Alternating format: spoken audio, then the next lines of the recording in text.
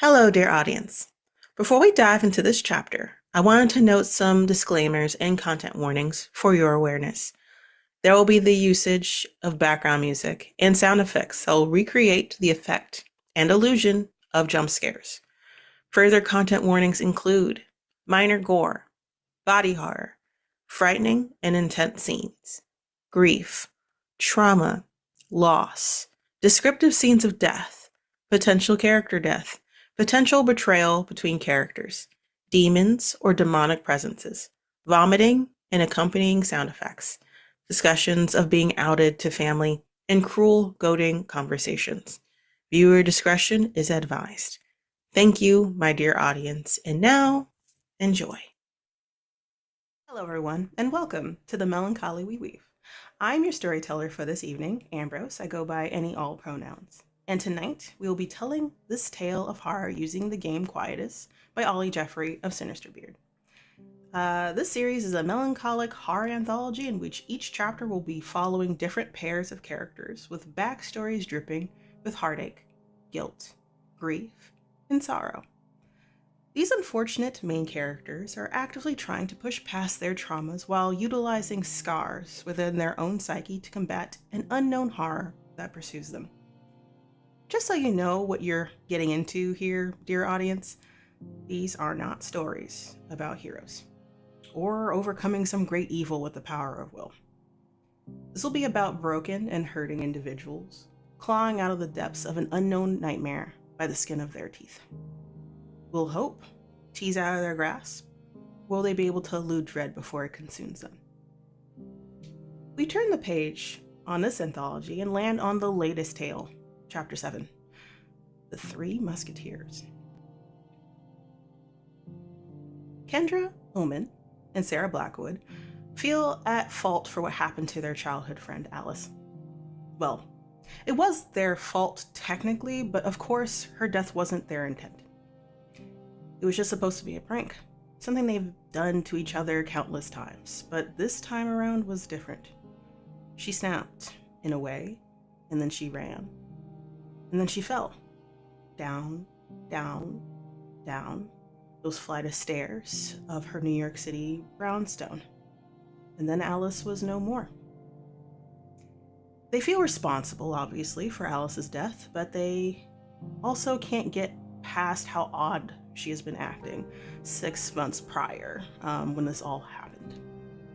How odd she had been behaving, how weird her apartment had been when they set up that prank, and they can't get this feeling that Alice never really left in the first place. And now these two friends find themselves on a private island trip that was meant for three, in hopes to get over this guilt and grief.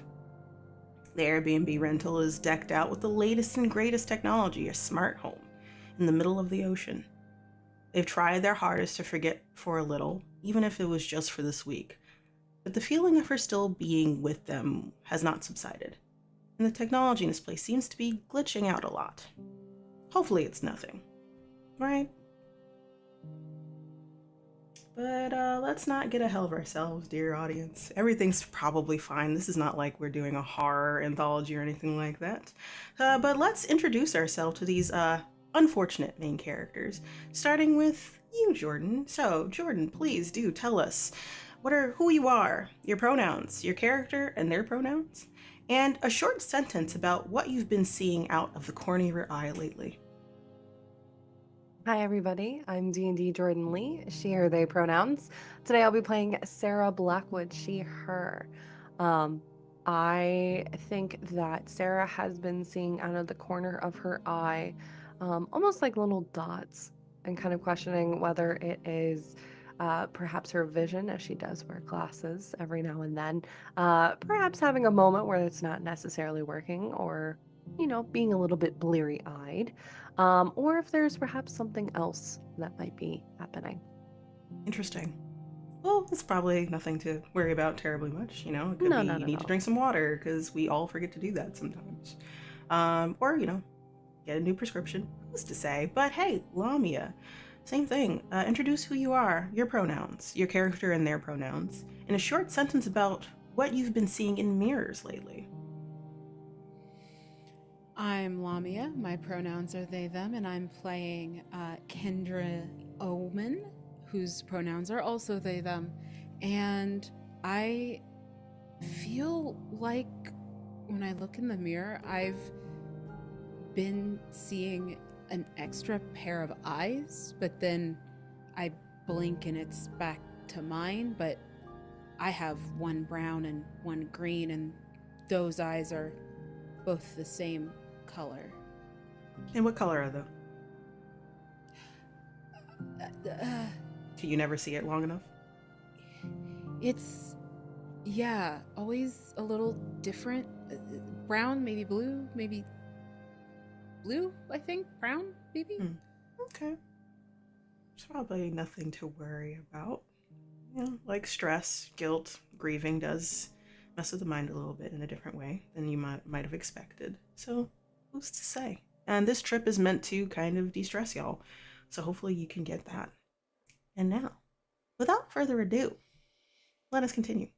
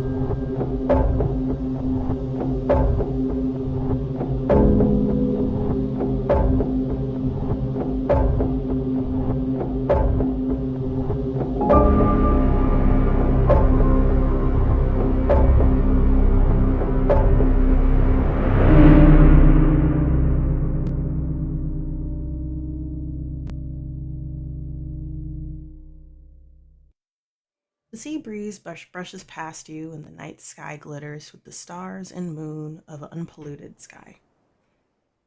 You can even make out the stardust and nebulous matter there, away from city lights and car smog of the New York City skyline. The waves lightly crash against the sandy shores that surround you on this private island you have booked 6 months prior. Outside of the villa-style home of your Airbnb, you sit in the backyard area, which has an outdoor in-ground pool. The whole area is elevated here so that you can get a good glimpse out of at the beach in the Blackwater, about half a mile out. So it's a bit of a nice walk whenever you want to go there. This place really feels like a slice of paradise cut out and placed in the middle of the ocean just for you. Both of you, Kendra and Sarah, are outside, sitting on pool chairs directly next to each other. A side table between you both. You have a drink for each there that you probably made yourselves or made for each other.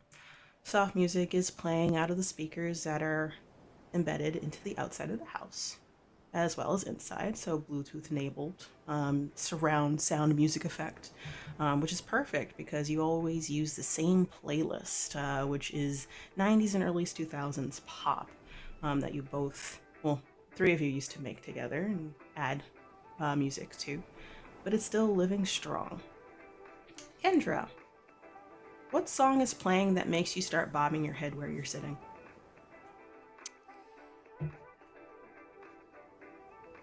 Backstreet's Back starts playing. I still have that entire dance memorized.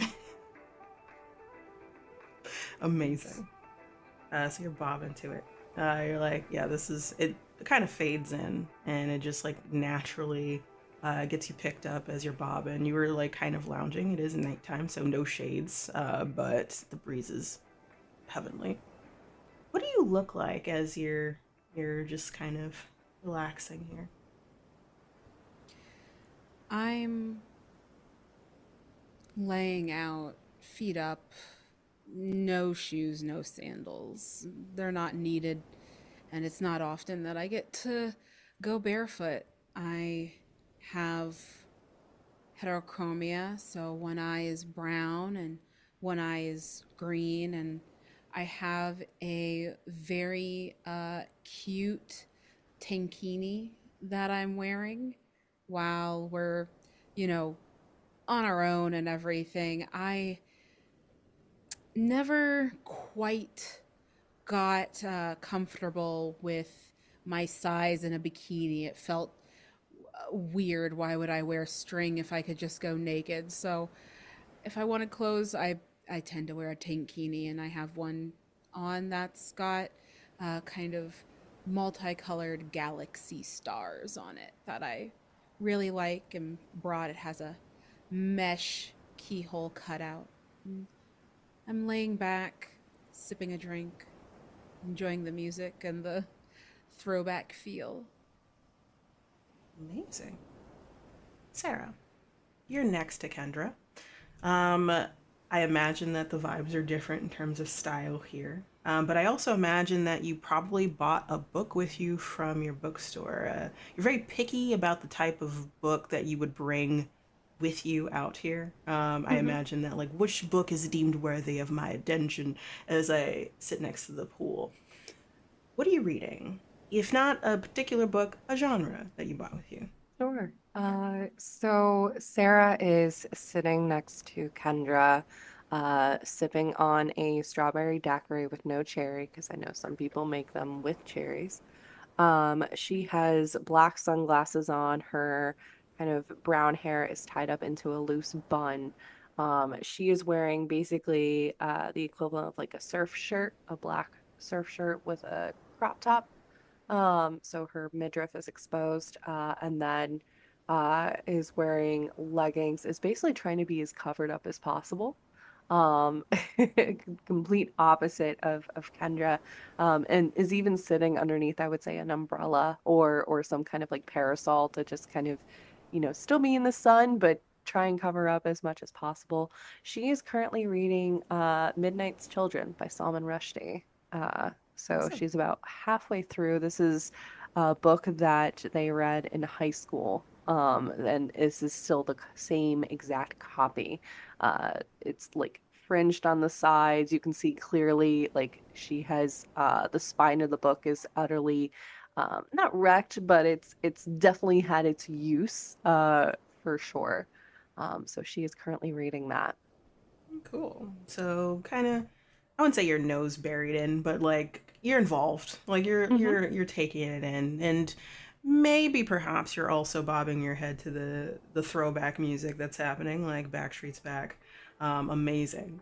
Uh, and for a moment, let's say you're halfway through the song, um, it skips, which it shouldn't be doing that. Yeah, like skipping isn't really a thing, but it kind of frazzles out a little bit, and then you're left with silence for a minute. And yes, the breeze is gorgeous, and the moon, the stars are amazing. You can hear the tides out there being pulled by the moon, but that unsettling feeling that you've had, like from even before you got here and here, um, you realize that there isn't really no sound effects of wildlife in any capacity. Like, no, like, granted, you wouldn't hear birds, but maybe you'll hear aquatic life of some sort stirring the water or anything like that. But you kind of reminded back again from the this morning and afternoon that, like, yeah, it's kind of dead quiet otherwise outside of y'all and then maybe birds ever so often. But it could be just how the island is set up. Who knows? But the music stopped. No one pressed pause. Maybe it's like a disconnect from Bluetooth or something technology related. What do y'all do? I wonder if I got a work message and it stopped it. Where did I put my phone? I I get up and I start looking for my phone. Did you bring it outside with you? Do you think? I don't think I did. I think we've been out here for a while, actually, which, Sarah's umbrella is still up even though it's night. And I think we've been sitting out here, and I think maybe on the counter, the bar, maybe. That does make sense. Last thing you did before you got out here, you made drinks, and maybe you just forgot to bring it, and maybe that's how relaxed you are. You didn't even need to look at your phone. So that's the first thing you do. That'd be a first. You have multiple phones though, so this is your personal?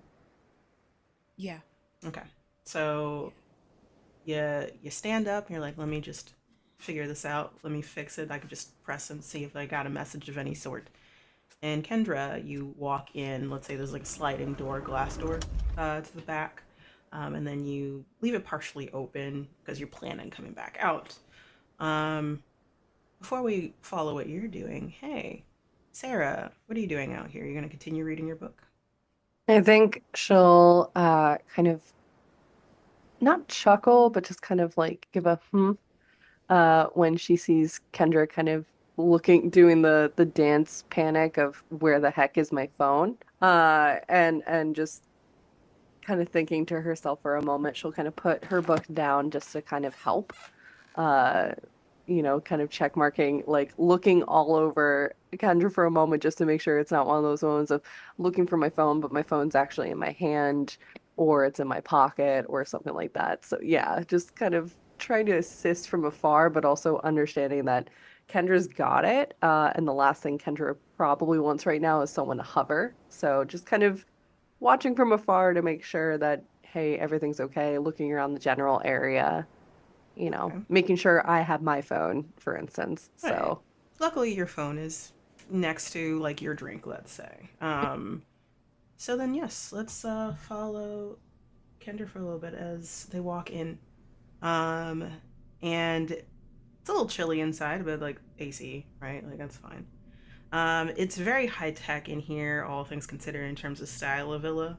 And go to like the kitchen, you're passing the living room, everything's kind of open space plan here, like everything's not connected, nothing's like walled off or anything like that. So you kind of pass the living room, the TV, you get into the kitchen area where there's an island, white marble countertops greet you. There's still the leftovers of your drink, and everything, like not drink but like your drink mixings, as it were. No one's really rinsed anything yet. And lo and behold, your phone is there next to mixing cups. And you do see like a little, like your phone has lit up for a split second with a notification. I look at my phone. And you look at it, and it's a notification from the person that owns this Airbnb, just in general. They're doing just a quick check-in to make sure that you're okay. They ask like, "Hey, how's everything going? I know it's been like a few days that y'all have been here. Like, let me know if you need anything, me to drop anything off, or if you need to go into like a nearby town or something like that. Because, as you know, he has the boat. Like offered to leave it behind for you if you needed it, but checking in." Yeah, man, this guy just okay, whatever. I text back, "We're doing great, beautiful villa. I'll let you know if we need anything." And I'll send it. I kind of thought it would be work, and it's a little annoying that it's not. Mm-hmm. Like, it's not even the right phone for it, but they know how to get a hold of me, and sometimes they do, and this guy doesn't need to bother us. We'll contact him if we need anything. Mm-hmm. So it gives you a thumbs up emoji, and all that other jazz, but then that's the last thing. Can you roll for me? 1 dice. Oh, 1. Mm-hmm. Oops. I know it's usually like 2d6s for things, but for Quietus, we just need 1, unless you want to build a pool. don't think so yet. Not yet. But I should have. 2. Yeah. All right. On an uneasy roll, which is like the lowest we can go so far. Character does not succeed. Dread goes up by 1. That's my score, everybody. So you don't have to worry about it. You don't have any heavy consequences that happen yet. But I can accrue dread. So you put the phone down. You're kind of annoyed a little bit because, like, hey, this is kind of just meant to be an island retreat of sorts. Work still would have annoyed you, but like this guy that this place belongs to, like kind of checking in every few days kind of situation isn't like, it's kind of annoying, but hey, it's like every day though. It's yes. Like... So yeah, just kind of like I wouldn't say you're concerned, you're just annoyed, I would say. But it is what it is. Maybe if he reaches out again, you might tell him like, hey, could you just straight up leave us alone. We will contact you if we need you. As you're putting your phone down, you're probably considering making another drink or bringing something out like a snack with you and Sarah, just in general, because like it's been a few hours that you've been out there. And as you do, you hear sound like you can't really quite place for a moment. It's like repetitive a little bit. And it sounds like the best way to put it, it sounds like heels walking across marble floors. And it's very close. And the first thing you probably think is that like maybe Sarah came in. Sarah, is that you? You look up, you look around, and the walking continues, and it seems like it's passing Sarah? you. And then it just kind of fades out.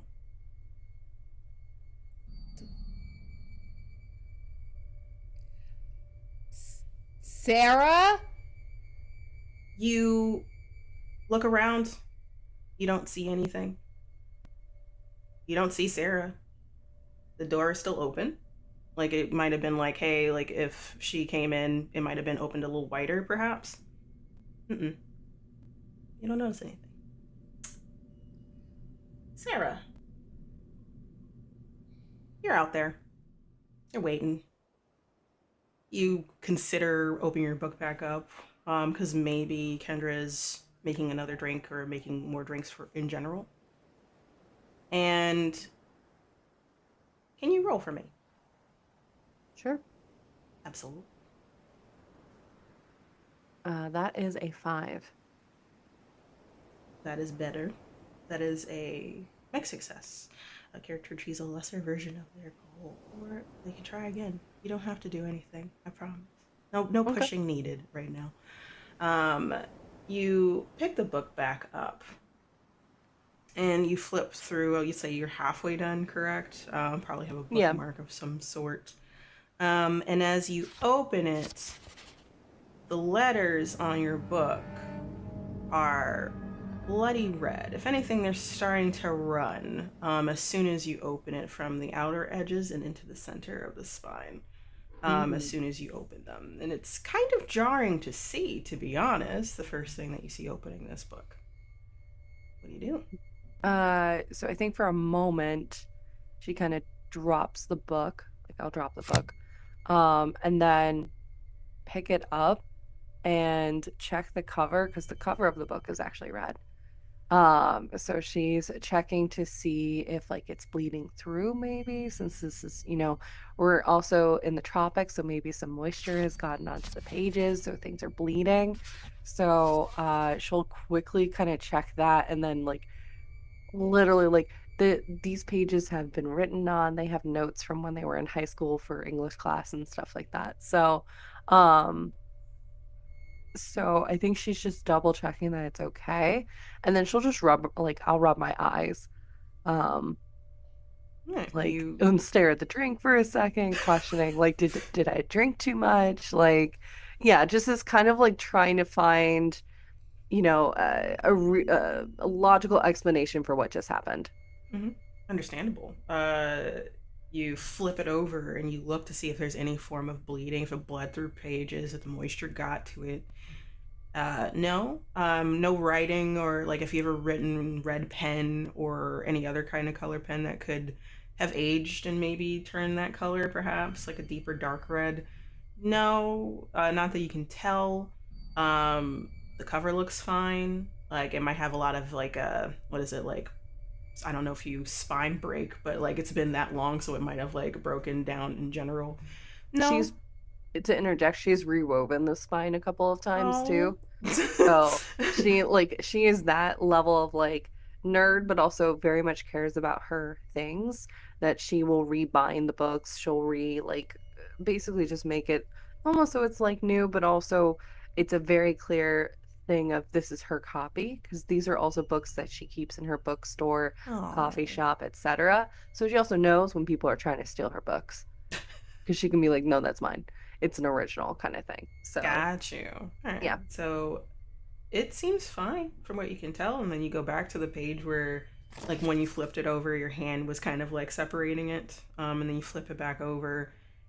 It's back to normal. There is no bleeding. It just looks like where you left off. If you might have some etchings or writings from the last time you read this, perhaps. That's about it. And they're in blue ink, so Maybe I've had a little bit too much to drink, and she'll kind of slowly push her daiquiri to the side, mhm. and then just kind of listen for a moment to see if Yep. Kendra needs anything. What ends up happening as soon as like that happens, you can kind of hear Kendra say something in the background, and then just actually calling for you. Um, and it sounds a little worried, or worrying is the best way to put it. Like, hey, where are you, friend? Hello, kind of situation is the vibe that you're Got it. getting from Kendra. Then I'll get up and kind of, I think I'll take the book with me, not wanting to, if there is something strange going on with like the moisture in the air, the heat, or whatever, not wanting to expose the book any further. She'll kind of like just kind of hold it to her chest and take it inside, with a sigh. Um, and I think she'll call back, Kendra, no, I didn't take your phone if that's what you're thinking. No, it's fine. I think I'm just tired. I might have overindulged. I think I just need to maybe lay down or something. That's all. It's fine. It's fine. Might be a good idea. I apologize. I think I might have overpoured on the drinks a little bit. Always a heavy hand. Always a heavy hand. Only Yeah, with that's friends. And she'll kind of just give a little wink of like just knowing. Uh, did you find your phone? Is everything okay? Oh, yeah. The guy texting again. It's what stopped the music. So, Oh. yeah.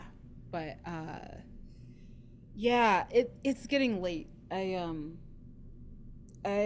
think I'm gonna head off to my room. Okay.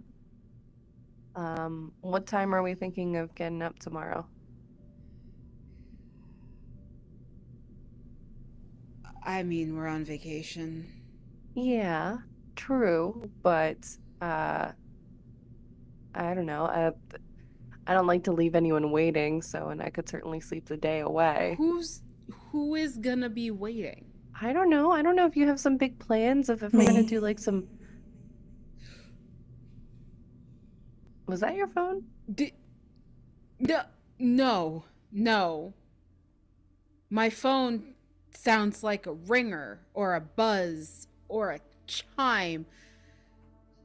Yeah, no, definitely time for bed. Okay. Definitely time for bed. This is like what happens when I am having to pull all-nighters for a big deal. We are here alone. There is no one to put to let down. There is no one to we're not doing anything. The point of this trip is to not do anything, right? It's the whole reason my work phone is in my room. I think Sarah will kind of give a very skeptic kind of look at Kendra of like not really believing this at all, but we'll Don't just give kind me of that look. It's in my room. I haven't had it all day. I think you would see that she kind of Sarah will cock her head. It's not that she doesn't believe you about the phone. It's the whole like believing that we're here to do nothing and that nothing else is going on here right now. I think that's the kind of like the inquisitive kind of look that you see kind of flitter across Sarah's face, because especially with like the amount of money that was paid that she has assisted with at least. I think the thought crosses her mind of, well, we could have done nothing and been at home or something like that for far cheaper. So, like, if we're here, yes, we're on vacation, but she's very used to going on vacation and like someone's got a plan for each day of like today, the only thing we're gonna do is we're gonna go dolphin touring or something like that, or scuba diving or whatever it may be. So I think that's to kind of give you some insight of where she's coming from with that. That's where her head is at of like, okay, well, if we're doing nothing, okay, then we're doing nothing. But yeah, I guess sleep sounds good.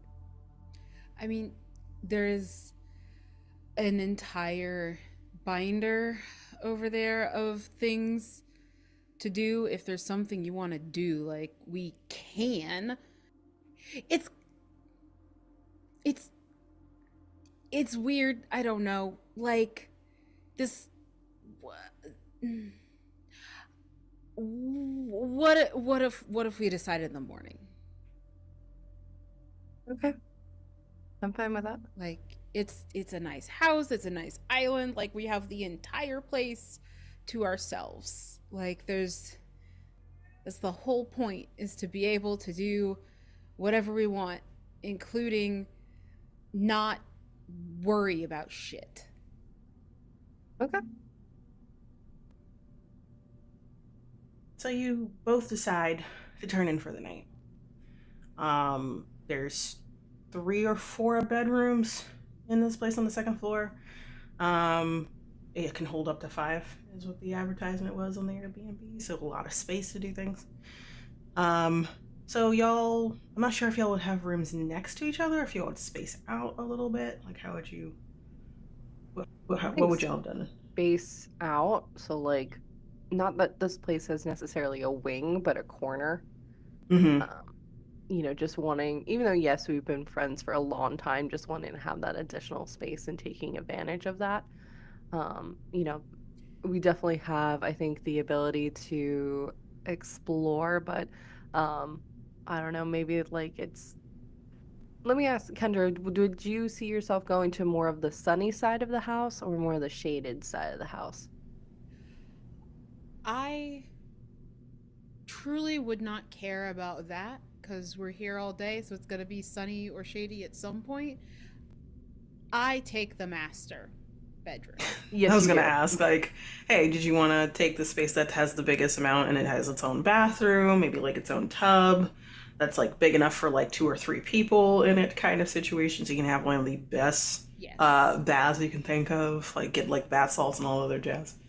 And there's 2 other rooms that are big but not masters, and then there's 2 that's like, like multiple people can sleep in it kind of situation. So like there's 2 twin beds or 2 queens.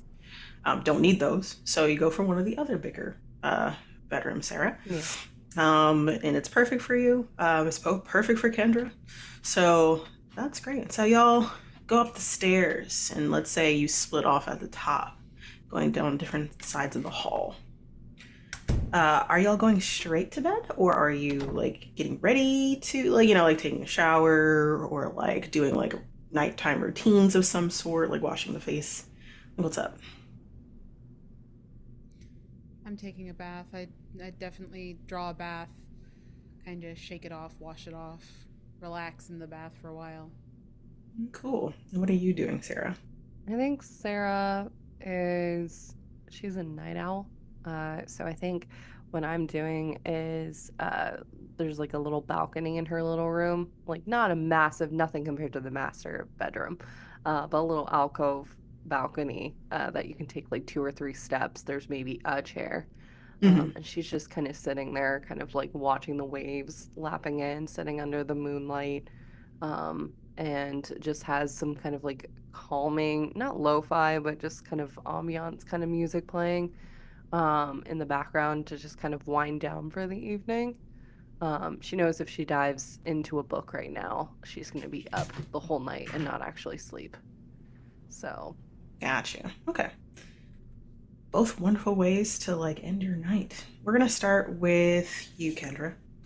Assume that this is happening at the same time. So like we'll go back in time kind of situation. You draw the bath. You like turn it on. There's a lot of selections of like bath bombs, of like salts of different scents. You might have bought something, Bubbles. bubbles, like if you wanted to bring like certain Classic. scents. Yeah. All right. Cool. So you're this is vacation quality tub. This is it's gonna work out all the kinks in like your body. You're just going to soak it in, and it takes a little bit of time for it to fill. So like there's some steam coming into the bathroom as you're preparing. You might like do something with your face, like either put on a mask or wash your face before you get in.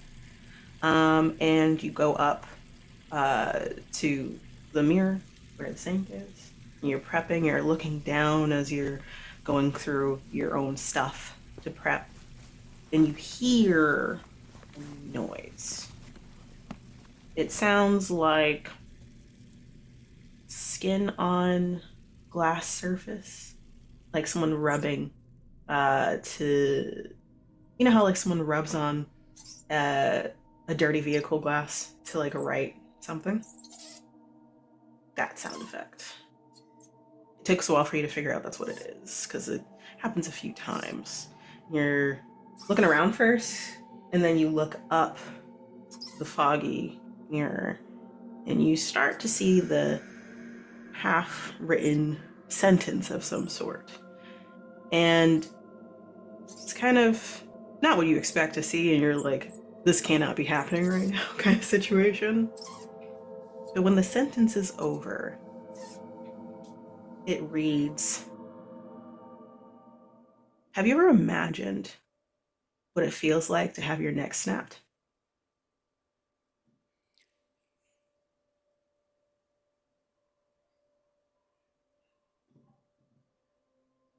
I Roll for me, please. And if you would like to add a pool, you can.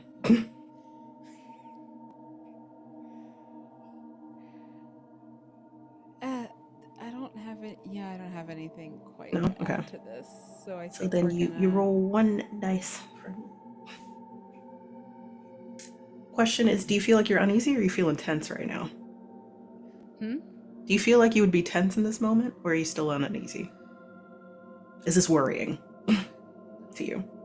I right now, for me, this is. I'm annoyed.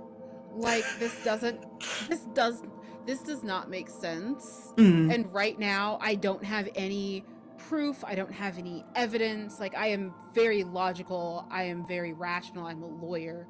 Like where's the evidence? What is going on? Like is the system going haywire? We maybe watched some scary movies the other night. Like what is happening? And so I think I'm definitely feeling uneasy, but I'm right now I'm still just like this is bullshit. Yeah. So I'm then, supposed to be on vacation. so still roll it uneasy then. So you're fine. So like roll 1 dice for me. Okay. 5. Good. All right. A character achieves a lesser version of their goal.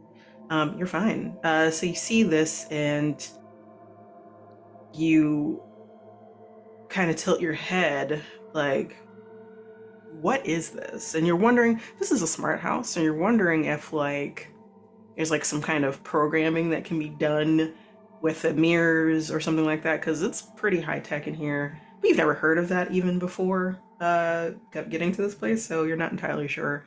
And you're trying to see if there's like any controls to do so off to the side where the light is. Yeah. And you don't see anything. But as you reach over and you're trying to look at the controls to see if there's anything like that that can be done, there is a button to like evacuate the steam in the room. So pressing that, you see the steam kind of immediately flood through here, like a vacuum noise is the best way to put it. And that writing disappears off the mirror because no more steam on the mirror. But you do see the tail end of curly black hair leave the bathroom from behind you. So it was like someone had just walked past you, and you just see the curls bounce as they exit the room.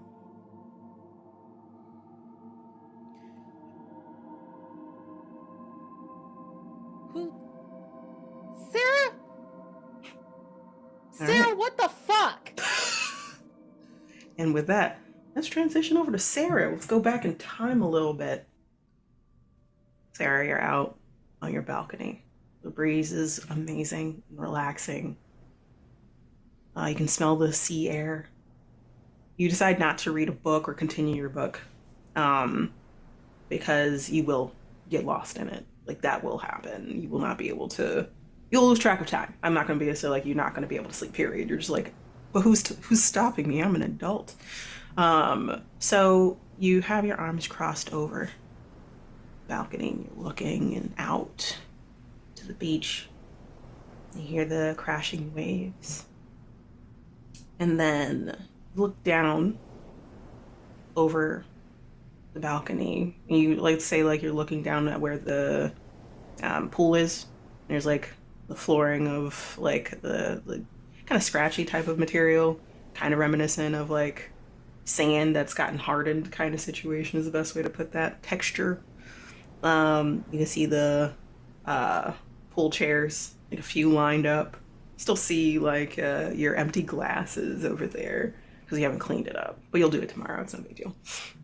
And you're looking over, and then you see out of like corner of your eye while you're looking, like you see a massive something straight below.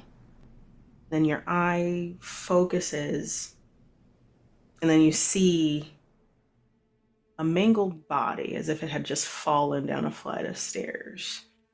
High heels, black, with red bottoms, pencil skirt, blouse, it's ripped, blazer, it's half off, mess of curly black hair, neck bent at the wrong angle. See that?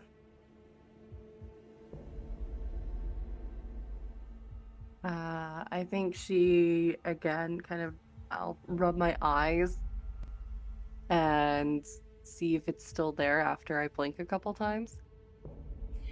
No.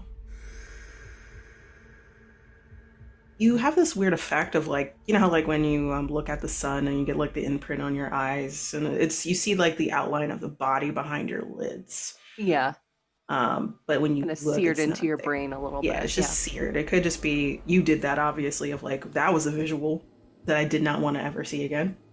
Um, and you take a deep breath and you push back, and then you feel a presence behind you, like someone's like hovering over your shoulder, not touching you, but like someone's jaws just hovering over your shoulder. You hear a very familiar voice say, "Wonder if the same thing will happen from this height." What do you do? I think Sarah, in that moment, not even a sound, like she doesn't yell, she doesn't yelp, she doesn't call for help, she doesn't call for Kendra. I think what she'll do is kind of cock her head to the side to see if she can see anybody,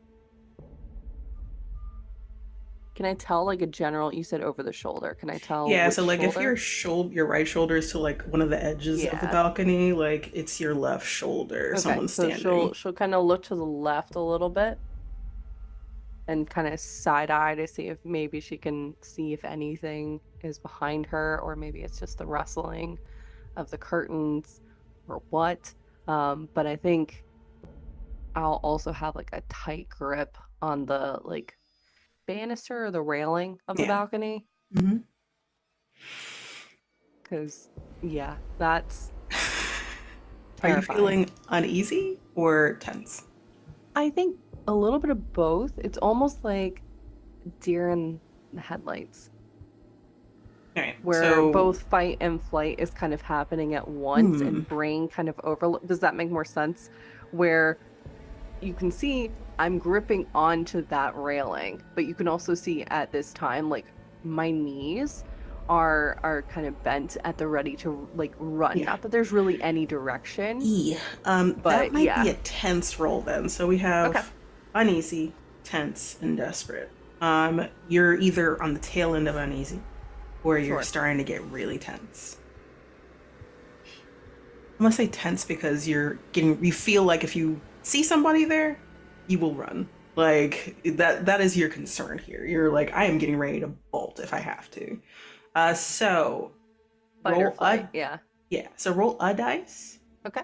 Um, if you want to push yourself, you can, or if you want to work in an element of a scar, you can. I think there is what so I will do the scar if I can. Yeah. I think this having worked in a bookshop, coffee shop, it's not uncommon for people to just come on up behind you when you are working. Whether you're putting books away or you're dropping off orders at a table, there's always somebody moving around asking for help, etc. So I think in this instance,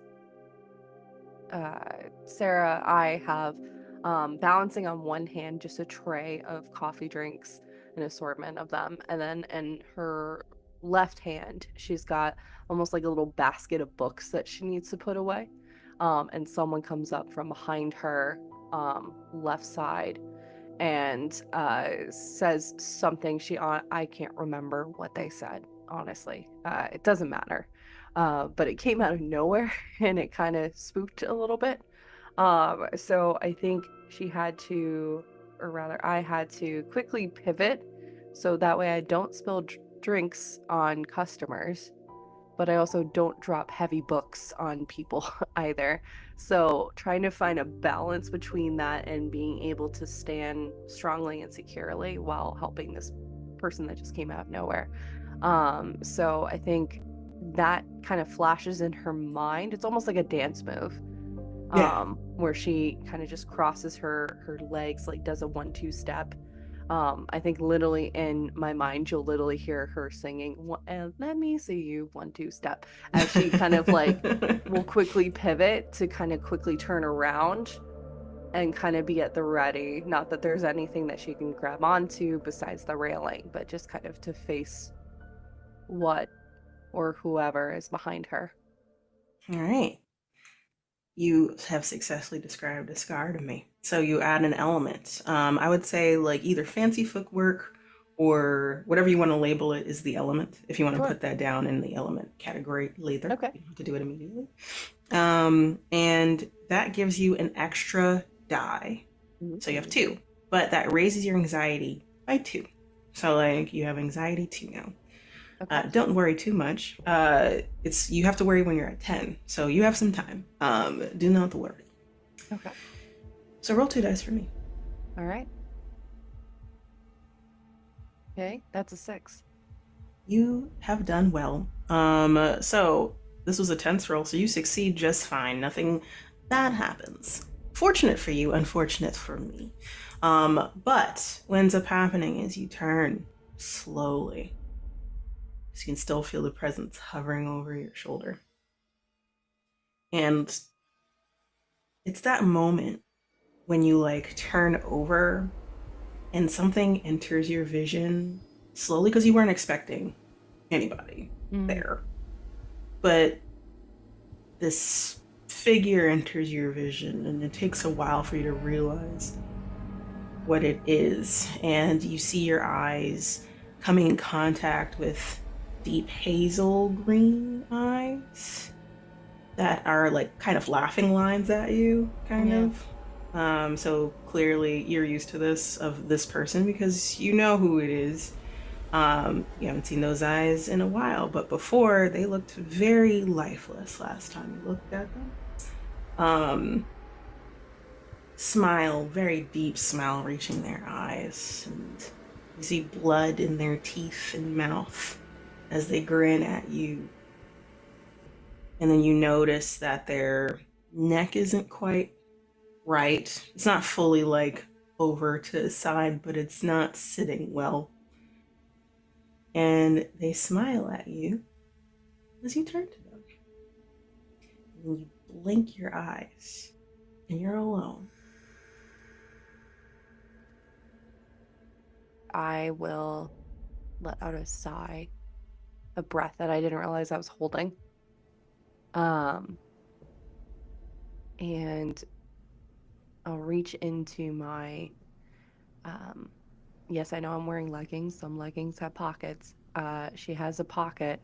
And you'll see me pull out the small kind of pad of paper and a pen, and she'll write down what she just saw. And for anyone that was maybe glancing over her shoulder or is watching this happen, she's on like page 4 or 5 of notes that she's just been kind of taking as things are kind of happening.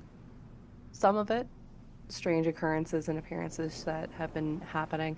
Some of it are, it seems like she's perhaps trying to jot down things like when you first wake up from a dream, hope of maybe writing a book eventually. So it's interspersed. So you have these moments of, is this real or not real? As well as stuff that could go into her book that she's writing. She's got a list of notes, and for the audience noting it, like if they were to see like a camera going over your shoulder of you like flipping to get to the next page that's empty enough for you to write this down. Yeah. And as you finish writing it and you like punctuate it, you hear Kendra yelling for you. I think I'll take another breath, close my eyes for a second, like scrunch, try to remove those eyes that just appeared and the voice that I know so well. Steel myself, and I'll head over into Kendra's direction. I think knowing Sarah, Sarah will have her phone up, as well as she's gonna have her pen at the ready, because she just saw some weird shit. She doesn't know if someone just broke in and Kendra's now yelling. Is it a weapon? No, but she's gonna make a pen a weapon if she can. So yeah, she's at the, not holding like this. She's just literally at the ready to kind of jab, because no, she doesn't want to accidentally hurt Kendra if she just rounds a corner and just kind of stabs down. So this is more like jabbing at the ready kind of thing. All right. Let's say y'all meet in the hallway. Like y'all get out of your rooms and then like you kind of round the corner at the same time to see each other's faces from the other end of the hallway kind of situation. Were you in my bathroom? No. Why would I be in your bathroom? Someone was in my bathroom. Someone is in the house. I thought you said we were the only ones here. We are supposed to be the only ones here, but I swear somebody put some fucked up shit on my mirror and I saw them walk out of my bathroom. Someone else is in the house. Okay. Have you contacted the owner? Working on it. And okay. I didn't want, if it was you fucking with me, I didn't want to do anything. Whatever. No. As you said, we're on vacation to relax. Why would I?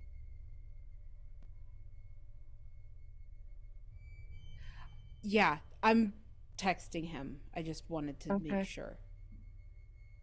And I think Sarah will kind of look around the room, kind of just trying to see if one, yes, there is someone else in the house, or if this vision that she saw is appearing again around, if it's in the periph. She's kind of just on watch. She doesn't want to alert Kendra just yet to what she just saw.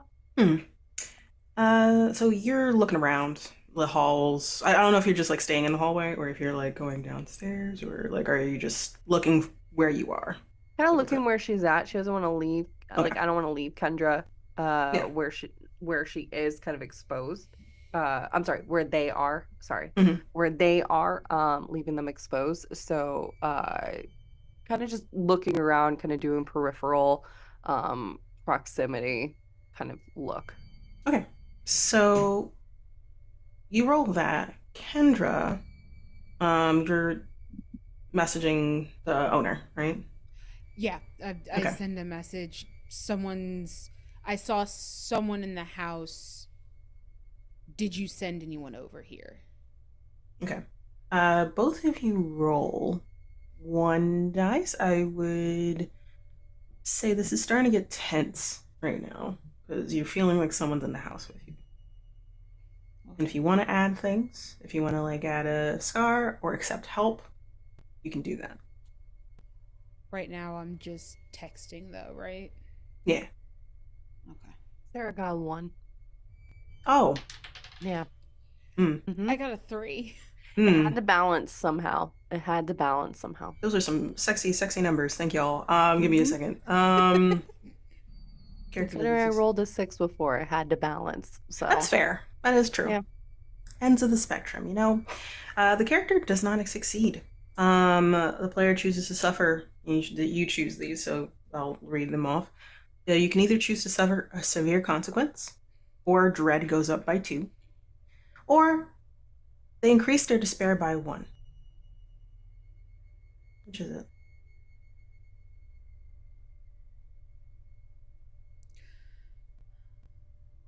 Or you can push it and make it desperate.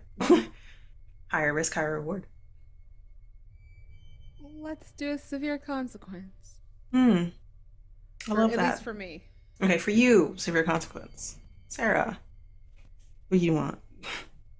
Um, I think I'm gonna push it. I think Sarah's just too on alert That's right fair. now So if you're and so if you're wanting to gonna just ground. Yeah. okay, if you're sorry, one second. Sudden stretch. Jesus Christ. I came out of nowhere.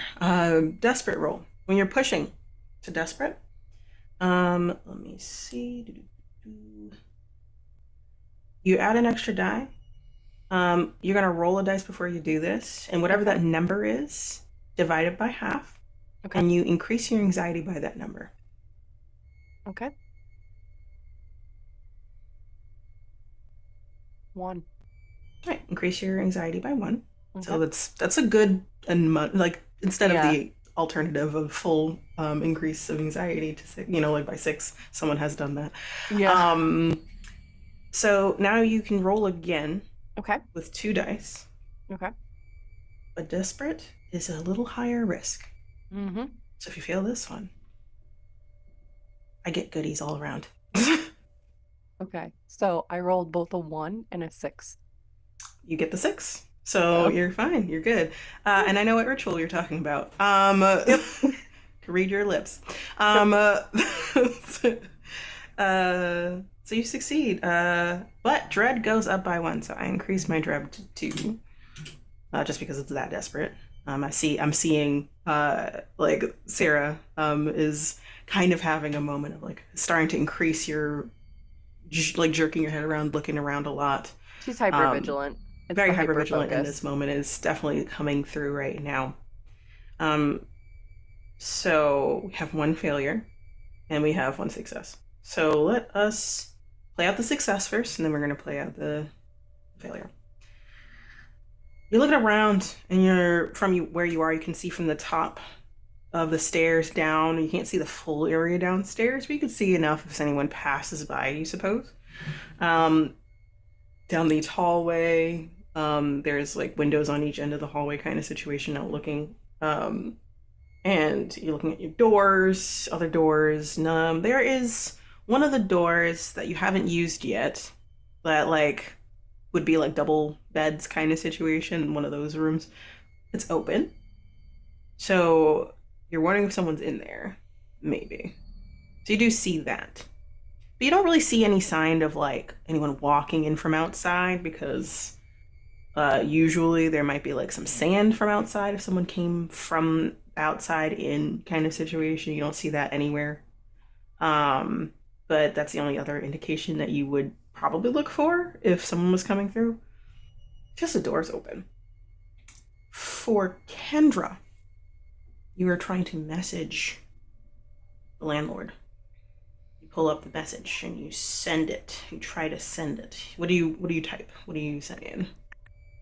Someone's here. Like I think someone's here. Is that what you? I think that's what you said, right? I saw someone in the house. Did you send someone here? If not, can you send help?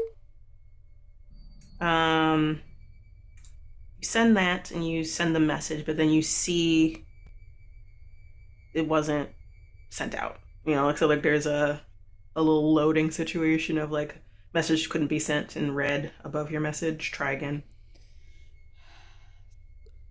Copy, paste, try again. Does it again. Copy, paste, try again. Does not work. Gonna try to call.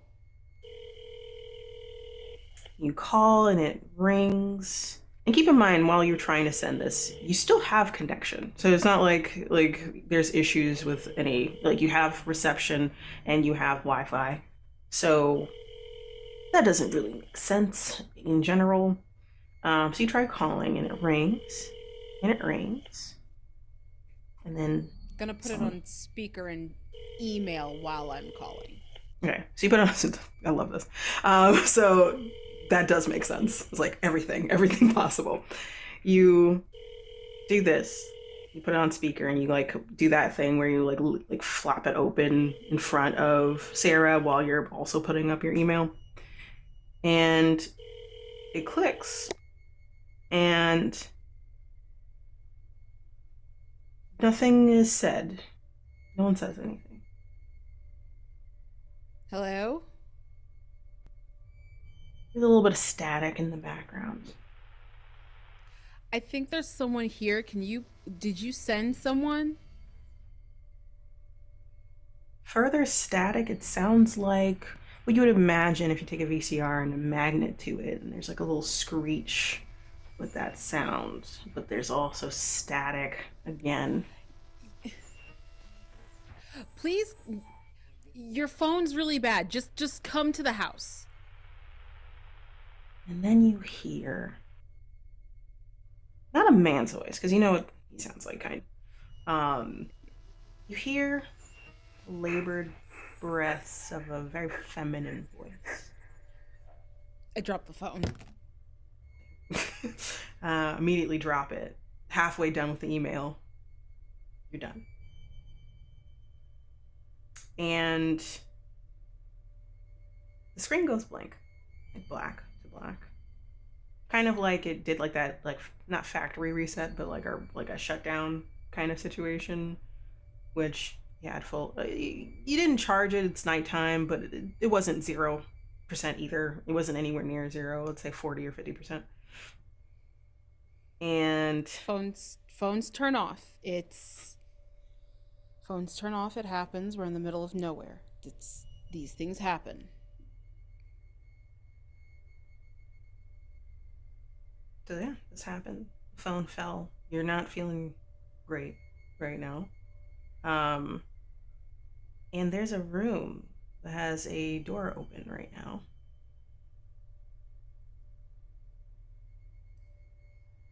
One of the double bedrooms.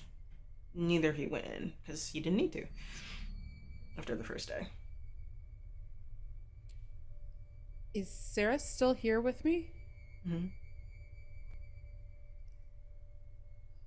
Did you open that? I think wordlessly, I'll just shake my head no. How are you feeling, actually, Sarah, after you're hearing a labored breath on the phone? Because Kendra had a very immediate reaction? Yeah, I would say even more uneasy. She is literally playing every horror movie in her head that she has ever watched, like ever. When it comes to either Halloween or, with Michael Myers to, The Grudge, with hearing that kind of death vibration on the phone, to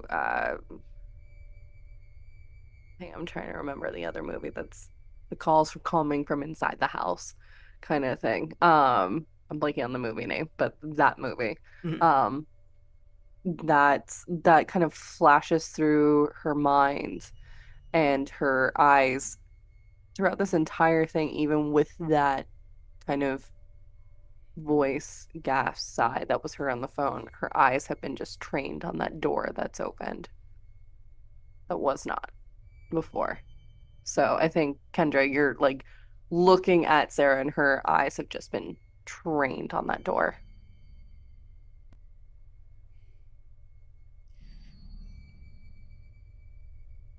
How far are the stairs from us? I would say like you met right in the middle, so like the stairs are right in front of you. Essentially, if you like turn, you can just walk down if you want to. Yeah, I'm gonna downstairs. Let's go downstairs. And uh I'm gonna start heading downstairs. I'm not playing this game. No, Sarah's on the way So too. I'm gonna pick up the phone. I'm gonna pick up the phone off the floor and I'm gonna head away from the door. I'm not touching it. I'm not alerting anyone that we've noticed someone's here, getting away from wherever they are, which seems to be this room. That's a wise decision. So you both start walking down the stairs, and behind who's last? Actually, okay. I would say just to catch up to Kendra because Kendra was Yeah. already in motion Mm-hmm. and Sarah's a little bit slower to move. So As you're running, not running, I would say like you're kind of briskly walking, not a run. You're just kind of like speed walking. speed walking down the stairs. You hear a voice behind you. It's like, "Oop, don't trip, don't trip, don't Mm, trip." mm-mm, mm-mm. I'll grab onto any railing or put my hand on the wall to like do that thing of like when you're really drunk and you're trying to balance yourself. Just try to like so I have that added thing and kind of speed up a little bit behind Kendra. Okay. So you'll get to the lower level. You're walking kind of into the mixture, like that in between of the living room and kitchen area is the best way to put it. You're looking around, and I would say you're looking for any further proof of anybody. Did anyone go through the front door or back door? But y'all both lock those up before heading upstairs. Mm-hmm. If I can disagree, I think Sarah's actually doing the opposite. She's looking for not like ways that someone has come in. She's looking for ways to get the F out. That's fair. So I want a knife from the kitchen. All right, get a knife from the kitchen. There's like a block with a whole bunch of knives. I'm assuming you get Biggest one. the biggest one. Yeah, I was like the biggest one, right? Yeah, the one yeah. we can all see perfectly clear in our heads. Um, and Sarah, you're looking for a way out, and you can either Yeah. go through the back where the pool is and stuff like that, and you can like walk around to the front. Um, there, if I remember correctly, there's like a rowboat that you can not a rowboat, like a what's it like a It's a little schooner boat. yeah, like it's like one of those like little boats that like you can Tender. motorize a That's what little. they're called, tender. Thank you. You can motorize it out. It's big enough for three people, kind of situation. You know that if anything else fails and you can't communicate with like the person that owns the place, you can always take this to where they're staying, which is like the mainland kind of situation. Um, but it's dark out, so you might Mm-hmm. need some help with visuals. Phone light might not be enough, but it's something, and you both have your phones. Uh, so that's one way. You can do the front. You could do the back entrance. The front is the most direct path. It's a little bit of a walk to get to that area. So let's say like a 5-10 minute walk. to get to the pier where this is tied up. So that's the way you get off the island. I think, yeah, that's gonna be the most logical way then. Mm-hmm. So, you have a knife, Kendra. Y'all have a plan on leaving? Do you both kind of like look at each other in the eyes and be like, we out, like we can't do this? Yep. All right, so you go, you look around, you just leave everything else until you can figure it out kind of situation. All we need is our phones and a way to defend ourselves. You get to the front door, and as you reach for it, you hear like a mechanism lock, double lock the door.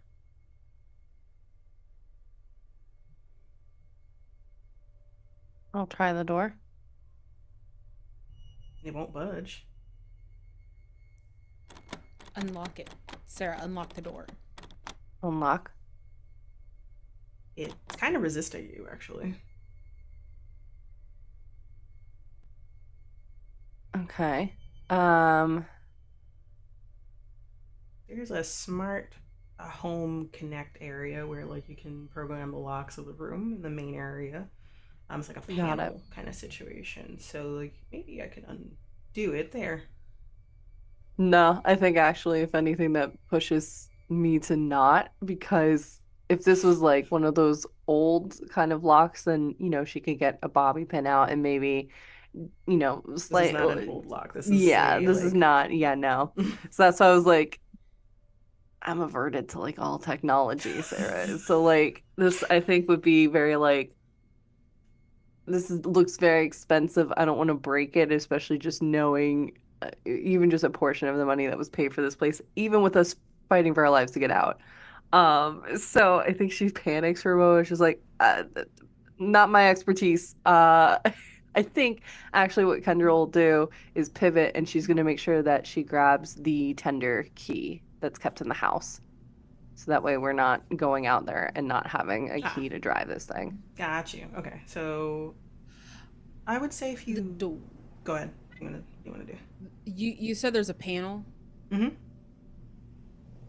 If Sarah's not gonna mess with the panel, then I am going to try and unlock the door and the panel. Okay. You're both doing something that would increase your hope. So like if you want to roll for it, and if you pass, whether it's a mixed success or a full success, you can increase your hope by 1 each. So if you can get the door unlocked by using the panel, that's an example. And if you can get the key, those are 2 ways. Okay. 5. Can I add a... You got a 5? Yeah. Would you say you were tense or desperate at the moment? Tense. Okay, so that's a mixed success. What about you, Kendra? Can I add a scar? Absolutely. Tell me about it. Tell me your woes.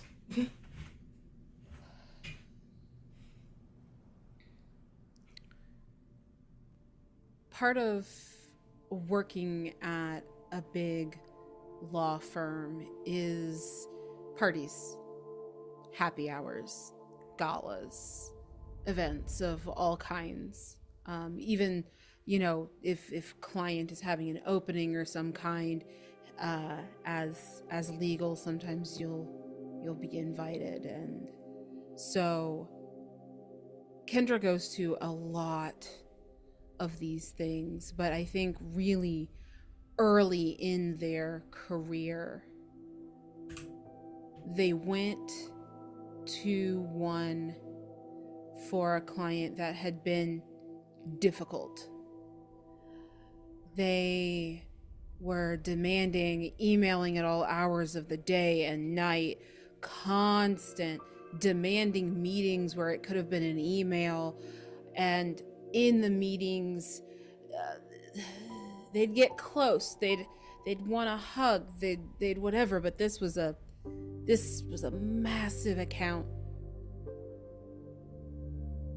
early in their career. And so they dealt with it the best they could, and at the end, there was a party. And Kendra went, of course, doing what you do, showing face, deepening the connection for the firm. And the contact for this client, I think, tried to lock Kendra in a room. Very rich, very high-powered, and I think there were a security system kind of situation that Kendra ended up having to work with and or break in order to get out and leave. And I think that they did. And they were taken off of the case. And they got in a lot of trouble at the firm, despite telling them what happened. Okay. Gonna question, lock you in a room with them or lock you in by yourself? By myself at that point. Okay. Got you. Not sure what to call that element. That would be, it could be a form of resourceful, essentially. Mm-hmm. Resourceful with locks, or you would do anything to be free in a situation, kind of situation. So whatever that element is, note that in the element section. Mm-hmm. Whenever Freedom hack? Freedom hack, there we go. I like that. Increase your anxiety by 2. Okay. And you get an extra die to roll here. This is tense for you, if I remember. So you get 2 dice now. Okay. And so this is tense. And can I go ahead and what do I have to do to push myself for the... Oh, you want to push? Can I do that? I mean, this feels really important. This does feel open. important. It is important. Let's see. If you're gonna push it 2, roll a dice. Whatever the number is divided by 2. 2. So 1. Yeah. So increase your anxiety by 1. Okay. And now you can roll with an extra die, but it's now desperate. So you're high risk, high reward again here. Yep. All right, but I have 3 die now, right? Mm-hmm. Okay. Oh god, there goes 1. Any 6s? Hold on. I lost 1. 5. Got a 5. I got a 4, a 2, and a 5. All right. So 5. Mixed success. You succeed, but dread goes up by 2. Thank you. Player chooses to suffer a severe consequence or raise their despair by 1.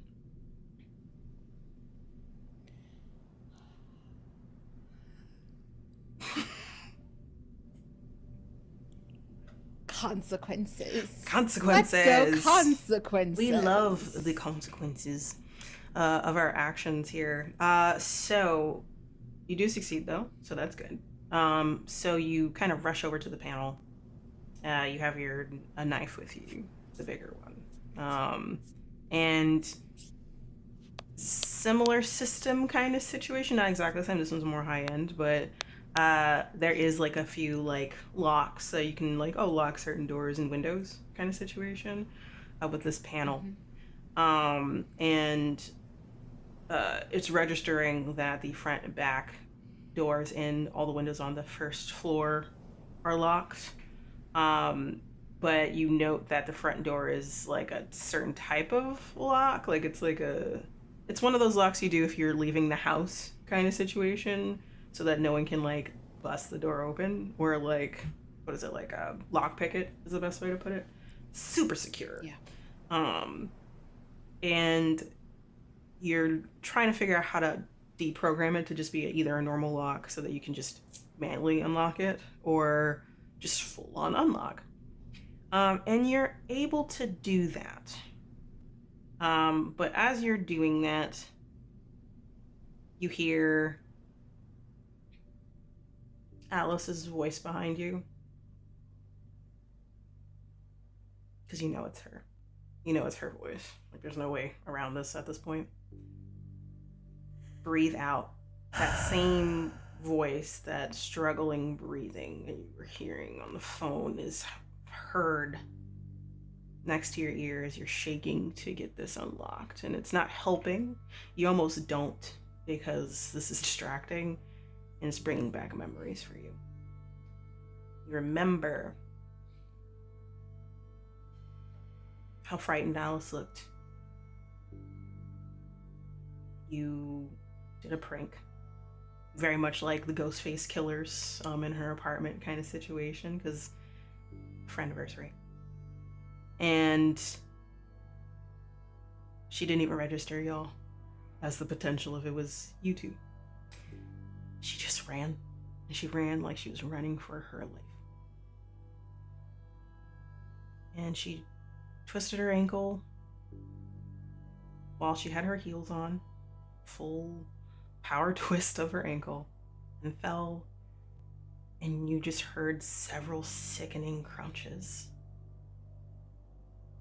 She fell and fell and fell, and it just wouldn't stop until it did. And Kendra, you were the one who went down first, because Sarah couldn't quite believe this was happening. Like this can't be real with Sarah, but you are very much, I need to see it for myself to make sure it was. And all you remember, the thing that resounds in your memory the most, is that she wasn't dead immediately. She was choking on her own blood. She could barely breathe. But it was going to happen, because there's no way it wouldn't. Unless the paramedic was there immediately. Maybe. It sounded like she wanted to say something, so just the guttural sounds of trying to form words stuck in your brain, and you hear it next to your ear as if it's on a speaker system.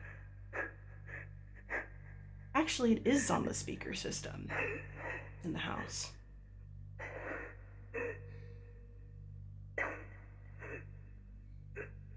And as it fades out, as if someone had it on a fader, you finish the unlock, but you are shaking.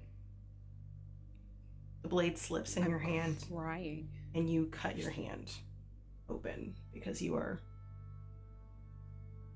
lost a little bit. But you are able to unlock the front door. Please increase your hope by 1. Well, both of your hopes by 1. You were saying something, Kendra? I am crying as I open the door, and I think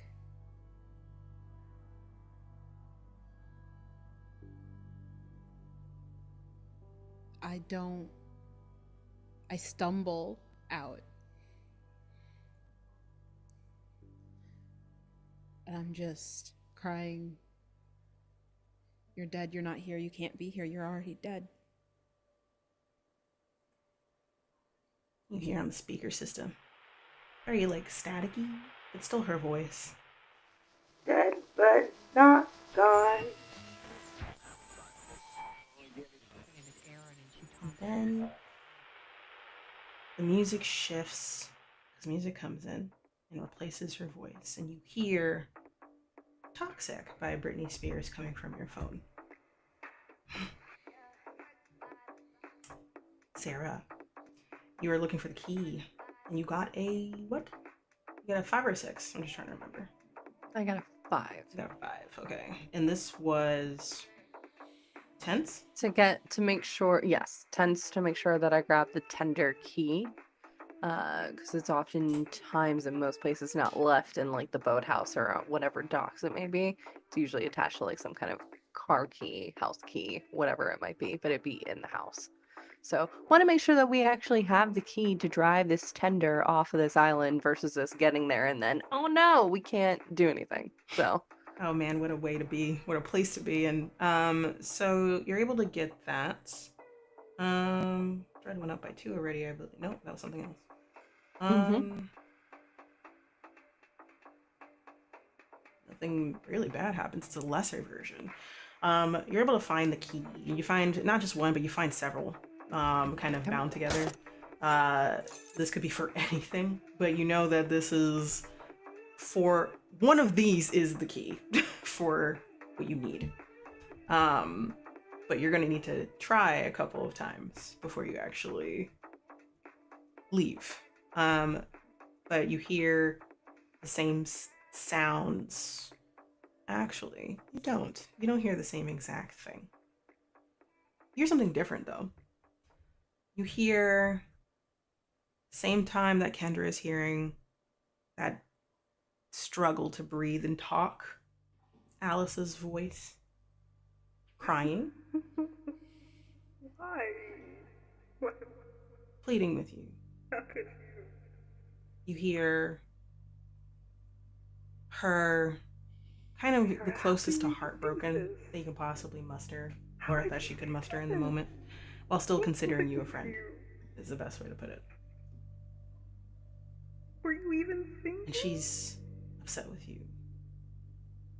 And your brain immediately goes to a memory where this argument was happening.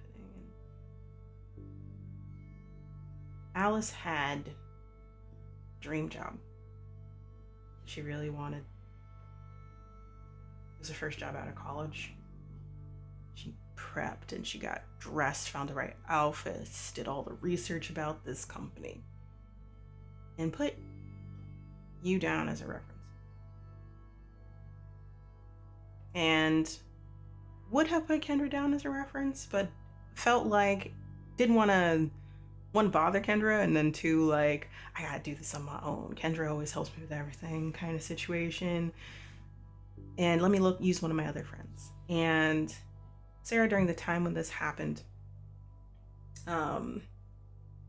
you were very distracted with what you were doing. Probably, like, I don't know if you had your bookstore at the time, but it might have been a very busy day that day, or whatever it might be. And you weren't remembering that this was going to happen, and you put down as a reference, and that you might get a call that day. So this person calls you, and they are very, very candid. So it doesn't remind you of a professional setting. And it kind of sounds like a friend of Alice's more than anything. And you kind of lightly joke about Alice and how Alice can be. And not realizing that that was one of the recruiters for marketing, and it was taken in the wrong way. And Alice found out that that's what happened, came to you and cried and screamed at you and pointed at you and called you several names: unreliable, ditzy, not paying attention to other people and what they need in your own world. You cost me my dream job. How dare you? You'd never seen Alice that mad before. And that argument is in the speaker headphones. Oh, speaker of the whole house. And it might have been one of the times when you realize that, like, who is Alice really? Even if, like, yes, I did mess up. That was a big mess up. I should have known better. But she wrung you out. And didn't talk to you for several months. Not until she got a new job. Or a different job. She never got her dream job. And that was always in the back of her head, probably, and probably yours. It is another addition of your heavy guilt that you feel, on top of the obvious situation, the big elephant in the room that you do not want to talk about. And then Kendra rounds the corner from where the panel is, and you round the corner with this ring of keys that you don't know what belongs to what. And you both look at each other, and you tell me, how did you feel, like, in terms of hearing this? Like, were you also crying, or were you trying to keep it in, or what? I think I look a bit lost because there's definitely tears in my eyes. If I can interject and take it back a second, I think with the flashbacks of the call and the reference and costing Alice her dream job, there are interspersed like sharp cuts between that and then the incident that cost Alice her life.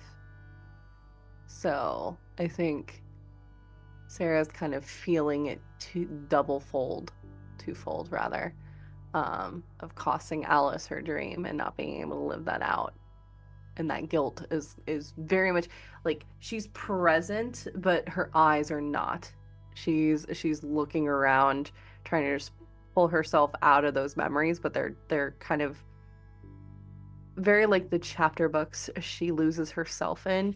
This is her trying to claw her way out of that.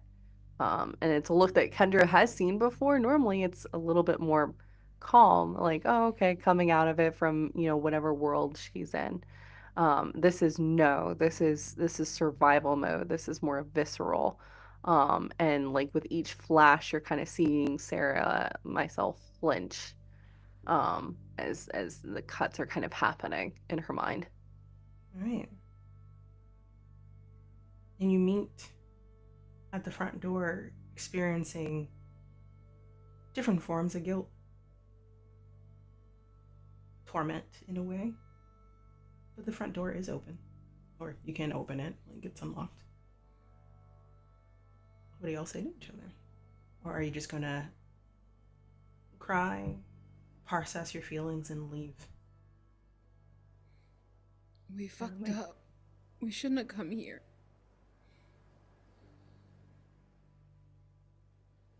I think Sarah doesn't answer, just kind of nods.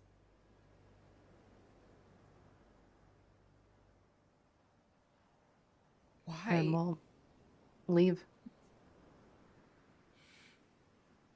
Yeah. Keys in hand. You open the door. Get a few brisk walks out. Like you get a few steps in, and there's like gravel, I would assume, like kind of situation. Or I'm trying to remember what there's a path. Pebbles and pebbles, yeah, okay. Stones, on yeah. beaches, that you can make. And you look up, you see standing there, broken limbed, but standing tall, Alice. Tan skin, blotchy face with blood, hazel green eyes, freckled, curly black hair, with a single streak of blonde over her right ear. And you can hear as you stand there and take her in, her neck snap into place, her joints snap into place, her leg. The blood's still there, but it's like her body is repaired. And she smiles, a bloody smile. And you hear her say, "Hey, besties." And that's where we're going to take a break, everybody.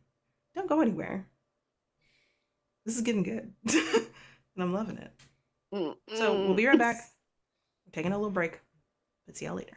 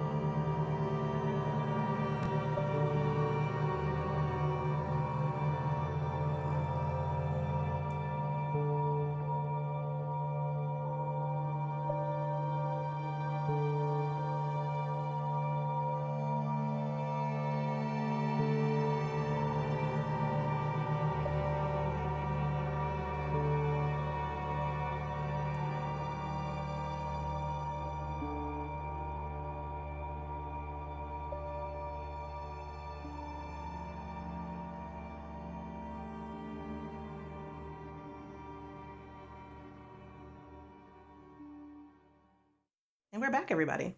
Thank you so much for taking a moment. Things are getting really intense at the moment. We have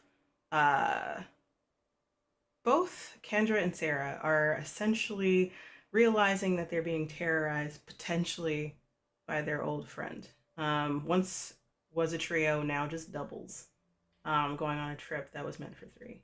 But hey, that friend has decided to show up, despite them being dead. Kendra has cut their hand, accidentally, after experiencing something that was really visceral, intense. Same thing with Sarah, experiencing something very similar and realizing what's going on with their friend. During the time, like in terms of who is Alice really. And lo and behold, Alice stands before you, bloody, but their body snapping back together. So, we find them here. Seeing Alice standing in front of them, it seems like she's pretty present. The closest that you've seen so far.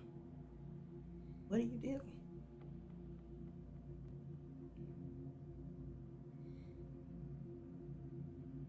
Not a greeting?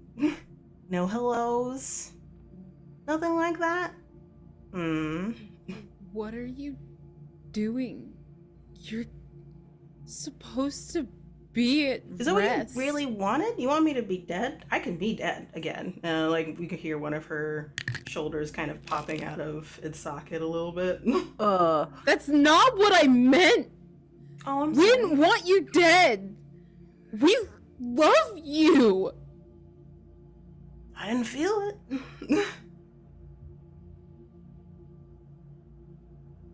What do you mean you didn't feel it? Who shows up at someone's house dressed as potential serial killers? That seemed kind of over the top, don't you think?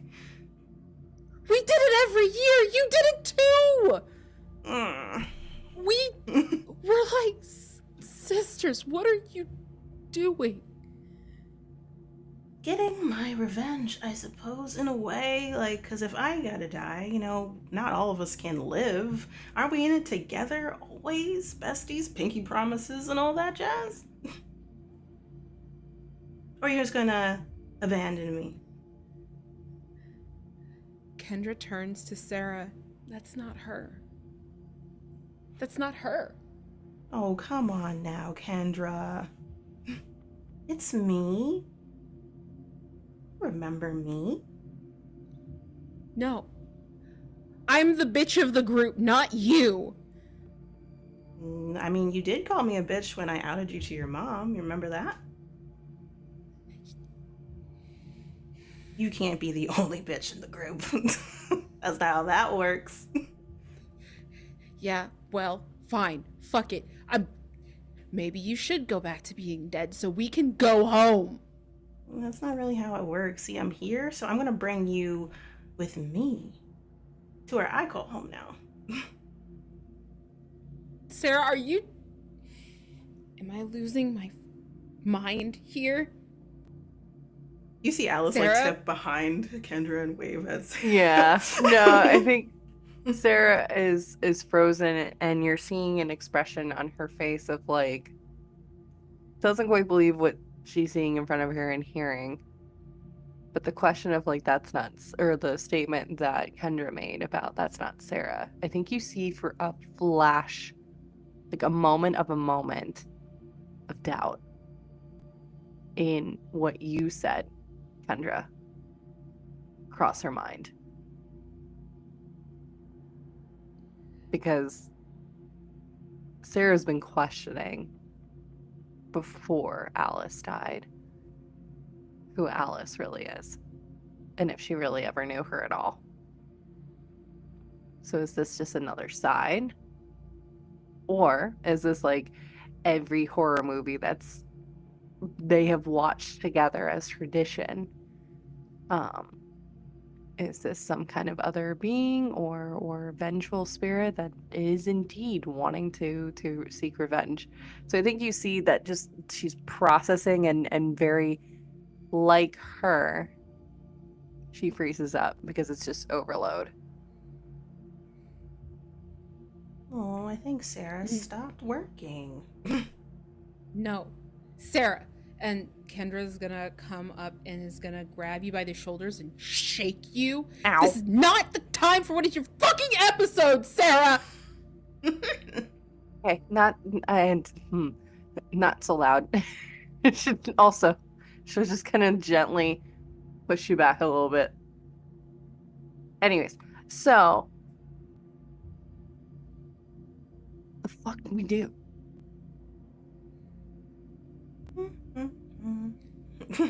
Like paces in high heels, back and forth in front of you. We're leaving. Ghosts don't fucking exist.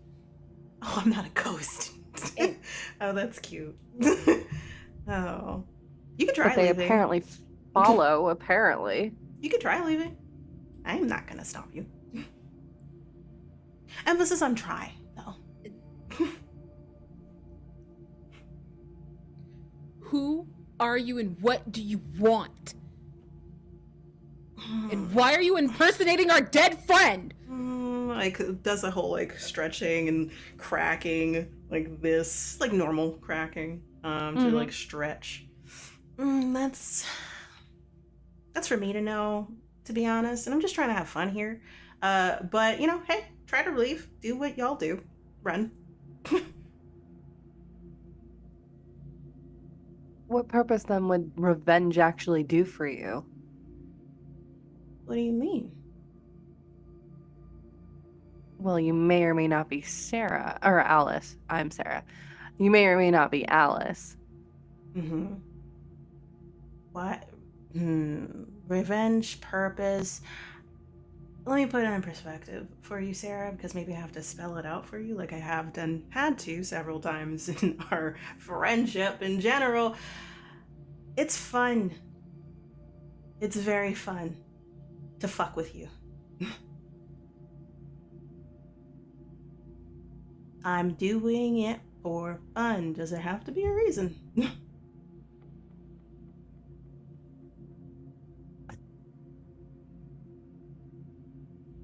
Usually it's more fun when everyone's in on the joke. But you're over there, and I'm over here, and it's all just for me, baby. So go for a little jog, run, go to your little boat, and try to leave. I'll be here. And then walks past y'all into your vacation home villa. As this person walks past, I'm going to stab her. Oh, man. Let's go. I will let you know. This is not my friend. This is some weird imposter. I am absolutely stabbing this person. That's valid and fair. That is not going to increase your hope. I'm letting you know that right now.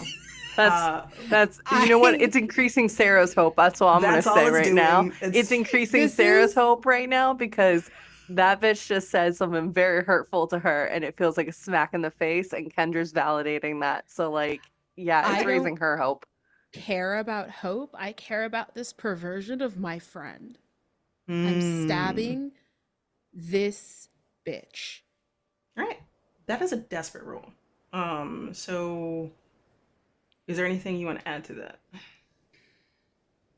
You know what? I think that as much as I would like to add something, You're going to leave it as a solo? I don't think that I have anything that would be relevant to stabbing a person. Yeah, like, no. Not unless you want to, like, tell a story about how you know how to stab someone real good, and I don't know if Kendra... I don't know if they would know how to do that. Or maybe the thought that crossed Kendra's mind when they were outed. Of just, like... hating someone for a moment, even a moment of a moment. There's that, or you can ask for help.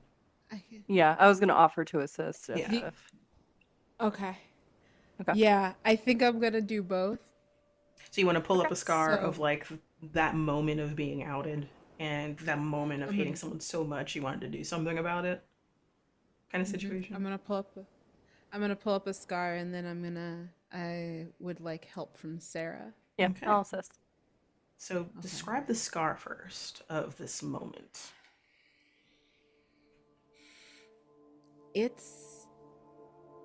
I was still a kid when I realized that I wasn't straight, but I didn't want my parents to know. But Alice knew. I told Alice because Alice was my alibi.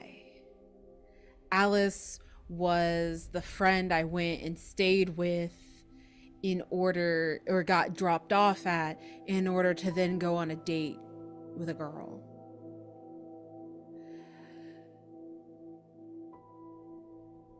Alice outed me to my mother. I still don't understand. I still don't understand. We had done this so many times. But for some reason, that day I was on a date with a girl I really liked so much. I had so much fun, and then I came home. And there was my mom and Alice. And Alice's mom.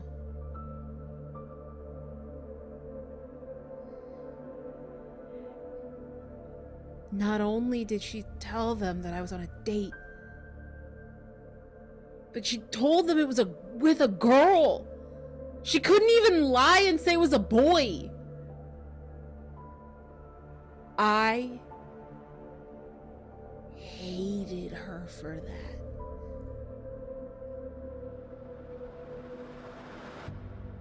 I thought some really bad things about Alice that day because it felt like my life was gonna be over.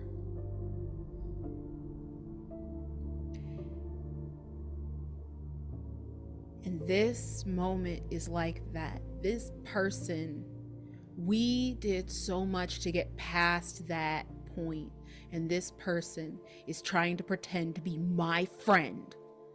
And that rage comes back, but this time, I have a knife in my hand. Beautifully described. I'm in love with that. Add an extra die to that, but increase your anxiety by 2. With the help given from Sarah. Sarah, you increase your anxiety by 1 because you're helping. You're in a situation with something that isn't quite human, maybe, or they're there and they're terrifying. How are you helping? How do you want to describe this help? Sure. So I think for a moment, Sarah moves, and you can see the tattoo that she has on her. The kind of interwoven symbols of everyone's names together. She is in this moment a story of not only herself but her friendship, as she has inked her skin with her friends' names, and making that decision, the infinity, and then adding little nods to everyone's kind of personality. The hang on, I'm grabbing it again because it disappeared. Little bunny ears for Alice. For myself, it's the arrows with leaves. And for Kendra, it's the little gavel with like a small little bookworm. Because we all bonded over books in some capacity. She didn't make that decision lightly. And to hear that, whether this is Alice or some kind of copy of Alice, poking fun at her expense and utterly dismissing the impact that Sarah had I think that snaps Sarah out of that kind of, not delusion, but out of that kind of fog that she's been in and that she had been trying to claw her way out of. That solidified the path out of that. And she literally, Kendra, I think for a moment, you see just pure rage and just pain cross Sarah's face. And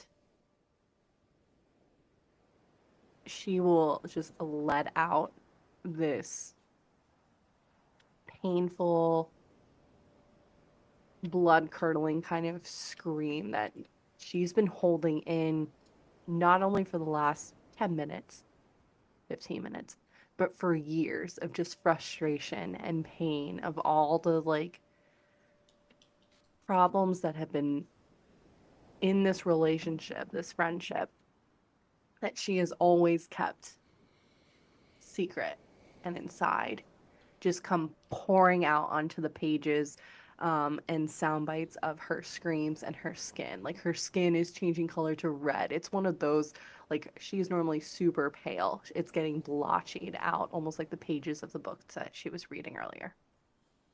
Wonderful callback. I enjoyed that. All right. We have 3 dice now. Let's just tell me about it. That's a 2, a 3, and a 4. At least one was a 4. That means like it's in the bracket of success. The character succeeds, but dread goes up by 2. And with that, I have 8 dread. I'm going to spend it all immediately and give you both increased despair by 1. You're fine. Your hope is 2. We're not, you're fine. You're okay. Oh, you already got it. My bad. But how are you stabbing? Where are you stabbing? How's it going? Her back is to you, I'm assuming, like as she's like walking toward. She's walking towards,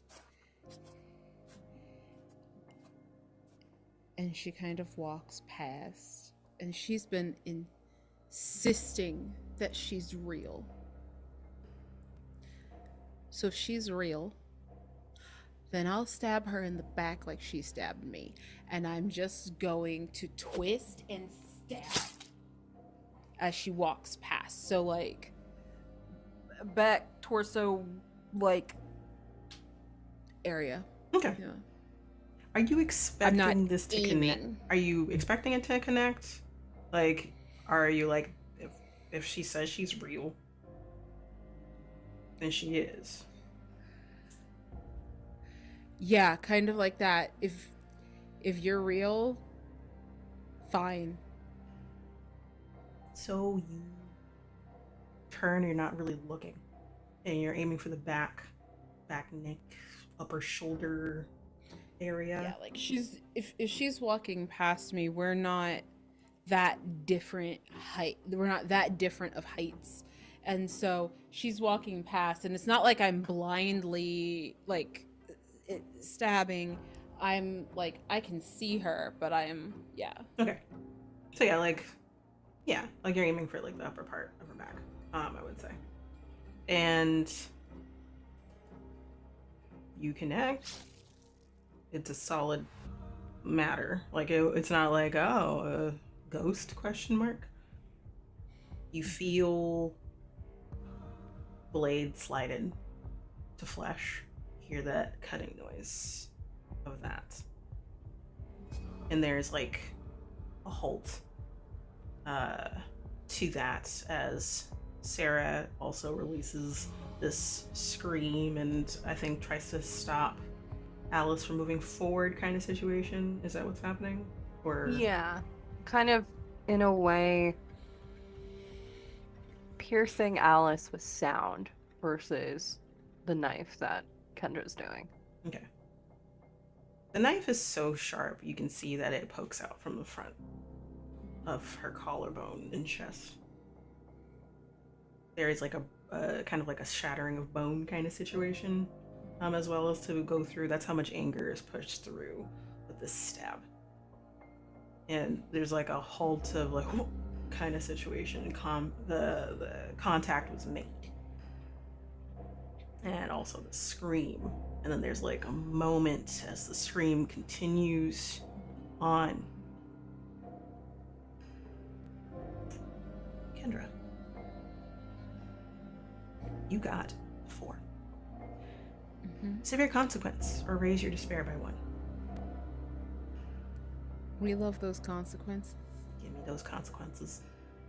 So there's a moment where like surprise on Alice's face, and they're looking down at Sarah. Sarah's in front of them, and there's a moment of like, oh, did it work? Like, did that do a thing? Did I do something? And then a moment of like adjusting kind of situation, and a smile, like a very serene smile down at you, Sarah. And then she says, like, seems like you found your voice finally. And then in the moment, you don't see this, Kendra. Like, you don't know how this happened. Same spot where you stabbed Alice. You feel a very harsh slice to the back of your neck. And it's not like, you're not sure, but there's a difference of like slicing. It's not a knife. It feels more aggressive. It feels like multiple slices in one spot, and you are bleeding. Then you feel Alice like jolt out of your grip with the knife kind of situation, kind of push yourself off and like shake, and then you can see that it's slowly like healing in front of you, Sarah. You're like, oh, okay, ooh, that hurt. Need to do better than that, though. Definitely need to do better than that. Like, walks to the right, walks around you, Sarah, like you're like in a hallway kind of situation, like, excuse me, squeeze me. Walks around and past you to the door, wipes. It's like, I'm gonna make myself a drink. Y'all try to leave, I guess, or you could stab me again. Backstabber. Oh, there's a song about that, I think. And then she like walks in.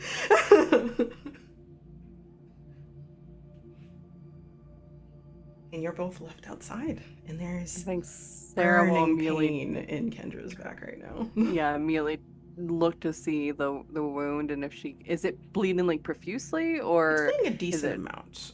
You could Okay. like take care of this if you like put pressure on it.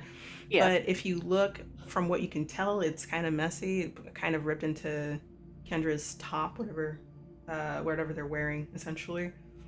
Sure. And you could see the slices into the shirt, and it's The 3 back's, claw like, marks open. like It's that have still opened the- up the back of your neck, essentially.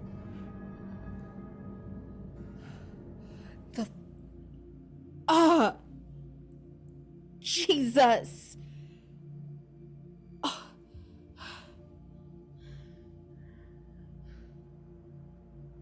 What? I think Sarah will just kind of wordlessly kind of look at Kendra and just is trying to stop the bleeding in any way she can, or stop the flow as much as possible.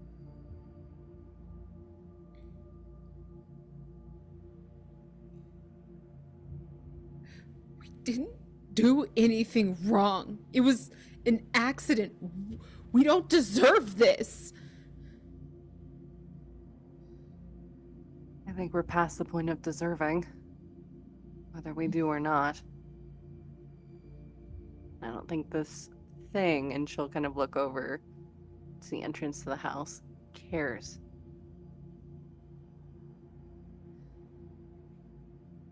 What do you want to do? Stabbing it seems to just hurt us.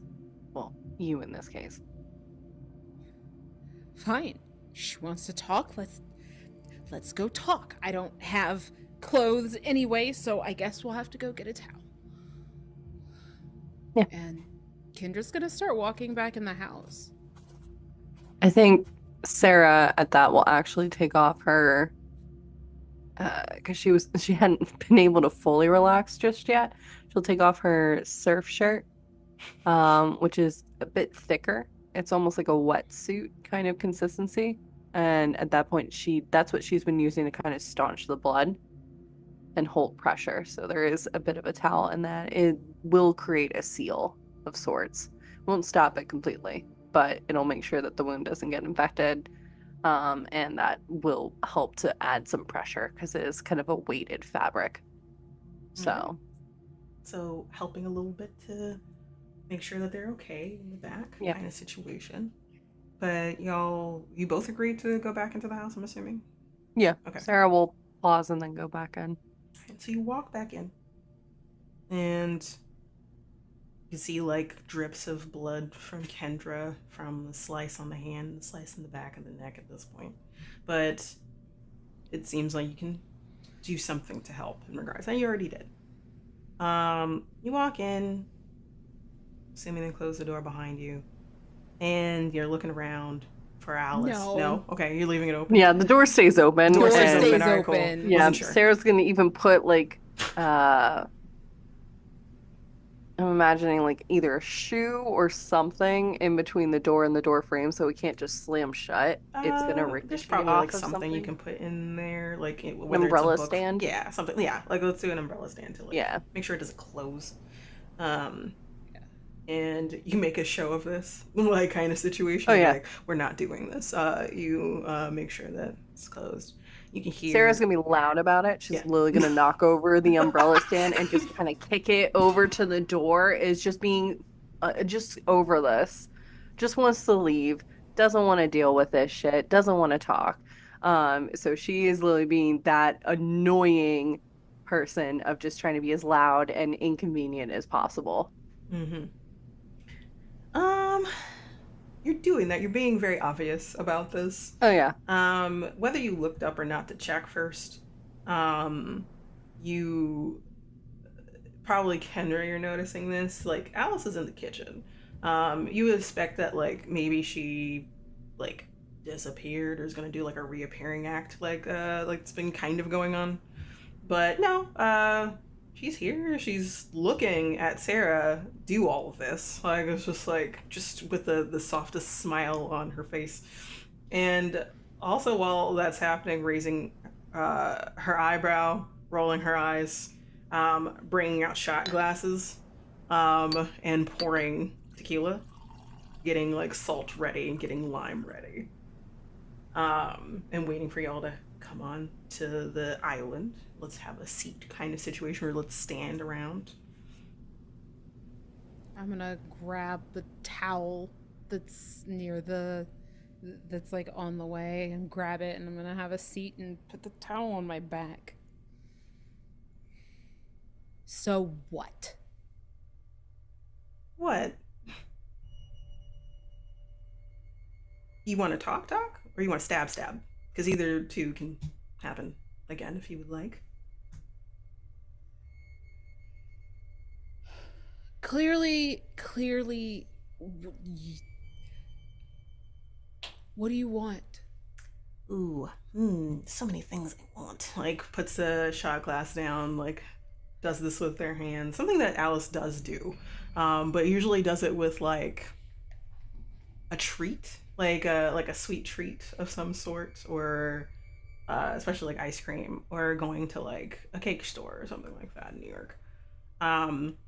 So, like, want something that they think is tantalizing is the best way to put it. What do I want? Would it be very forward to say I want your souls? So not Alice.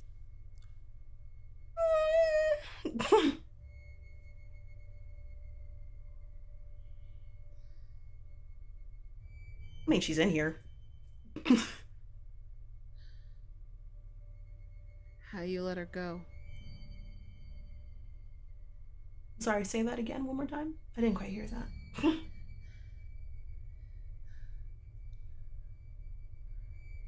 What would make you let her go? Oh, baby. Nothing. Like, she's here with me now. I'm just gonna keep on racking it up kind of situation. I don't know what you could do about it, but got a lot of secrets, a lot of things hiding in the closets kind of situation. I don't think that you have anything even tantalizing enough to offer in comparison to how much she's had going on. Why, Alice? Why not, Alice? I am sure there is. Several others, yes. Like, this Yeah, doesn't that you could have stop. entertained yourself with. Yes, exactly. You get it. You understand. Cheers to that. You should take a shot. Loosen up a little bit. Takes a You shot. see like literally just see a vein pop up on Sarah's forehead for a second.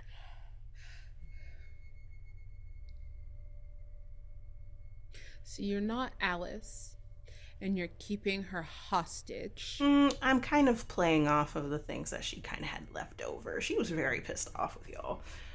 Tried not to be, didn't want to be, but couldn't let it go.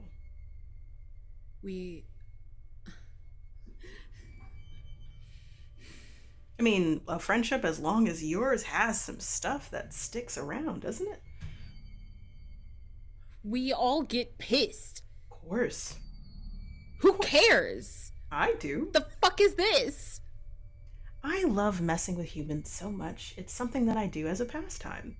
And I gotta eat too. I have to eat. So I kind of like playing with my food. Does it not ring a bell? Like, demon? That's what I do, baby. And then snaps their finger, and you hear different song than you normally would.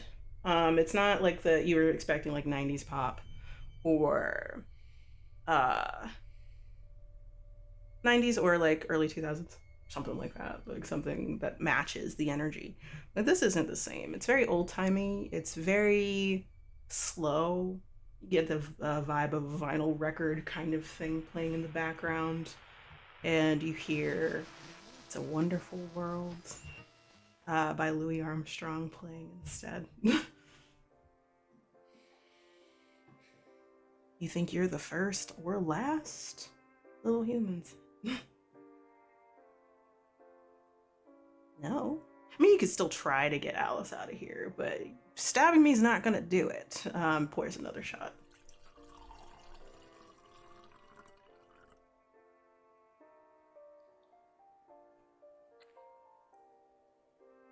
How about this?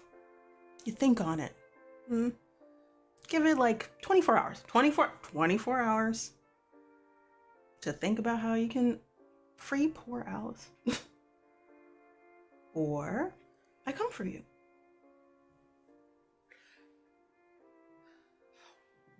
Why bother? I love to see despair and dread pile on as you realize that there's no way out for you besides trying to fight me with your human weapons and failing each and every time. I love to see the fear bleed into you, just like I bled into Alice. You thought that I just took her? No. That was years in the making, babies. So you're trying to marinate us, essentially. Flash marination, if you will. Speed up the process so I can kind of move on, you know? I already got the major fruit of this, but it is kind of cool if I can get all three.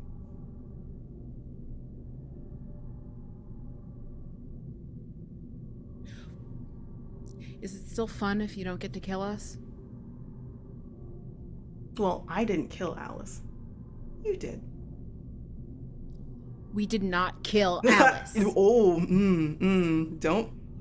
Yes, you did. It was an accident, but you still did. Accidents. Perfect storm? No one is accountable. Or it's no one's fault. No one is liable.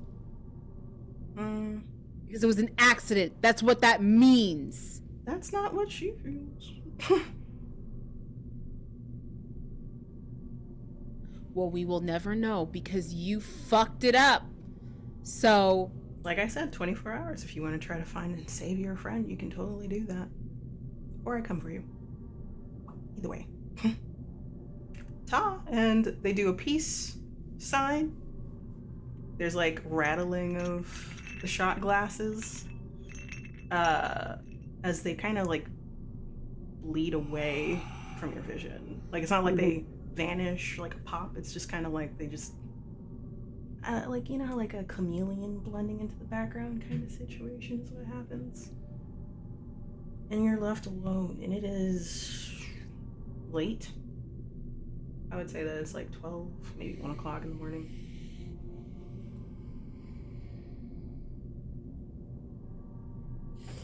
You're just left with the knowledge that's been kind of dropped for you. well, You're the lawyer. What are the loopholes here? I don't have a contract. It's not, I can't just. No, but verbally, with what you just picked up. 24 hours we have to figure out how to free Alice or to try to leave. Resistance is futile. And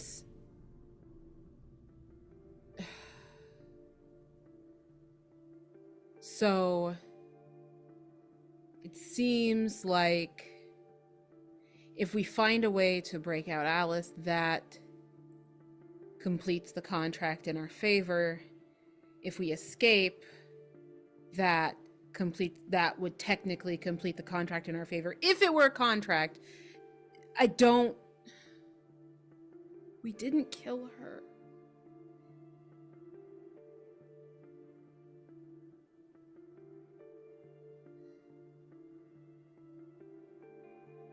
That wasn't our intent. But it was the impact.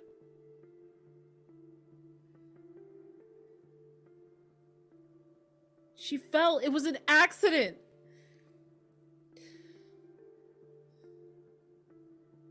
Aren't there rules about, or laws and cases about involuntary manslaughter? Yeah, and ours doesn't fit that.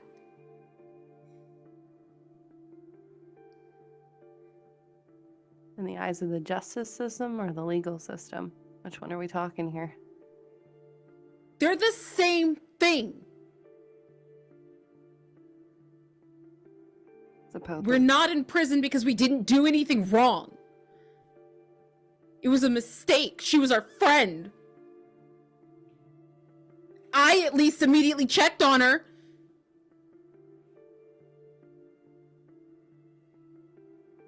You're the one who froze. Who knows? She might not have died if you had been there. Wow, it comes back to this, doesn't it? Really? You always freeze.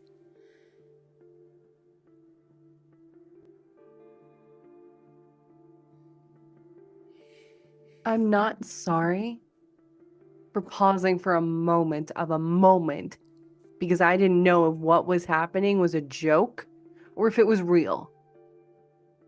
I won't apologize for that.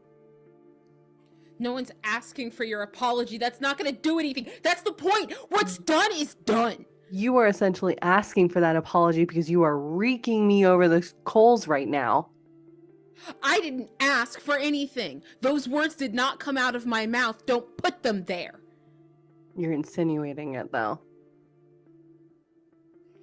Just because my brain Show me doesn't... proof. I can't rewind. Oh, if I could rewind time, I would change so many things, but unfortunately I can't. You and Alice were always the ones to just go ahead. I was the friend that normally most people didn't have to worry about. I'm not going to make excuses. I'm not going to ask you to try and understand, but that's what friendship is. We trust. I may not necessarily believe or think that everything you and Alice did was amazing, but you know what? You're my friend and I trust and I was loyal to you both. Sure, I might question every now and then. That's accountability. But I would never judge you for those things. No, I understand you're afraid and I understand you're frustrated because believe me, so am I. But the last thing we need right now is to be fighting against each other. That's what whatever that fucking thing wants us to do. Divide and conquer. Picking away at our mental capacities right now and pitting us against each other. So it becomes an us or them situation. And at the end of the day, if we hate each other that much, even for a moment, that could cost one of us our lives, our souls, whatever this is. I don't even know if souls exist. We obviously do. It's not obvious. I haven't. Then what is that thing doing and why does it know everything about Alice? Why does it know about us? It's People reading can do her soul research. like a fucking book. People can do research. I don't have. There's no case law. There's no books. Close your eyes for a moment, Kendra, and just fucking go with your gut on this versus actual facts on this. What is your gut telling you? My gut says we're fucked. We've watched enough horror movies. We have read enough novels. Some things can't be explained. Okay, fine. What? Do you have a priest? No! It's not like I can pull a priest out of my freaking pocket right now. Yeah. Well, what do you want? I'm queer to the $2 bill. If this shit's real, God already hates me. So who cares?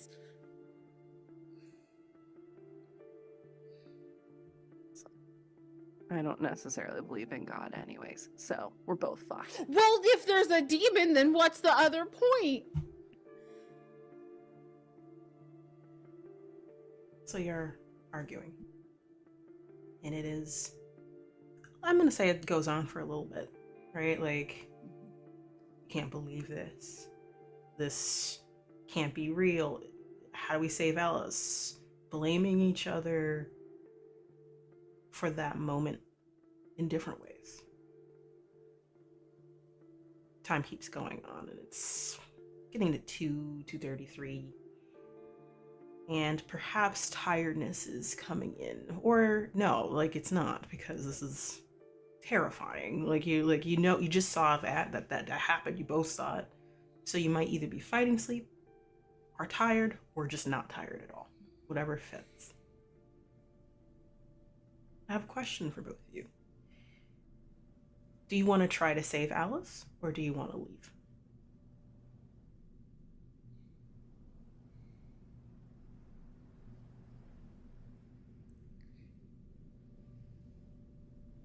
Kendra wants to try to save Alice because Kendra doesn't believe that we can leave. I'm in agreement with that. Because even if we were to leave, this thing followed us to this island. Mm-hmm. There's no reasoning of, it can only stay within the boundaries of this place. It's not like it's wrapped in holy water. It's the ocean. So, yeah. So, trying to save Alice and get rid of this thing if we can. All right. So, if you want to roll, like things to, like either you could tell me how you're going to look into it, or if you're like, hey, I'll give you a tiny hint kind of situation if you pass, you can both roll, essentially. Are our phones working again? Yeah. Like electronics, we have Wi-Fi stuff? You have everything. To be honest, it's going to be dependent on if you fail or not, if they don't work. That's fair. I would like to phone a friend. Who would you like to phone? I'm being legit, I know but you are. That understand sounds the like joke. who are you calling? It is. But I also want to phone a friend if I can interject real quick, Lamia. Because bookstore, coffee shop, and with where this is at, it's in a smaller town. It's not in the city. It is not uncommon for folks to come on in wanting to know about like sightseeing and spots, but also wanting to know, especially around certain times of the year, about any of the local haunts and stuff. So I would like to say that I would like to phone a friend named Marco, who is working with, like, has experience with either ghost hunting or is a writer, and has been writing about those experiences. And so Sarah will contact Marco to see what, basically describing what's happening, and is gonna basically ask for anything they might know about what kind of demon this might be, and what are some ways that we can handle this. So, um, uh, and to potentially get help to the island too. Okay. Did you So it's want a threefold. to? Because side characters can be bought in with the scar. Yeah, So you want to like describe how like sure. something bad happened that brought Marco into your life. Sure. Okay. So the former owner of the bookstore coffee shop, it actually used to be a uh, out of use funeral parlor. Hmm. And so with that, just wanting the energies, like it was a cute shop, cute little place. It hadn't been used in like 20 years, so it was in a state of disarray. There were a lot of vegetation all over the place. And I want to say kind of that feeling of if you've ever watched around New Orleans, of just like almost feeling like you're being watched, not necessarily by like a malevolent spirit, but just spirit is present in some way, shape, or form. So I think Sarah reached out to Marco, who was in the vicinity, had maybe just moved to town, to do some writing or taking a break before going on another like ghost hunting tour, and had reached out to kind of investigate. And it was a mutual interest thing because they had also heard about this place and wanted to take a look around. This especially happened after Sarah was walking the place with some of the construction crew because she wanted to try to keep the buildings as native to what it was. She wants to preserve it, but still give it a little bit of character, of her flair. And it was around that time that strange things started happening. Hammers started going missing. Some of the like plywood would get thrown, doors were getting slammed, things like that. So she pulled in Marco to kind of help out with this, to take a look into it. So it was after I think this incident was when she got locked into the basement because one of the plywoods or floorboards leaning up against the wall was pushed by something and it came across the doorknob, so she could not get out. Hmm. And after that, she was like, "Nope, I need to call in an expert because yeah." Okay. Nicely described. So Marco is now added to psychic. You add that to your. Yep. You can add that to your dice roll. Don't do it yet, but increase your anxiety by 2. Okay. Kendra, what are you doing? Like, what would you like to do, or your approach to looking into this? I I'm gonna turn to Sarah and say, "Don't get mad." And I'm gonna walk off and go to my room and I'm gonna bring back my laptop. And I would like to do some research. So you brought your work with you? Is that what? I think Yeah. Sarah just laughs. I'm gonna be honest. I think it's the release of just like, I can't be Mhm. mad at you right now. This is just too funny. So she'll just laugh. Yeah. So you're just gonna do some research. Give me like a range of what you're looking into. I want to I want to look I want to find the most credible possibilities of how to trap a demon, how to banish a demon, how to free someone who's been captured, how to get out of a deal. Like that whole area of like how do you deal with this thing, right? And I want to try and like find the most likely like remedies to this situation. So Okay. and since it is my work laptop, like I will use all powers open to me to do that. Awesome. All right, so you're gonna laptop got out. You're like, okay, I'm looking for any way I can either trap a demon, release a soul, something like that's credible.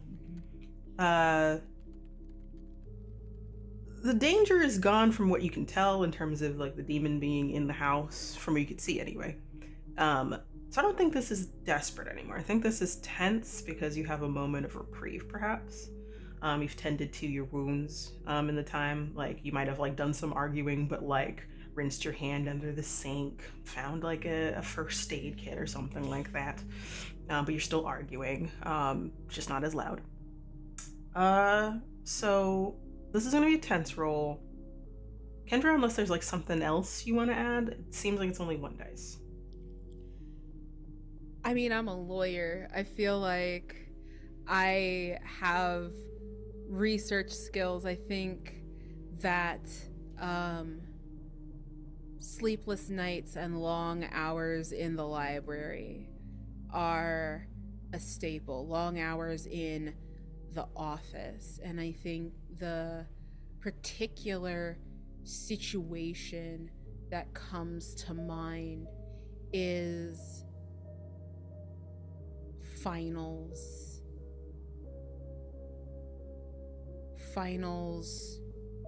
right before the bar, and being at the library and seeing, at first everyone was there, and then little by little people leave and they leave, but the library of course is 24 hours and Kendra is just there, locked in. The first day, the second day, and I think it's halfway through the third day when the hallucinations started, when they hadn't slept and they were trying so hard to do well. They needed the grade, they needed to know things. Knowing things was how their life was going to be fixed. It was how they were going to make happiness for themselves. And so they had to know, so they couldn't go to bed. It didn't make sense to go to bed. And I think that third day, they hadn't done so great at feeding themselves either, because they lost track of time and they lost track of themselves. And I think that they collapsed.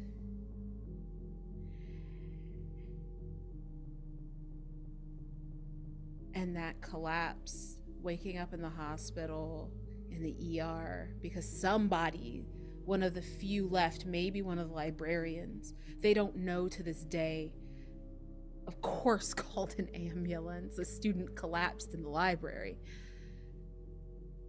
And all they could think was, did I miss my final? Wonderfully done.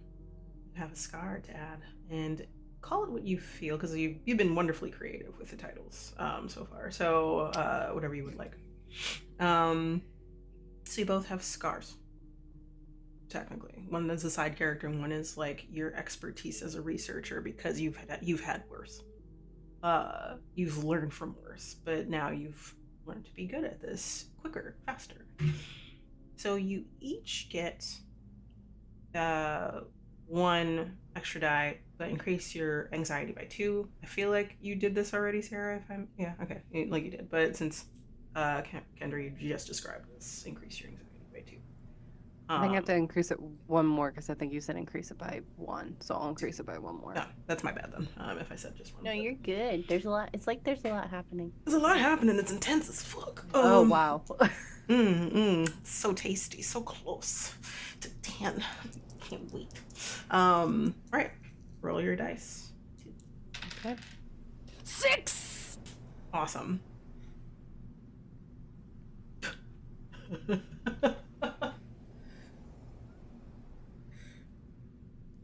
Salem requests a reroll. So, 1, 1, 1. 1 and 1? Double ones? 1. Yeah, the 1s. I got 1s.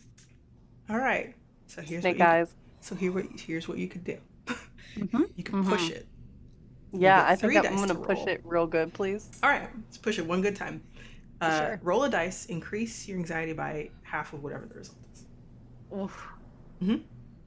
Yep. Okay. That's a 4. So that's 2. You increase your anxiety. Yeah. So it's not Yeah. 4, luckily. So. Nope.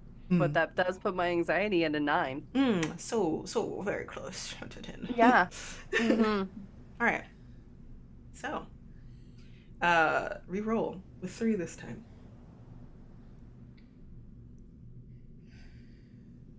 Oh no. No? 1? I rolled 2 1s again. What about the third one? Like, you get 3. What's the third one? Wait, this is 1 more. Okay. Okay, that's a 3. Which is For not desperate, great. that's not great. No. You're still. I know. It's higher. It's better than a 1. But it's still in the range of Not- just a failure. So. No, it's not. It's not better than a 1. Oh, I know. Okay, so we got a 6 from Kendra, and we got 3 at max. Unfortunately for you, Sarah, which is the character does not succeed. Suffers a severe consequence. Increase your despair by 1, and my dread goes up 2. Wonderful. Cool. So everything. You said despair goes up by 1? Yeah. Okay. And you suffer severe consequence. I'm living it. Do I need more?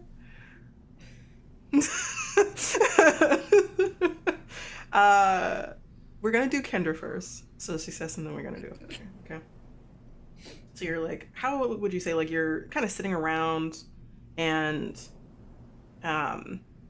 like, doing your research, like, frantically, but not as much if it was desperate, except for you, Sarah, unfortunately.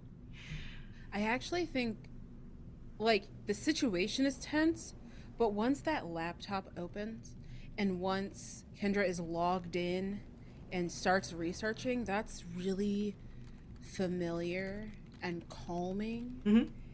And it's part of why Kendra works so much, because there's a calm. It's the thing that they can control. And so I think there's a calmness to Kendra that hasn't been there since they went to go check their phone. Gotcha. All right, so it's like they log in and it just kind of, like, in the zone. Like, it's kind of like white noise effect where, like, yeah, okay, cool. I'm used to this. I understand this. And your fingertips, like, breeze past, like, just like, just in the zone. You're looking up. Either you're going in incognito mode so that this doesn't appear upon your searches, or you're just like, you don't care. Either way, doesn't matter. You're doing the searches and you're looking into, like, demons and how they work, and you're hoping you don't come across anything that's just like thought pieces kind of situation, or just like fake stuff, like, because how many, like, TV shows, movies, books, people have written about what they think demons are. And you do come across a few helpful things. In terms of, like, haunted spaces or even haunted people, Either a deal can be made accidentally or on purpose, either way. Or they're invited in unknowingly to a space or a person. And what ends up happening is that demon kind of dwindles down at who they are. Kind of, it starts off small. It gets worse and worse.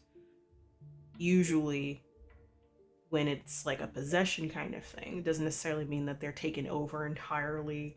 It could just mean that they're just sitting on your shoulder, there, in the daily things you do, in the back of your brain, in reflections, mirrors, and then you remember when you went to Alice's apartment to set up the prank that you've always done. All the mirrors are covered. You don't remember that being that way a few months ago, before that. So whatever happened, it might have been happening for a while, but it might have like took a nosedive in those last few months. Perhaps it had its claws in Alice and it just was terrorizing her. Until something happened. Something happened. It's meant to be an accident. It's meant to be until the worst possible outcome can happen. Anything. Something that's technically mundane, like a trip down the stairs. Or like walking across the street and not seeing that the signs are wrong. Anything. No one looks twice at those sorts of things. They're accidents. But they always act different before. And once a demon has its claws into you, it takes you. It's yours now. When a demon takes over a space, usually, for instance, let's say not a human, it kind of collects things. It collects people. There's a way to release it. You can get rid of it. You can banish it. You can barter with it. Where you can empower the soul you're trying to break free. Either contacting them, strengthening them in some way. To break through this kind of contract, because it seems very loosey-goosey in a way. If that's what's happening, because you're not sure. But that's the closest you can get to the truth with metaphysical, theoretical, supernatural bullshit. Okay. That's what you have. Now, Sarah, you got a 3. The highest was a 3. Yeah. You're contacting Marco. Yeah. You pick up the phone, Mhm. dial Marco, and you're like pacing because you're desperate technically, so you're on edge. And let's say you call Marco a few times and it just doesn't connect, but your phone does have a problem. Like it's like the cell service is kind of shitty. It's not. You don't think it's supernatural. It's just bad. Like you see that the bars are like lower. Yeah. But it eventually you're able to pace and stop in a spot where it's more than 2. It's now 4 out of 5. You're like perfect. Holding it up in the air. Holding it up. Getting on furniture, trying to just like any way possible. Okay. Yeah. So you get on furniture. Let's say you get on like a, what's it called again? It's not a sofa, like a love seat or something like that. Yeah. And you're like hand on the back and you're just like raised up and you have it on speakerphone because you're not gonna be able to do this. It rings 3 times. Rings 3 times and then it picks up. Hello? Marco? Polo? No. Funny. I'm just kidding. I have to do that every single time. Come on now. How are you, Sarah? I thought you were on vacation. Yeah, vacation has taken a very strange turn. Can you pull up some information about demons? What? You heard me, demons. We're like vengeful spirits. I know what demons are. No, like I'm talking, I don't know if there's one in the same. So, like, vengeful spirits or demons? Oh, no, Both? Demons aren't vengeful. And then, like, you just hear, like, he tumbled out of his chair, like, he's like, wait, demons? Hold up, you Yeah. know, kind of situation. It's Yeah. like, you're not bullshitting me right now. I know you like to play jokes sometimes. Yes, but I'm using my serious voice right now, so I would I'm say not good at no. picking up tone. Like, come on now. I know it's also late, but also it's early for Yes. me. But yeah, no, I'm being 1,000% serious with you right now. You got a 'Cause demon. listen, very possibly, yeah. How do you know? Well, Kendra and I are seeing the visage of our former friend who has passed away. They keep talking about revenge and claiming our souls and things like that, and they're in control of our friend's soul. So there's a lot of really kind of just fucked up shit happening here. It's like you could just hear a whole bunch of textbooks and papers fall somewhere. Yeah, Like they that's were what I carried. thought. You talked to it? We didn't really have much of a choice on the matter. I'm saw gonna be it? real. Yes. Who's talking with And you? Like just like crumpets and tea, just having a good old time. I mean, I'm not having a great time, and I don't think Kendra is too. That's Kendra not tried the, to I'm being stab it, and it sarcastic. That's hit not the point. I'm hit just them. so you okay? All right. If you're bullshitting me or fucking with me, I'm not. okay. Give me a moment. And then, like, you just hear a whole bunch of like pages turning, books being slammed down. And I think literally Sarah will mute herself, and you just Kendra will hear this. Will you fucking hurry up? I swear to fucking God, can you just please hurry up? Please, for the love of all that is holy, or unholy, can you just hurry the fuck up? Is like just has muted themselves because they can't. They're in that spiral where their brain is just moving constantly, and if they sit there doing nothing, then they're gonna just lose it, kind of thing. Right. So you have it on mute. You got a 3, so that just doesn't mean it means you succeed. Do not succeed, period. So like you do not get the information you need. So you're like, God, fucking come on, fuck, hurry up, fuck. It is muted. Hurry the fuck up. And as you hear him just like calling, just a moment, I have it, just hold on. And as you hear that, you hear a voice on the opposite end of, because you have your phone here, and then you hear another sudden voice here, and then it's just in the smallest but like pointed, like a pin drop in your ear. Alice is boo, because she's definitely done that before to you. And you're on edge. This is desperate. So you have a severe consequence. You're standing on your a love seat, and you're kind of not balanced well. So you jolt and fall. I was gonna, if I can amend, I think actually that would, this Jordan would not do this. Sarah will. Honestly, as she's about to fall, she's gonna yelp and just chuck her phone at the wall. Oh, sick. So then you, because it's kind of like trying to gain like footing, like a foothold of something, and like, you have to yeet the phone in order to use your hand, and it hits the corner, and you hear a crack sound, and you fall and you hit the corner, luckily, of the couch, so it's like a rounded edge, but it still hits the side of your face really hard. Pain radiates as it hits, and you fall to the floor. And you definitely have bruising, or you're gonna be bruised from that. Your world is spinning a little bit.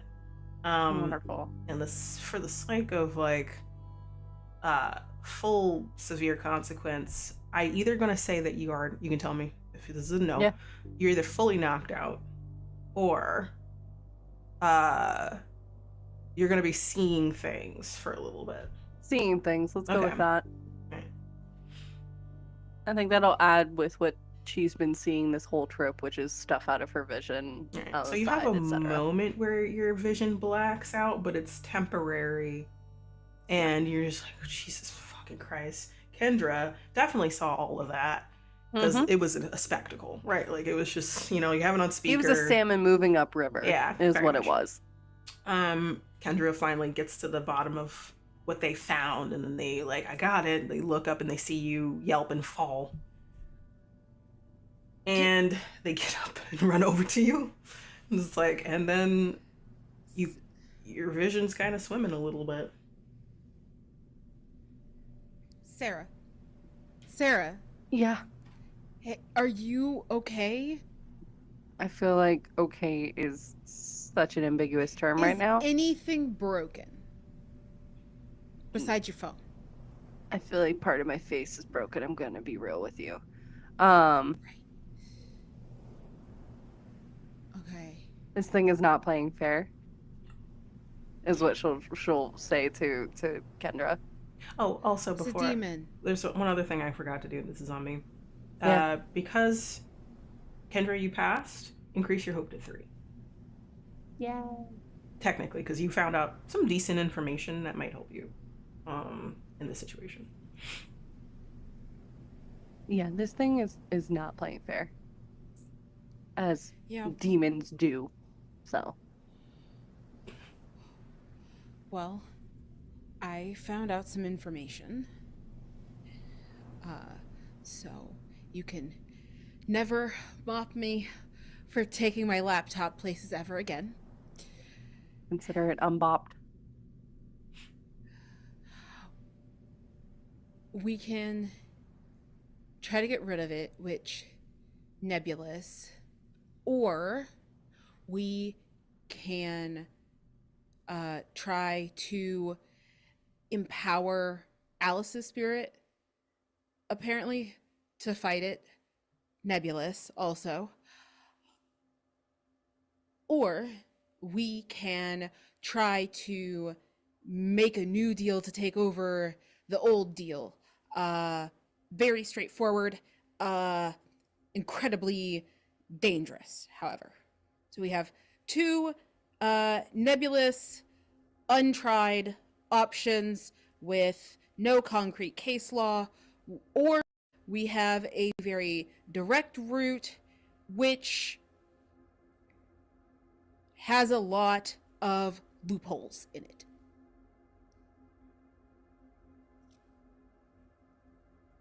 Yeah, I'm concerned about that third option because we don't know everything about the original first deal.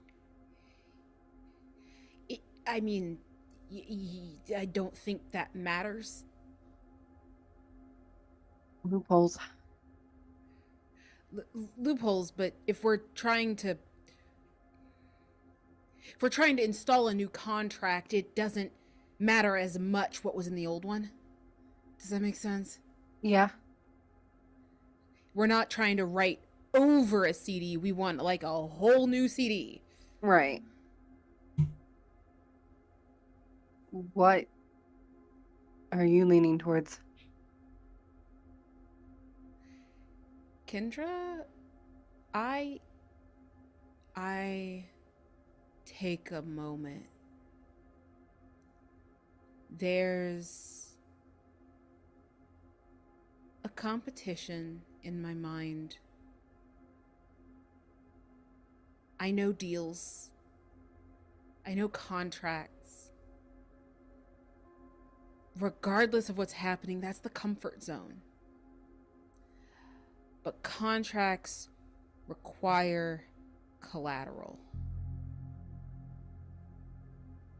How do you collateral a demon? Alice was our friend. Maybe strengthening a friend. Less comfortable, but maybe. And I quickly kind of do the math in my head and make a choice, and I say, we knew Alice. We could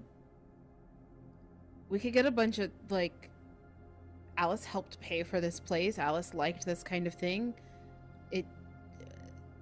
We can try strengthening, and if nothing else works, then I guess I put my lawyer hat on and we try a deal.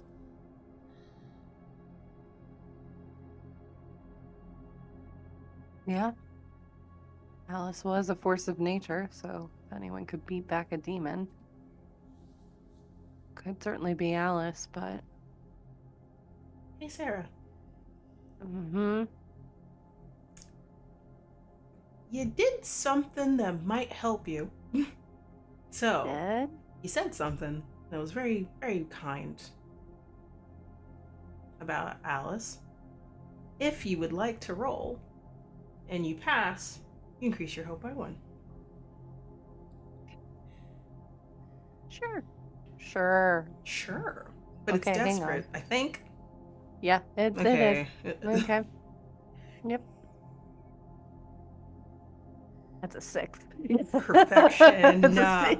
a 6. So you say Alice was a force to be reckoned with. So if we could empower her, let's do that, because she would go down fighting kind of situation. Like, that's kind of the verb, like the way Yeah, you she said knows it. herself enough that if anyone could beat back a demon, it would be her, kind of thing. There's like a swell in your chest. Like a memory floods in of seeing your friends on the, was it like, you're sitting on picnic tables after school, and you see Alice has like feathers in her hair, kind of like, you know, like one of those little like tassels you could put in your hair. Hair's braided in a cute style, and braces. And hands on their sides, chest puffed up on the picnic table, like valiantly proclaiming what they can and will do and how they're gonna do it. And you believed her, and she didn't do all of the things that she said she was gonna do, but she did most of it, and most people don't even try. And you're like, man, you almost got the last 2 out of like the 5 things you wanted to do this summer. Now that's impressive. And you just, if you had any doubts, you just knew Alice, if she could, she would. If she can, she will.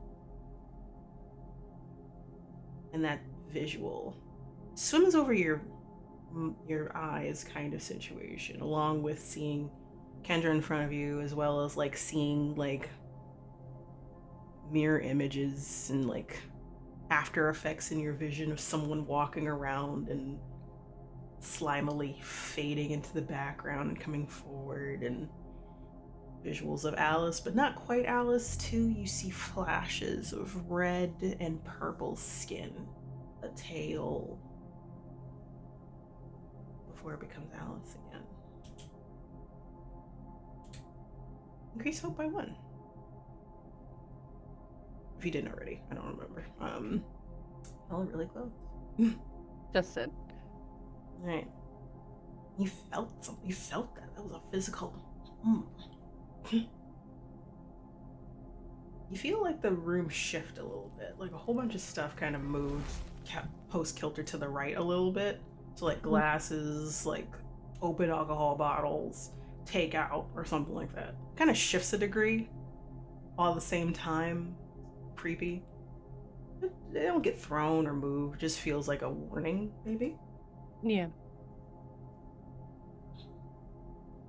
What do you do after that?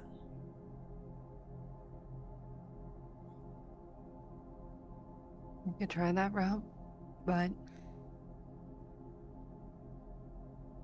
lies often have grains of truth in them, no matter how big or small. So, not that I necessarily believe a demon, but if Alice hated us as much or as little, that's ways to sow seeds of doubt. So then we take away the reason to hate us. Let's there was There was a ridiculous towel rabbit. Alice would have fucking loved it. Do you remember where? Wasn't it in the room she was supposed to sleep in? Okay, let's get that. And some candles. And tequila. Tequila and Spice Girls? Tequila and Spice Girls. Right. Yep. So, one of you goes up, gets the rabbit. Sarah will literally do the booking it up the stairs like something's behind her kind of thing to go get the towel. You know exactly what run I'm talking about. I know exactly That's what the run you're thing. talking about, yes. Is gonna literally just do that and book it to that room. Get in the doorway, see quickly that, hey, Alice isn't in here. Grab the rabbit towel thing and then book it back downstairs almost in the same manner. Okay. You have, just for the flavor, because your vision is swimming, you try to go in a straight line up the stairs, and you are like doing this weird like fading. She's leaning. She's doing the drunk. But you're still doing it with full force, and you do have confidence in what you're doing. Mm-hmm. So you do go up and you grab this cute towel tied into the form of a bunny, and you do smile to yourself a little bit because Alice was supposed to be in that room. Mm-hmm. And she would have loved it. And maybe, even though like it was kind of unsettling to see when you first got here, it could have just been a note left behind by like the person that owns the place of like, hey, like rabbits, or like, hey, Alice, like Alice in Wonderland, like a rabbit. Like it could have just been something like that. It's still kind of creepy though. You grab it, you run down. Kendra, you get very similar to like what the demon did, which is grab 3 different shot glasses. You got tequila. You find candles that smell like vanilla bean, something woodsy, sandalwoody, something that just kind of brings warmth in a little bit. You don't know how to do a seance or anything like that. This just feels like a moment of, hey, I'm sitting down with my friend, and Yeah, I put them on the dining room table. I think I put there's a tequila shot at 3 of the seats. And then the candles are in the middle. When Sarah comes back, I put the bunny in Alice's seat. And I sit at one seat. okay. And I ask Sarah can you sit there? And Sarah So will it's sit. basically a triangle. And I'm directly across from where the Alice bunny is. And I look at it and I turn on background music of Spice Girls, Wannabe, and I down my shot and I say,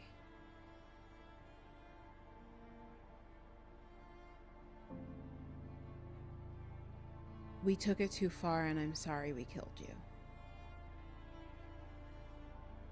It was my idea. I thought it would be funny. I thought it would be epic. It was negligent, and I pulled every string I could to keep us out of trouble, and I am so sorry. You and Sarah, and I look at Sarah and then back at the bunny, trying not to feel silly for talking to a fucking towel rabbit. You and Sarah have been my best friends, no matter what we did to each other, no matter how bad it got. I felt so empty without you, Alice. We are two bad bitches, and there's no way in hell I can just let you go down being ridden by some classless bitch. You are better than any fucking demon trying to impersonate you could be. You are fabulous and fierce and the best damn marketing exec in the country. You deserve to be at rest, and I am so sorry.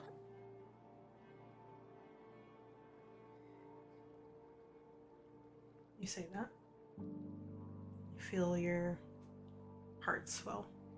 That same feeling that Sarah didn't explain, but you feel it.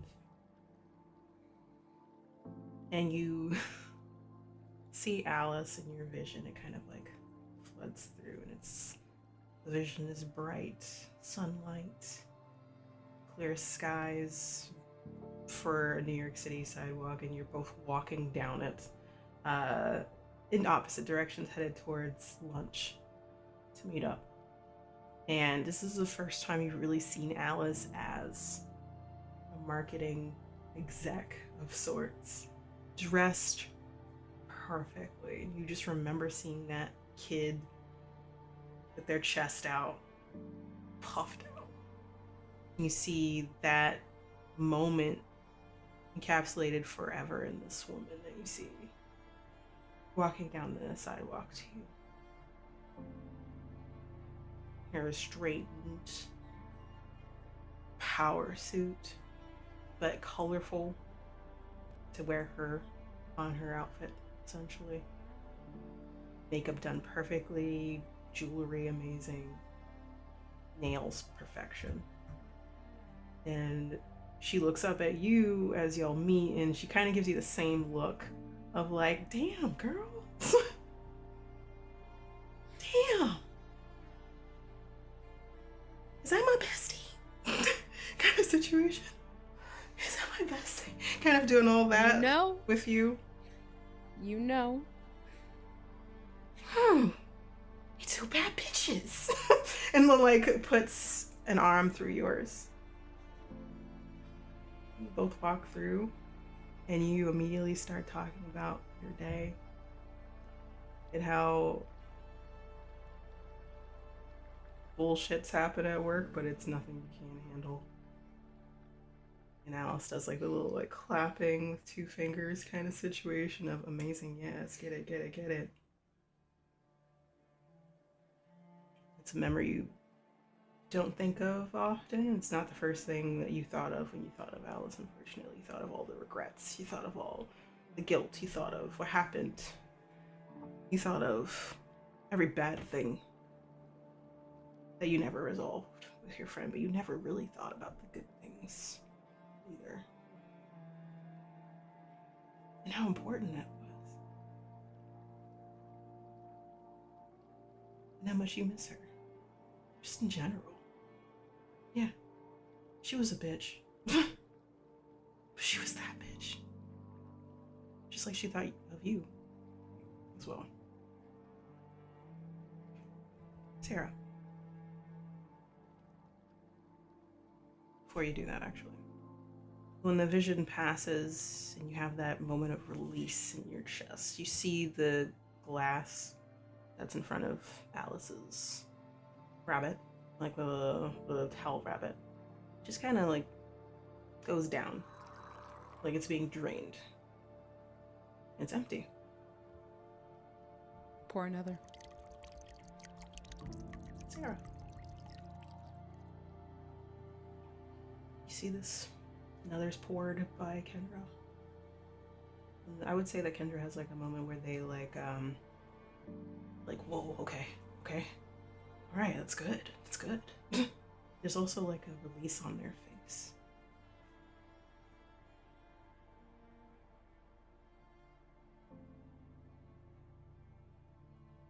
I think Sarah in that moment, as she's always, whether she realized it or not, kind of played second fiddle. The friendship that Kendra and Alice have is one that she might understand aspects of, but she will never understand the full.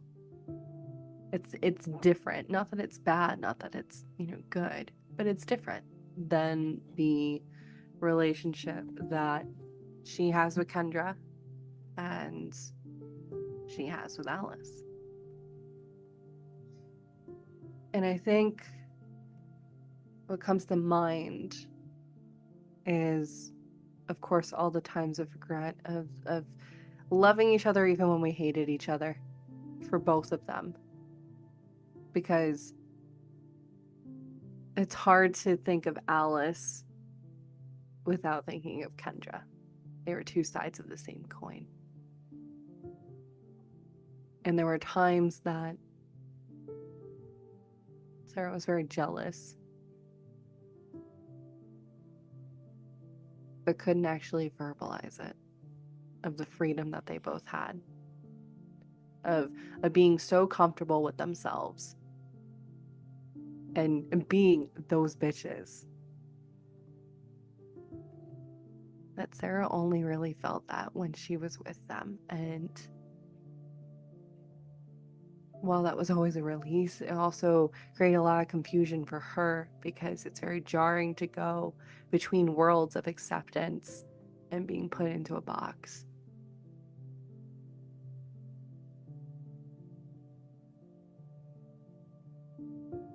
The memory comes to mind.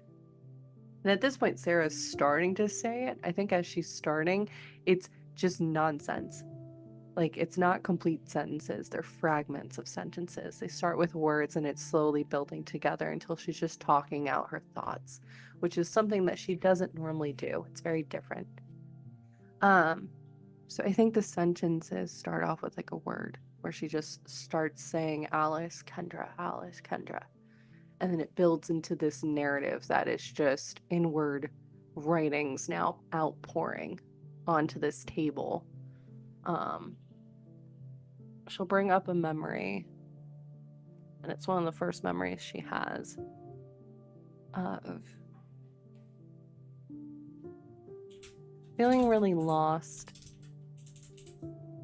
and alone on the playground. I think they're probably 6 or 7-ish. And Sarah was relatively new and was getting bullied on the playground because she was quiet. Because she was brought up in a home that quiet girls are good girls. They listen. So I think that was that mantra, whether she disagreed with it or not, which she did, she could never outwardly do. There was a moment where she was getting picked on the playground and Alice spoke up. And this marked the first page of the chapter book of their friendship. But Alice was also the binding of the friendship between Sarah and Kendra. And since then, while she loves Kendra, things have felt weird, things have felt strained. Not only around the circumstances surrounding Alice's death, but just also feeling like the glue that was holding us all together is gone. And Sarah is not glue. But wanting to be there and wanting to continue that friendship with Kendra at such a deep level. And trying to meld herself, again, while also still finding herself along the way. And I think all of that just comes outpouring in that. And she brings up the fact that it's because of Alice that she started to find her voice. And it's because of Kendra that she was able to start finding factual information about herself. Kendra allowed for the evidentiary support that is stuff about herself to come out and face the rebuttals of the world. She is, whether she realizes it or not, the makeup of their two friendships. And right now she is broken.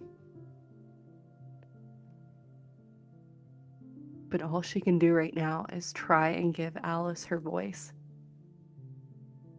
which is what she tried to do. She realizes that this is what she tried to do out front when that stabbing happened. And I think all of that just comes out. You say this, and you put words together so eloquently when you normally can't, or you're not sure how, or sometimes the words are like jumbled until they aren't. But it takes time sometimes for you. And they finally just did. Patience brought it there. Kindness, sweetness in this moment brought it here. And then you feel that same feeling, but it's more. There's like a visual in your brain of karaoke night. The first time that y'all went out to karaoke, and it is a daunting, kind of nerve-wracking thing because it's room karaoke, but of course Alice likes performing, even if it's kind of tone deaf, truly, but very much doesn't care. It's all about fun at the end of the day. So like if they failed, they failed, but they failed gloriously. But was up there singing Moulin Rouge. Was it like yeah, Moulin Rouge. Yeah, it was like what they're singing and it off key, it's horrible, you're making a face. Kendra is just like, yeah, get it, you know, kind of situation, even if it's horrible. And then points to you, Sarah, and then motions you to come on stage first. And you're like, what? Me? And then you get to the not pink part, you get to the Christina Aguilera part. Because you're nervous, but then you break and you bellow and oh, those vocals, and like you see Alice's face is like, what the fuck? I didn't know you could fucking sing kind of situation. And then just looks at Kendra and Kendra's like, and then after like staring like, that's our friend kind of situation, motions for Kendra to come on stage with all three of you. And y'all sing good, bad together. And then I would say that Sarah, you'd get ready to get off, but then Alice is like, but we're gonna do some like Sarah Bareilles or some shit. Like that's what we're gonna do. Like it's like, hey, person, like, you know, like reaching over gravity, do it. And gives you the mic and you're like, you got this. And you're nervous. But just having the backing of Alice and Kendra together, because like they saw that, they validated, they let you know you did, and you sung it beautifully, and you've never felt such courage. And ever since y'all have done karaoke, as like, you know, like not every day or not every week, but like when you could, Once a month. yeah, like Once a month. I would say once a month. I was gonna say once a month or once a quarter or some kind of interval of some sort. It's our bowling night. Yeah. So, and it's just not. It just had to be you doing your own song at some point by yourself, whether it was a room or in front of a crowd. And you remember that, and it just floods in, and it's, you're like, yeah, that's what Alice did for me. Had faith in me, knew that I could, wanted me to have fun. It swells, and then in your swimming vision, still spinning but getting better, you see that being of purple skin and red skin, horns, this like vertebrae sticking out of a back kind of situation for a moment. Slithery. But it fades as you see the shot go down again. Fade as if like it was taken. And you feel like it's working. Now, Refill it again. you refill it again.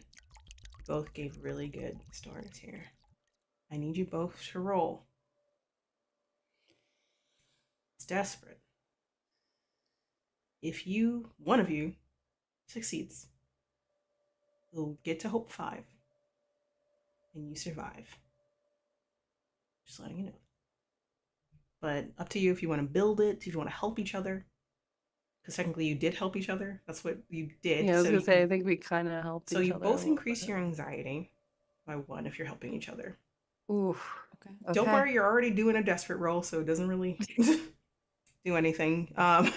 You're fine. But Am I? who knows, really? But roll those dice. You get 2 each because you're helping each other. Okay. One of you. I got a 2 and a 5. Okay. Okay. Okay. I got a 1 and a 4. So you both pass. You're both in the range of the mixed success. So I have 6 dread. And I'm gonna use it or else I'll lose it kind of situation. So like Sure. Kendra, your despair goes up to 2. Okay. And I'll do a minor consequence so that it's 0. But we'll see how that plays out in a second. But 2 dread, that's about it. You can choose to, now I'm just going to add everything in here. You can either choose to suffer a severe consequence or raise your despair by 1. But you succeeded. So hope is now at 5. Is that for both of us, you said? That's for both of you. Okay. No. I will do a severe consequence. Okay. I will too. Okay. 2 severe consequences and 1 minor consequence. Because I'm a benevolent GM when it comes to horror, let me just, rack on the consequences in the story. You pour it again. And you're getting ready to think of other memories to keep this going, this energy that you're feeling, this positivity. And then the shot gas flings across the room and smashes against the wall. And you both look and turn your head to it. And then you turn back around, and in the place of the towel, you see Alice sitting there. Legs crossed, like one over the other. Eyebrows raised. But instead of like the smug look you were seeing, the like, oh, little lambs kind of vibe you were getting from this thing that's wearing Alice's face, it looks angry. Very angry. Arms crossed over their chest. What are you doing?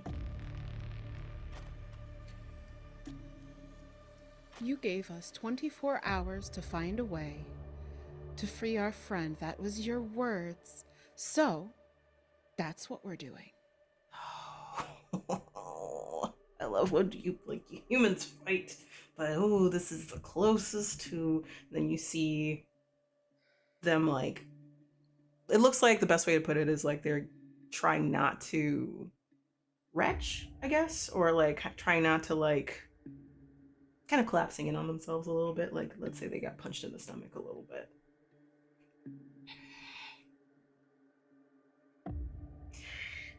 Oh. What's that? Don't have a voice now? Fuck you. And then I think I speak for all of us, all 3 of us, when I say, no, fuck you.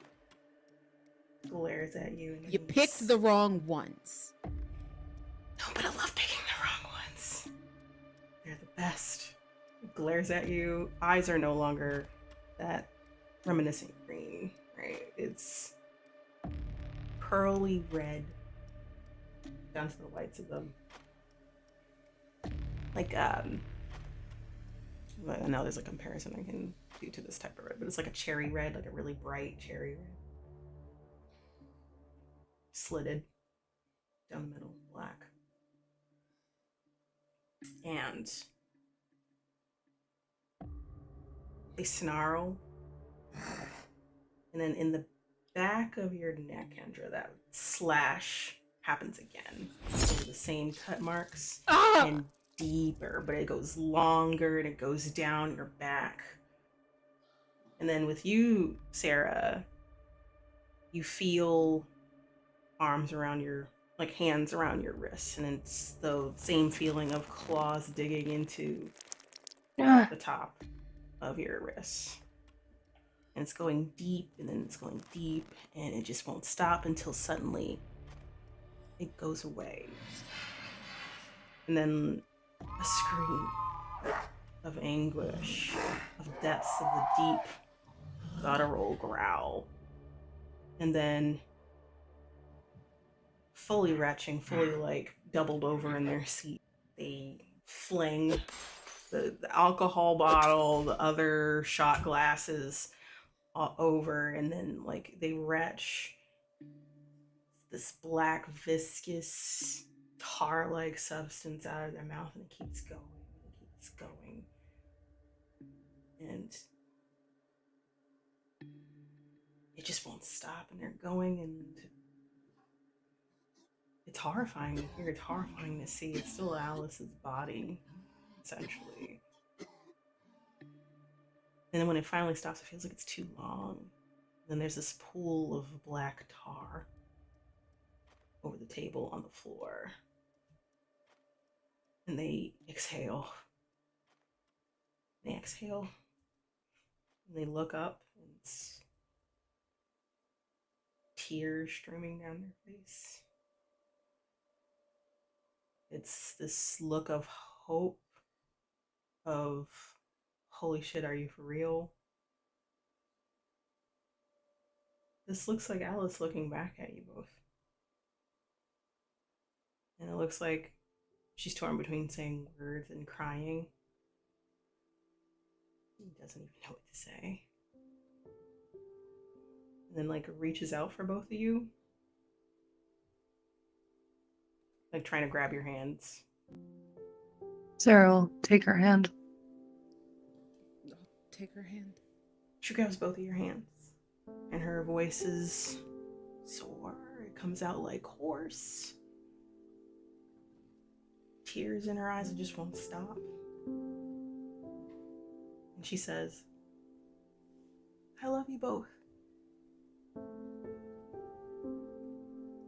Thank you. She squeezes. And you see her fade to light, streaking across and raising this brilliance.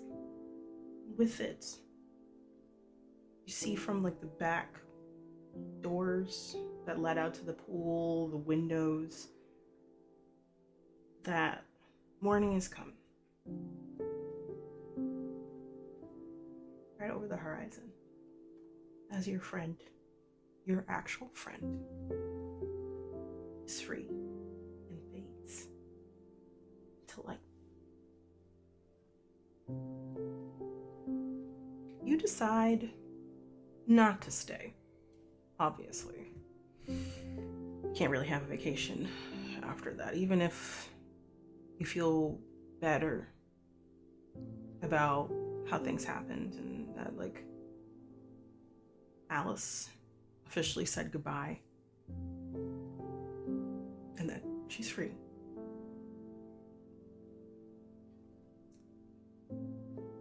You can't have a vacation like this. And maybe you shouldn't have in the first place. Like this was supposed to be all three of you. Maybe next time you plan something, it's just the two of you, meant for the two of you. Whatever that might be. But you have a lot to process. When you get back to New York and you go back to your lives, I would say that when you get a phone, Sarah, Marco is like, what the fuck happened to you kind of situation. So when you get back, the first thing that you see them like typing and like nervous, like waiting, and because like there's someone like manning it for you, it's not closed. Um, and Marco comes up and like inappropriately or appropriately hugs you because like thought you died. She'll hug him back. Yeah, Yeah. and just like, what happened to you? Look at you kind of situation, and you probably either give him the details or like, She'll ask, "Do you have your laptop?"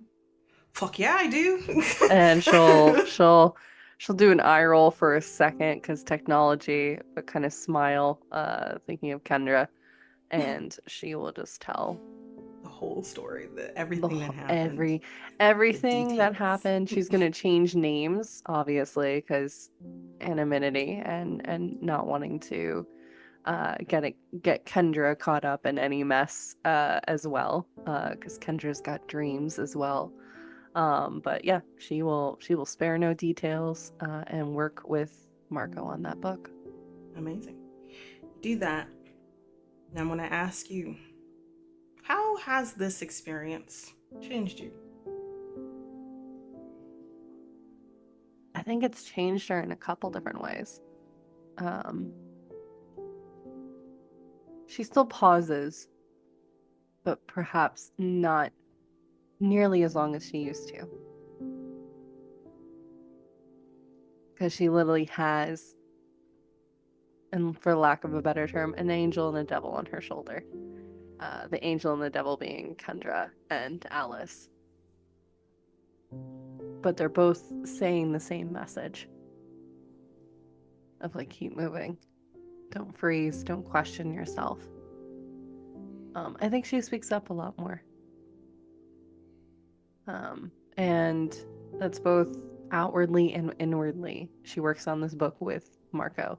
She puts out her own book as well. And, maybe her and Marco bond over that. And maybe there's more to their story as well that is yet to be written. I think she also takes more time to voice her appreciation that she has to her friends, both Kendra as well as Alice, and paying tribute to them both. And whether they are actually there or not, or Kendra's on the phone with Sarah, Sarah will verbalize it every single day, just saying thank you. And finding the little ways to show appreciation. And not letting the legacy of any of their friendships die on that island. Amazing. Kendra, when you get back from vacation, you want to like meet up with Sarah later, but you do need a moment to yourself, I imagine. I either imagine you decide to not go immediately back to work and taking a moment to yourself to really be by yourself here, or you come back to work but you take a moment to really enjoy the bliss of just zoning out and doing work. Maybe it's a little bit meditative for you. What do you think?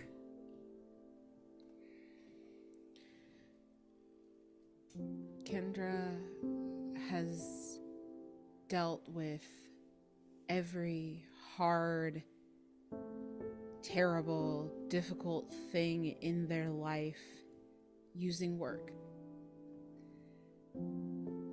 Diving into it, whether it's books, whether it was book it and getting more pizza vouchers than they could ever hope to eat because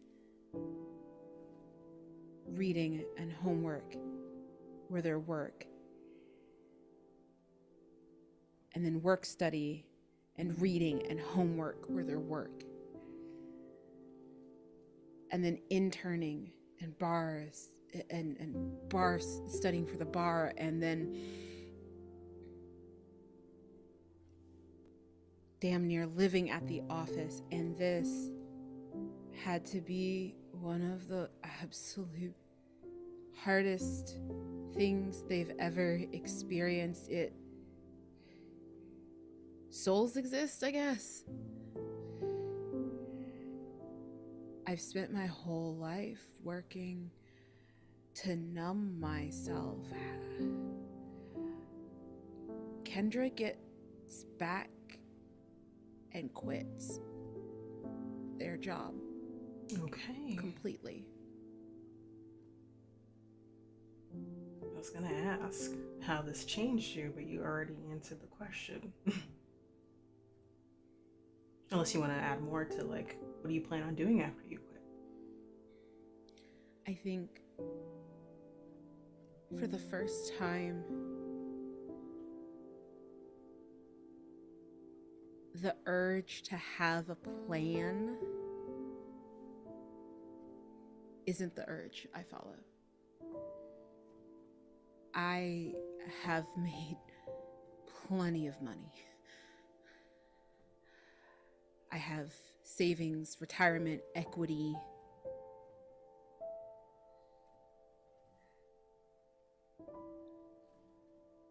I'm gonna take a page out of Sarah's book. And I'm gonna pause for at least a year.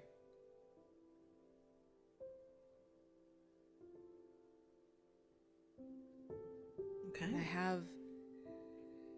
have a new respect for Sarah. Sarah was always, we were friends, but Sarah's kind of a third wheel. The quiet one, the timid one, the pathetic one. On a bad day, on a mean day. There's a reason why being a shark of a lawyer came easy to Kendra, and it's not always a good thing. And I realize that now, and I realize that being able to pause isn't always weakness. And I think Kendra allows themselves to soften and also apologize to Sarah.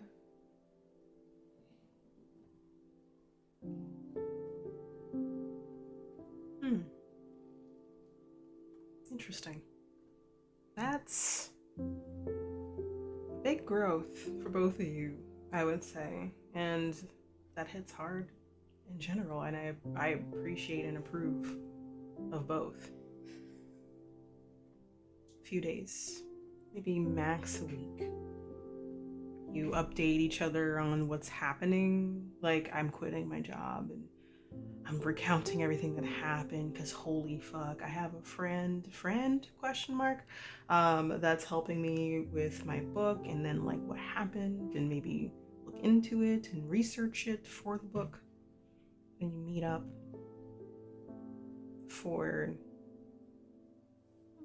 let's say, like late lunch one day, and it feels light, and you don't feel guilt anymore. It's not there. If it is there, like, it's not as heavy or pressing or suffocating. It just is the reality, but you have owned up to it, to yourselves. Now you can try to start moving on past it. You are laughing with each other. You're reminiscing about Alice. You're talking about plans for the week, for the month, for the year, whatever that is. And it just feels like two friends instead of like two friends missing a third. And as y'all are talking and laughing, someone is watching you from the corner of the room. Dark silhouettes, newspaper,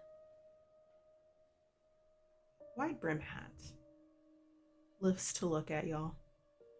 And over the top of the newspaper, The audience sees deep, bright, well, light, cherry, red eyes, slits, raised eyebrow, deep smirk before looking back down at their newspaper and adjusting it before continuing reading. And that's where we're going to end today, everybody. Thank you all so much for tuning in to this wonderful chapter, which is chapter 7, Three Musketeers. I have been your keeper, your storyteller, your director this evening, Ambrose. I go by any all pronouns. And we're going to start with you, Lamia. Tell people who you are, where people can find you. Hi, I'm Lamia. I've been Kendra, and you can find me on socials. It's a scavenger hunt. My handle is not the same anywhere. Good luck. You can find Mental Woke on Twitter, Woke Mental Wellness on Ko-fi, and that's also the podcast. I'm working on a new season, hoping to have that out by the beginning of 2025, perhaps. And then Blue Sky is, I think, Intersections CCH, and Instagram is Intersections LLC. So good luck. Nice. It is a scavenger hunt. And you, Jordan. Hello, I am D&D Jordan Lee, she, her, they pronouns. I have been Sarah. I am an award-winning storyteller and storyteller and producer for the award-nominated Ampistrano, which is an all neurospicy, mainly ace cast homebrew actual play that airs on Saturdays at 12 p.m. Pacific, 3 p.m. Eastern. I also do a lot of content creation and streaming on my own channel and comparing aspects of video games back to TTRPGs, mainly Dungeons and Dragons, but every now and then we like to venture into other stories as well. And I am also the creator and one of the lead organizers for Games for Change, which is a charity initiative we do 2 to 3 times a year to raise money and awareness about various causes. Our next one's going to be coming up soon, so just keep an eye on socials. Unlike Lamia's Chaos, I am D&D Jordan Lee everywhere, and Ampistrano D&D everywhere. So you can find me across the universe webs. Also, this is Salem, who has been my background actor this entire time. But thank you so much, Ambrose, and to Lamia. This has been so much fun. Terrifying, but fun. Oh, good. Then I did my job. Hi, everybody. Yes. I am Ambrose. I am the creative director and founder of Other Cider Studios. I'm an award-winning TTRPG performer and storyteller. This is the home of the award-nominated, so far, Arcane Core series, which we're still participating this year in the Audio Fiction World Cup, which we'll see how we do in terms of numbers soon. I'm really excited for that. I am going to be in Bad House RPGs, Midnight Rush, which we just started recording, and whoa, immediately, whoa. Was not expecting it. It's amazing so far, and we've only done one recording, so we'll see the next part and where we go, because my lord, I cannot wait. There will be other projects that we are going to be doing soon, but let's see how the year goes. Let's see what we got planned. But this project so far has blown me away, and everyone is doing a fantastic job. These two have been phenomenal, absolutely. They made me cry. Yes! I think this is the first time I cried, I think. I'm trying to think. I was just like, I think I got close one other time. So thank you. Target unlocked. Achievement just pops up over your heads. So In true 90s, early 2000s fashion, who's the demon now? Let's go. My God. Anyway, y'all have been amazing. Please follow these two amazing people and follow everything that they're doing and what they're up to.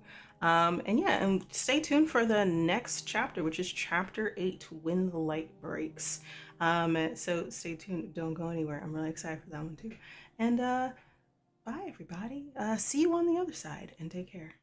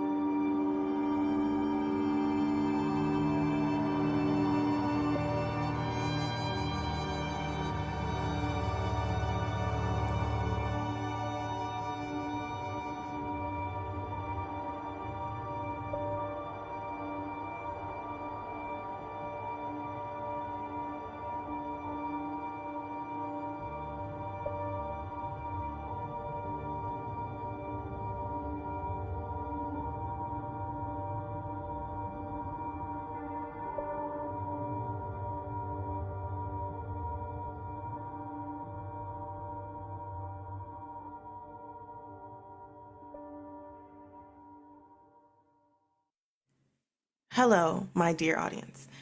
Before we dive into this chapter, I wanted to note some disclaimers and content warnings for your awareness. There'll be the usage of background music and sound effects that will recreate the effect and illusion of jump scares. Further content warnings include body horror, frightening and intense scenes, loss, depression, dark themes, potential character death, potential betrayal between characters, background emotional abuse, obsessive behaviors, fatal attractions, and illusions of toxic and abusive relationships. Viewer discretion is advised. Thank you, my dear audience. And now, enjoy. Hello, everyone, and welcome to the Melancholy We Weave. I am your storyteller for this evening, Ambrose. And tonight, we will be telling this tale of horror using the game Quietus by Ollie Jeffrey of Sinister Beard Games. This series is melancholic horror anthology in which each chapter will follow different pairs of characters with backstories dripping with heartache, grief, guilt, and sorrow. These unfortunate main characters are actually trying to push past their traumas while utilizing scars within their own psyche to combat an unknown horror that pursues them. Just so you know what you're getting into here, dear audience, these particular stories are not of heroes trying to overcome some evil with the power of will. This will be about broken, hurting individuals clawing out of the depths of an unknown nightmare by the skin of their teeth. Will hope tease out of their grasp, or will they be able to elude dread before it consumes them? We turn the page on this anthology and it lands on this tale, Chapter 4, Artist's Block. Andres is gone. Your muse is gone. Art rivals and friends Jude Cassidy and Alden Lowe have hit a rather rough creative blockage because of it. They are frustrated that one man could hold so much power over their abilities. They loathe him, adore him, crave him, miss him. But what happened to Andres? Was he an actual flight risk? Ran away to start a new life somewhere new, like Jude believes? Or is he dead, buried and lost by someone unknown, like Alden believes? Nevertheless, they are suspended by an unknown, and a much-needed creative retreat for the two friends will do them some good. They go to Jude's family home, repurposed into an art studio and a collaborative creative space to get their minds off of everything. The art columnists, the disappointed fans of their work, the weight of Andres' missing persons report, everything. But some weird stuff is happening around the modern contemporary cabin in the woods off on the West Coast. A window has been broken out from the inside, and Andres' custom watch sits on the kitchen island suddenly without warning. What does this mean? Is Andres here somehow? Did one of them pull a prank on the other? A really cruel prank? Or is something messing with them, alone, in the woods? Let's not assume anything, dear audience, okay? Let's hope that, this is just a normal creative retreat between friends, that's what this is. So let's introduce our main characters at the table, shall we? Let's start with Arthur. Please introduce who you are, your pronouns, your character and their pronouns, and a short sentence about your character's thoughts on Andres. My name is Arthur Wells, also known as Werewolf BF. My pronouns are they, them. And I am playing Jude Cassidy, pronouns he, him. And I think Jude is, I feel like it's become frustrating how much I still hold Andres dear, as I feel that my artwork has not been at the same level. It feels like my temperament has not been the same, and it's frustrating how much of an impact he kind of left. Hmm. That's heavy. I'm sorry, Jude. But also, Narr. About your character. Introduce who you are, your pronouns, your character and their pronouns, and how Al feels about Andres. Hi everyone, I'm Narr, they, them, and I'm playing Al Lowe, Alden Lowe, he, him, and I feel like Andres was a missed opportunity. Oh man. Just that sentence? That's a heavy sentence. Oh my goodness. Okay. Whew. Already starting off strong.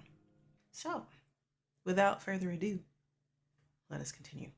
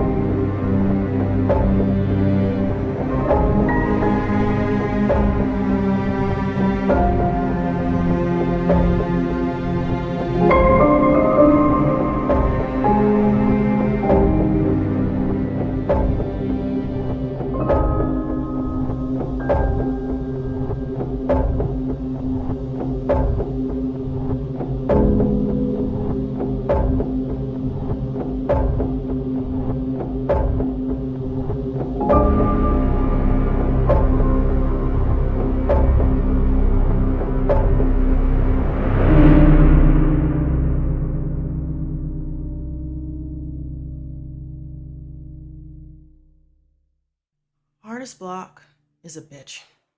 This may be the first time you feel such a creative blockage like this. Not even when you both were struggling artists. Not even when your art professors harshly critiqued your experimental pieces. Not even since you realized you wanted to be an artist. So this has been difficult. And you both, Alden and Jude, don't want to state the reason out loud. You don't want to talk about Andres, or the hole he left in your lives so suddenly. You don't want to think about how much weight and impact your muse had on not only you, but your art. How could just one man, a beautiful, striking, kind, passionate man, rattle your bag so much? You were forced to think of him the other day, however. Having enough and tired of the verbal lickings you've been getting from the artist column in the New York Times, you both decide to take a bit of a creative retreat for yourselves. Surrounded by nothing but your art and each other's company, you both travel to Jude's contemporary art cabin in the Pacific Northwestern woods. It has been a relaxing few days into the retreat, but despite your efforts, it seems Andres and his absence cannot be forgotten, despite your efforts. Jude, you've been sitting in the same spot for a bit, on a stool in front of a canvas within the main living room area. This space has been transformed from a normal family gathering place that you grew up with to a collaborative art space. Gentle music plays in the background. A glass of wine sits next to you on the side table, along with a custom wooden painter's palette with oil paints, something you're experimenting with. There's also some watercolors and a glass of paint water next to it. At this point, just a comfort. Watercolors are your tried and trues after all. That canvas in front of you isn't quite blank, however, since you have made some attempts at painting something not too long ago.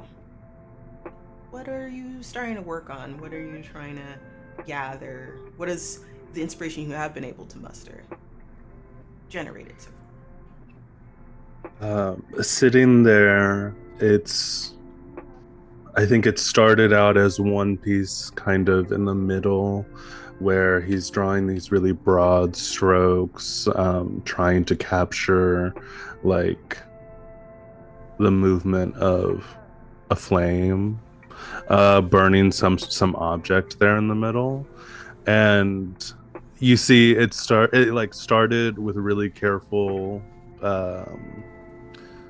brush strokes, and they start to get kind of messier, and he starts moving more into sketching, and you see that he's kind of given up on this as a piece. And like up in the top left, he has started like sketching out like thumbnails for like accompanying pieces on the left and the right, trying to think about the idea of like a triptych kind of art piece. But that has all been kind of pushed to the side. As you see, he's picked up a pencil, and just like very small on the canvas, he's kind of just started despondently sketching random features, whether it be like a nose that he's drawn like 15 times, or like a mouth with like really big teeth, like very just like straight up just caricature like pieces. And he's like kind of given up on the painting, and he's just like at this point kind of doodling, it would seem. Yeah, interesting. So it starts off as the middle center was where you were starting the piece, and then you're like, nah, I'm just going to utilize the rest of the space to just do practice work doodles and stuff like that, just to get my mind busy. So while you're doing that, you're probably leaning in close, you adjust your glasses. Can you describe what Jude looks like? Definitely. Jude is sitting there, and he is sort of mousier, like a bit of a skinnier guy. He has short-ish hair on top, where he's like just short of middle parted it, has those like little bit of hangy parts, like his bangs in the front. And he has round smallish glasses that he wears low on his nose. He has like dark hair, and he is wearing just like a classic kind of Henley on top, but then like Carhartt coverall, like navy blue Carhartt coveralls on top of that. Mm-hmm. He's taken off the like top part and just tied it around his waist. Yeah, okay, I thought so. Yeah. I was getting that vibe. And just the biggest sock. Like this entire house is hardwood floors, and he's wearing the biggest, fluffiest, most dangerous socks he could be right now. Oh man, so just sliding, just like slippery. Yeah, it's very. Oh man, I'm not gonna use that later. So a gift to you. It's cold up here. I appreciate that, and that's true. That is true. It's very cold in this area. Even if it's like warmer weather, it gets cold during like night times, like low light, like when was it, low sun sometimes. This canvas, like many others this week, stand unfinished as you look over the top of your canvas and up and over at the window wall overlooking the valley behind your house. One of those windows, the topmost one to the right, has been quickly fixed about 2 days ago. Still a little spooky. The fact that when you arrived after traveling into LA airport, staying a little bit, and then driving or taking the train up to get to this cabin, upon approaching, seeing that topmost window broken as you enter into the house, and you realize it looks like it was broken from the inside out, kind of reminding you like as if like, oh hey, a kid threw a ball and threw it out kind of situation. That's kind of what it's reminiscent of. You look around and no one's really been here. It doesn't look like anyone's taken anything. It doesn't look like anyone's been here. You know, sometimes kids like kind of squat sometimes and party in the woods, but it looks pristine last time you checked. You get it fixed. You call someone to fix it for you, but and it looks brand new. They did a wonderful job, but it still kind of sits odd with you. But weird stuff happens all the time. Like maybe the house was settling and it shattered or something like that. You're not sure. He kind of stands up and walks over to the wall of windows, looking out over this like kind of valley. And the one window that got replaced, the tint is just slightly different on that one. And so you see like the wide shot, and he just kind of moves into this like just tiny bit darker window space and stares out over the valley. And just absorbing that, looking at the valley, taking a moment from your doodles and sketches over a piece of work that will never be officially finished, and you just stare. Alden, you had sat opposite of Jude, so like it was kind of like you're both facing each other, but you can't see each other because your canvas pieces are big enough to block. Your canvas is a bit further along than Jude's in terms of like composition, and like it didn't it might have devolved into something else, but like theirs was doodles. Though it's not really about competition or progress at this point in time, it's more along the lines of who's further past their blockage or not. And to be honest, any development would be better than being stuck where you are. You have a mixture of materials and paints, oils, acrylics, deep colored tones, but for some reason your signature color, ultramarine, isn't here. You're trying to do something else. Maybe like this color has not done well by you. Maybe this will be the trying something new bit might be what you need, is what you're thinking. Next to this is a full glass of, well, half glass, because I've been drinking, of bourbon whiskey. Neat. And an ashtray with a still burning cigarette resting within it. What are you working on? An attempt at a still life. This is not Al's norm.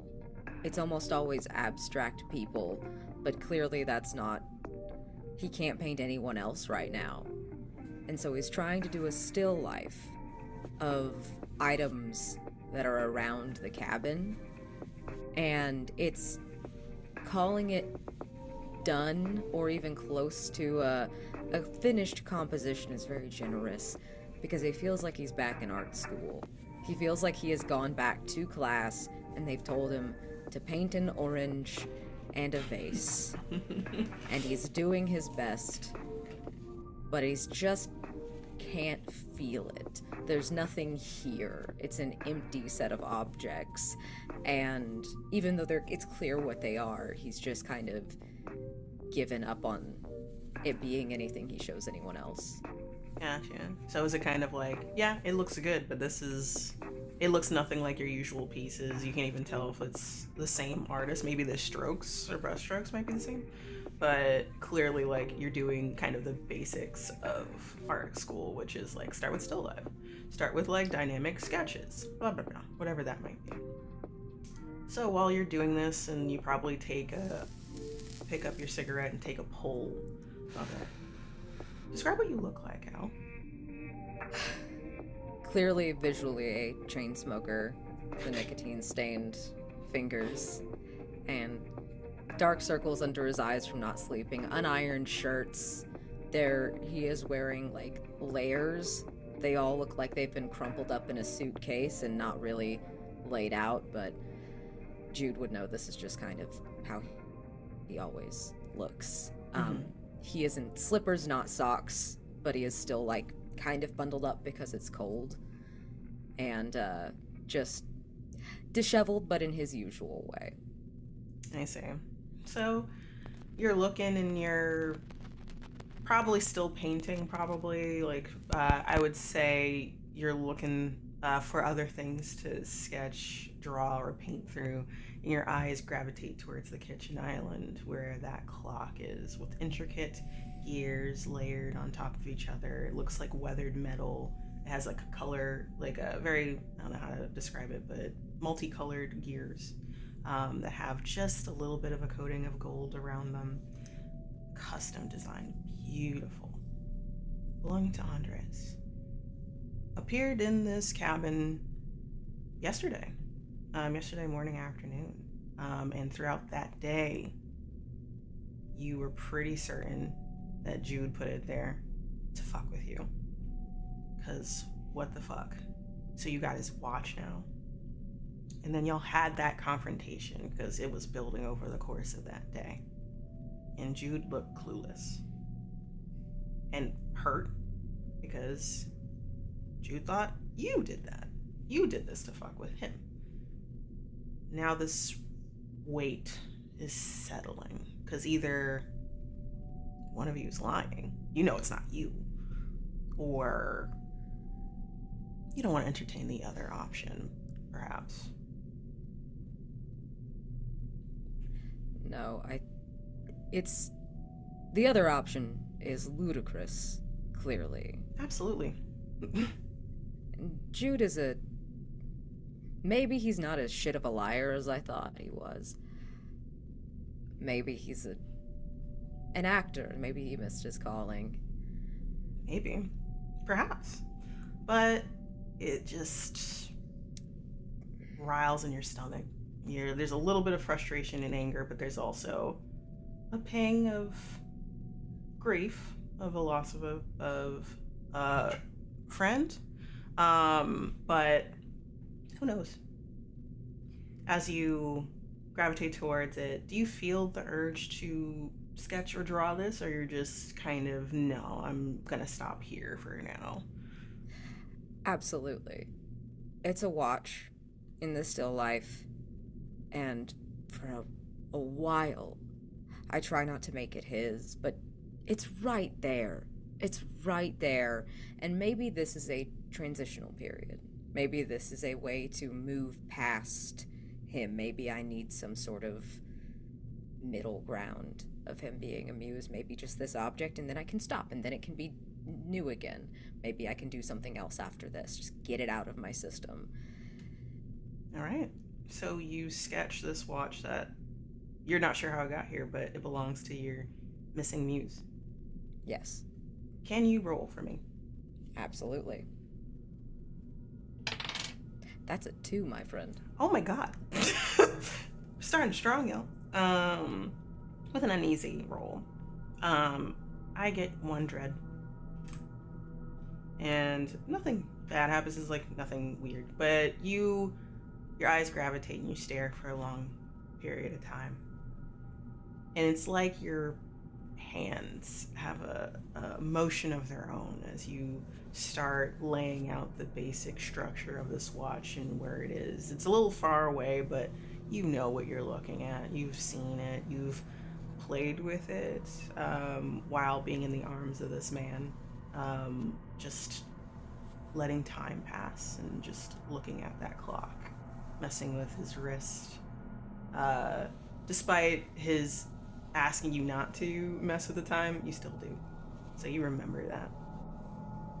And you just flow, and it starts to feel like that blockage is gone. And it just feels so good. It feels natural. This is what you were waiting for. This. But it feels like it's overflowing out of you. Like you can't stop. Can you roll again? Absolutely. That's a 4. Better. A lot better.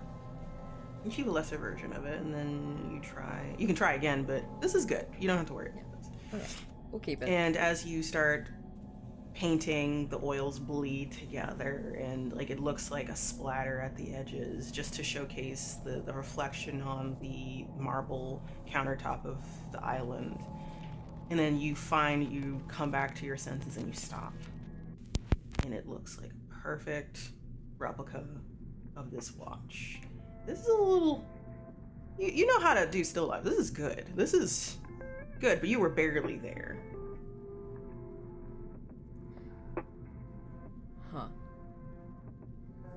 Just lean back and finish the cigarette in one just like really long pull, and then light a second one and just kind of look at it and wish the rest of it was this good. Because if the rest of the painting was this good, then I would have maybe something. And we just watch him stare at it for a long time. Okay. Jude, you're staring out the window. You haven't really noticed any of this because you're not bothered with what Al is doing. What are you up to? What are you looking at? What are you thinking? Oh. Alden is looking out, and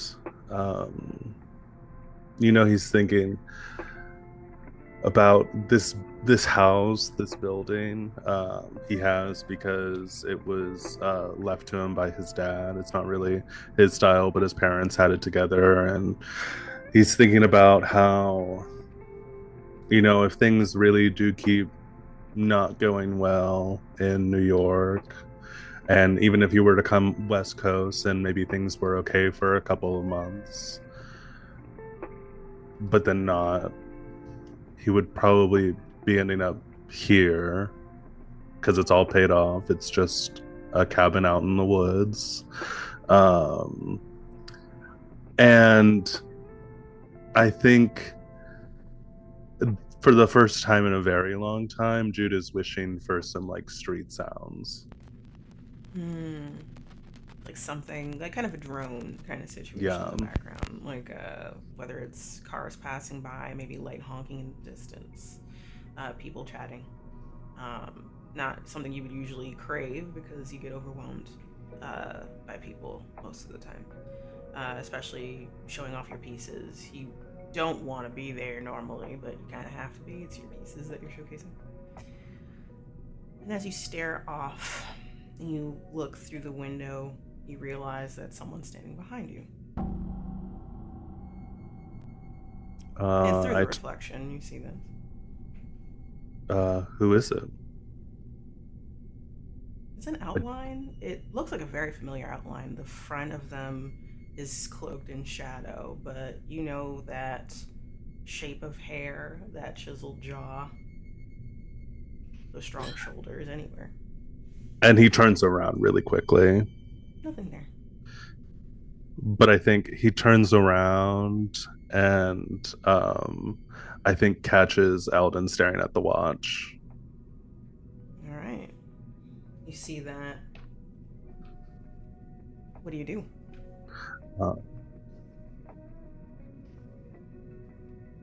How's still life coming? Oh, it's going. How's yours going? It's not. Yeah.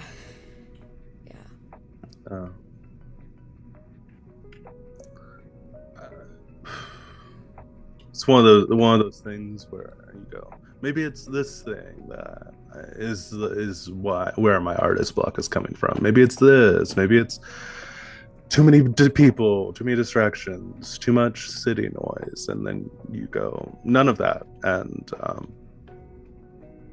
you can take that off the list of possible reasons. You and I both know why.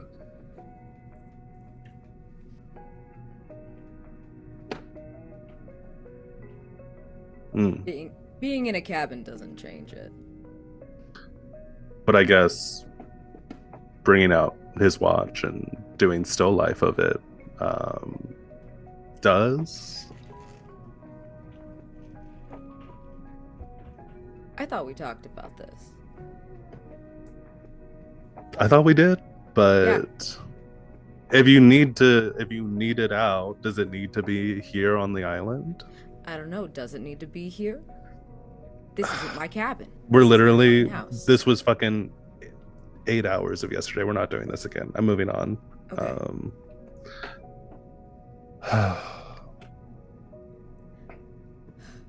I'm allowed to paint whatever the fuck I want. Sure. So are you. Sure. You know what? Maybe I'll paint a watch. Do it. Go ahead. Maybe we can compare notes. And Jude just kind of like twists on the spot and goes and sits down at the canvas and swaps it out.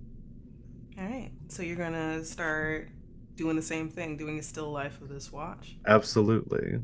What medium are you choosing to go with?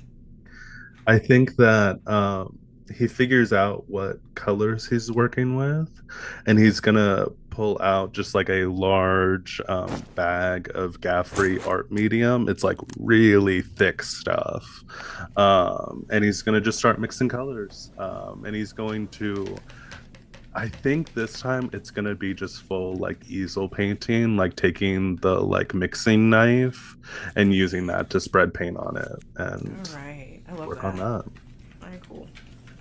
So you're kind of out of spite at this point. It feels like you Yeah. grab the bag, you like get an easel knife, you're mixing colors, you're And doing it's the like whole thing. it's gonna be like really close up. Like the majority of the canvas is gonna be just the watch face. Yeah. Mhm. Cool. I love this. Is this like a new easel, like an entirely new? This is a fully new canvas, yeah.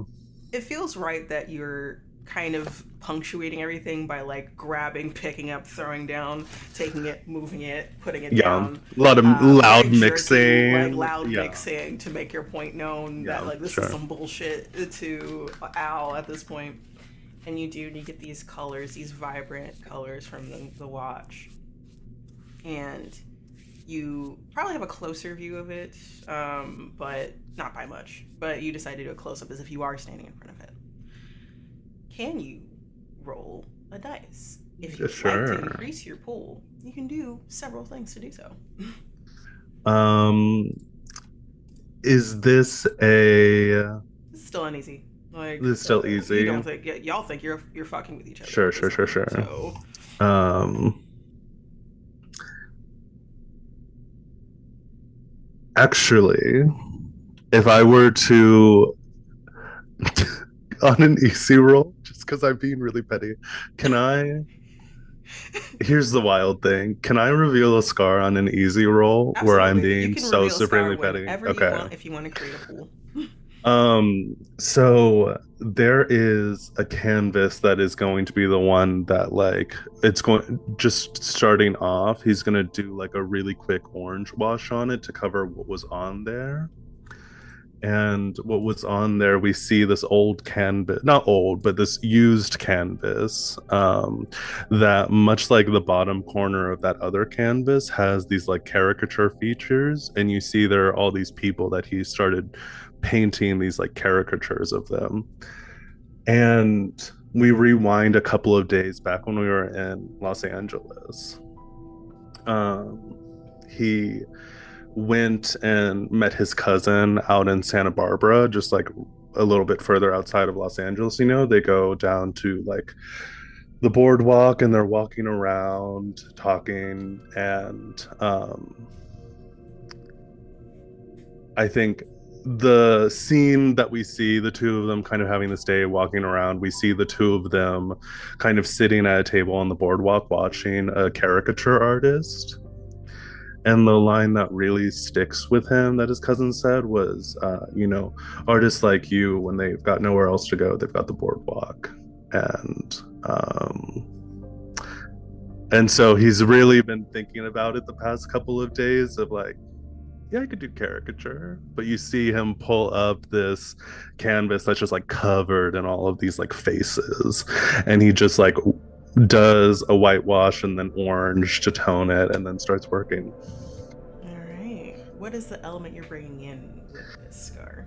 I think the element is that idea of the like, not only is this being kind of petty in the moment, which is just what the basic role is, there's like that bringing in of like, this is the thing, like there is not another option, I think. And so kind of like convincing himself that this is not just about being an asshole to Al, who is being an asshole. This is about like it's a question of, I think, artistic integrity that he's really pushing right now. And so it's like that kind of putting that safety route out of his head. I'm gonna say, because this is artistic integrity, pride to do nothing else. Sure. You can use, that's a very involved element you can use in a lot of ways. So like increase your anxiety by 2 because you just revealed the scar. And it drives up your anxiety to do so. Going forward, if you need to use that element, you can just use it without spending anxiety, so you're fine. Okay. Cool. So that's 2 dice you can roll now. Okay. 2 dice. Let me scroll down to the list again. So I got a 3 and a 4. So not a total failure. Not a total failure. You got a 4, which is a mixed success for uneasy. Sure. That's really good. the character achieves a lesser version of their goal, or they can try again at a tense. So, doing good. You're fine. You there's a bit of pettiness, frustration at Al, but there's also, yes, your cousin was trying to be nice about the options that you have, but it kind of is a little bit of a slap to the face, knowing where you came from. Of like, hey, you were in galleries, you're selling work, people are talking with you, people want to talk with you. And then going to the boardwalk is kind of like do you not know who I am? There's a sense of pride here. And you, with frustration, mix your paints, do an orange wash, get started. And that same feeling takes over of finally the release, the flow state takes over.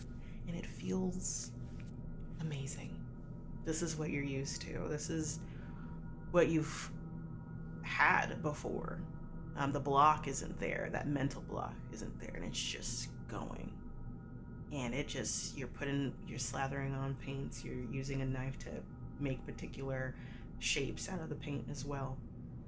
It's looking good. This is the first thing you've made that felt good.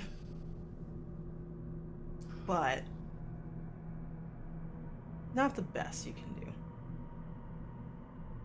And after like a halfway point of setting up, you stop. So it does look still incomplete, but it is a good start.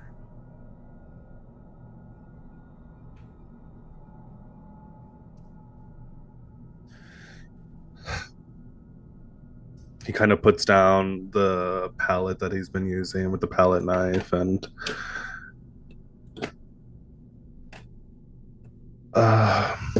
Al, sorry, have coffee? Anything?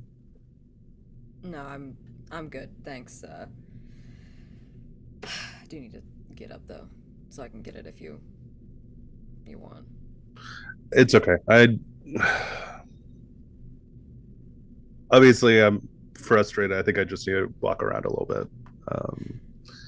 Yeah. So are you taking an artistic break from the session? Taking a little bit of an artistic break from the session. All right, cool. What are y'all? So y'all are probably, one of you said like, I'll get the coffee. No, I'll get the coffee for you. Like, now I need to get up. So you both kind of get up at the same time, awkwardly. And you start going towards the kitchen where the coffee pot is, and it has old coffee from yesterday. And I'm gonna say, Al, you get to it first, and you pour it out and clean it out to the pot and get some fresh grinds of coffee. And yeah, y'all just had a moment. Y'all are still kind of upset with each other. But now it's like awkwardly quiet because now you're acting like you didn't just do that to each other. What are you doing? Really glad to have something to do with my hands, and just, I've never found coffee more interesting than right now.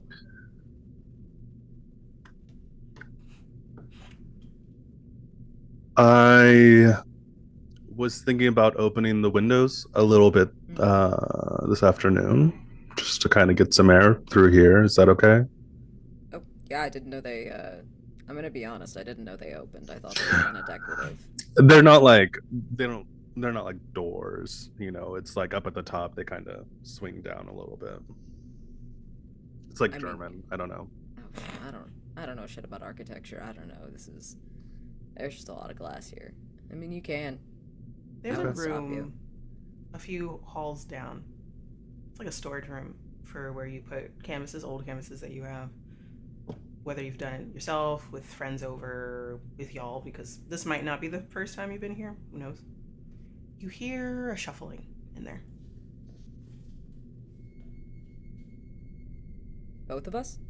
Both of you. How big? What kind of shuffling? You want to find out what kind of shuffling it is? You have to walk closer. I think first I look over at Jude, like...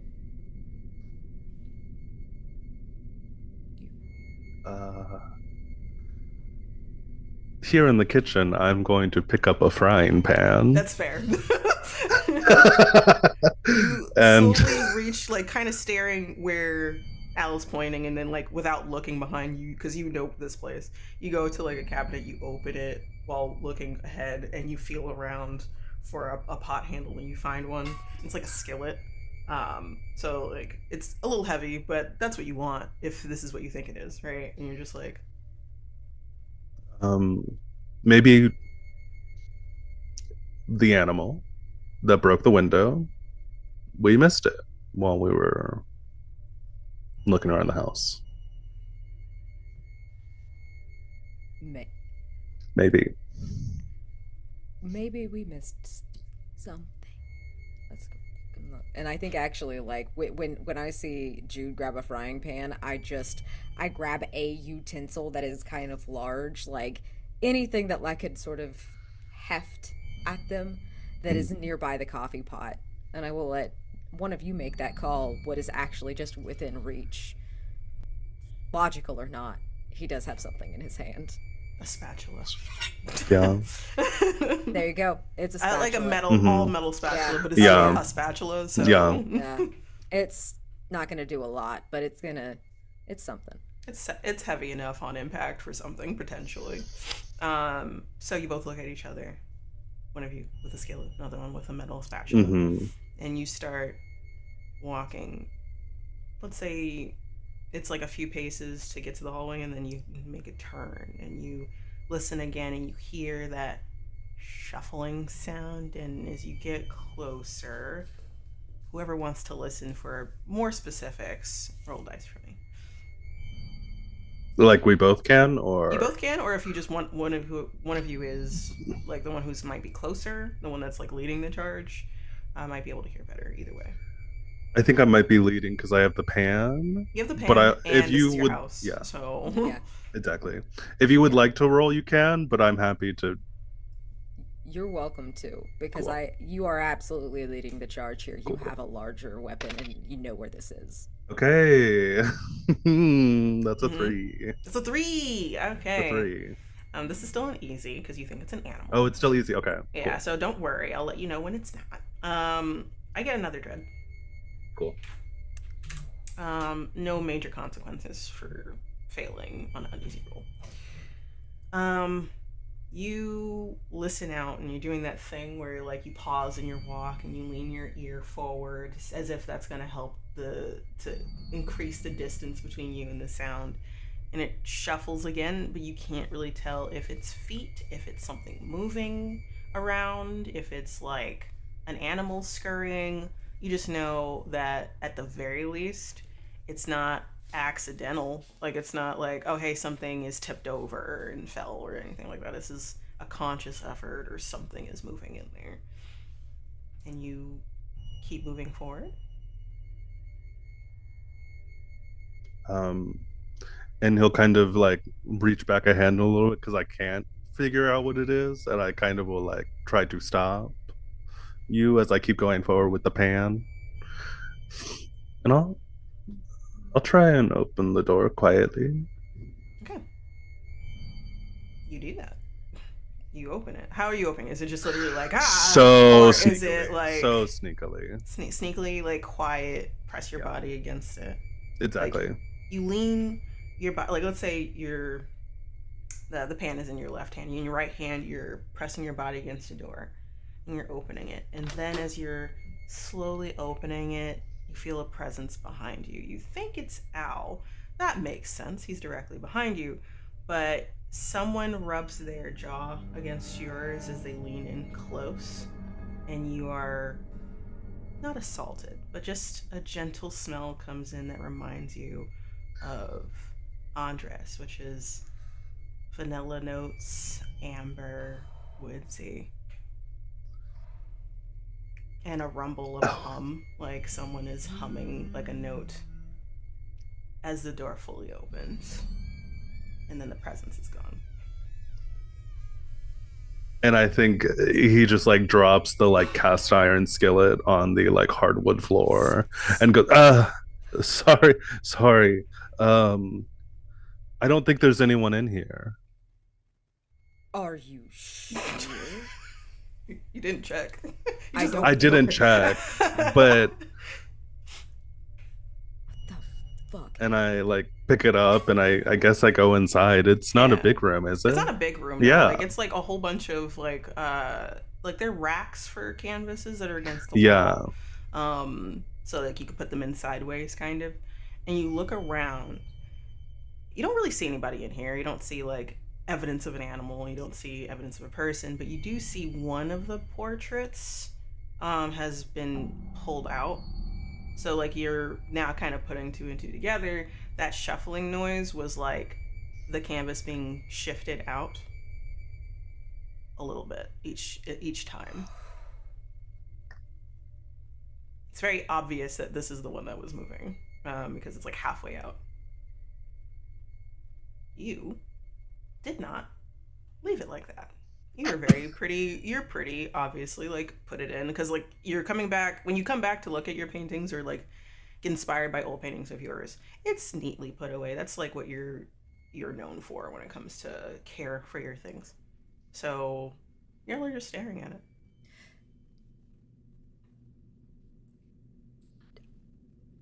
Oh,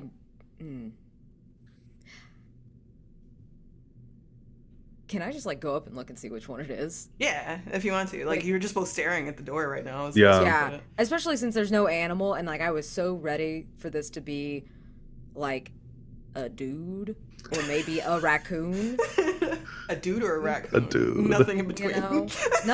Nothing in between. Yeah. These are the two things I thought it might be. Actually, dude and raccoon is kind of a rectangular square situation, but we'll come back to that later. Exactly. Completely. And this is neither. And definitely neither did this, because that's wild. And I think even I know Jude puts things back. Yes, Yeah. you know, for like they are very meticulous, or he's very meticulous about putting his paintings once they're done away, climate controlled room. Like oils don't melt; they're kind of separated from each other. They have to be. This won't do any damage to it, but there is a chance of accidentally bumping into it if you're not careful, kind of situation. So yeah, you go up, you look at it. Yep, just I walk right past Jude wordlessly to go look and see what this is. You reach for the painting and you carefully pick it up and pull it out, at least like enough to see what it is. And you see Andres's smiling face. Jesus fucking Christ. And it's gorgeous. This is one of the better pieces that he's done. It's a year ago, 2 years ago. It's just for his private collection. Like you have your own private collection too of stuff that you've done with and without him. And a lot of people love it. A lot of people want it.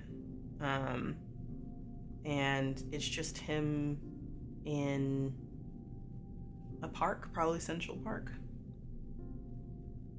Bright, beautiful colors. That smiling face. Those steel gray eyes.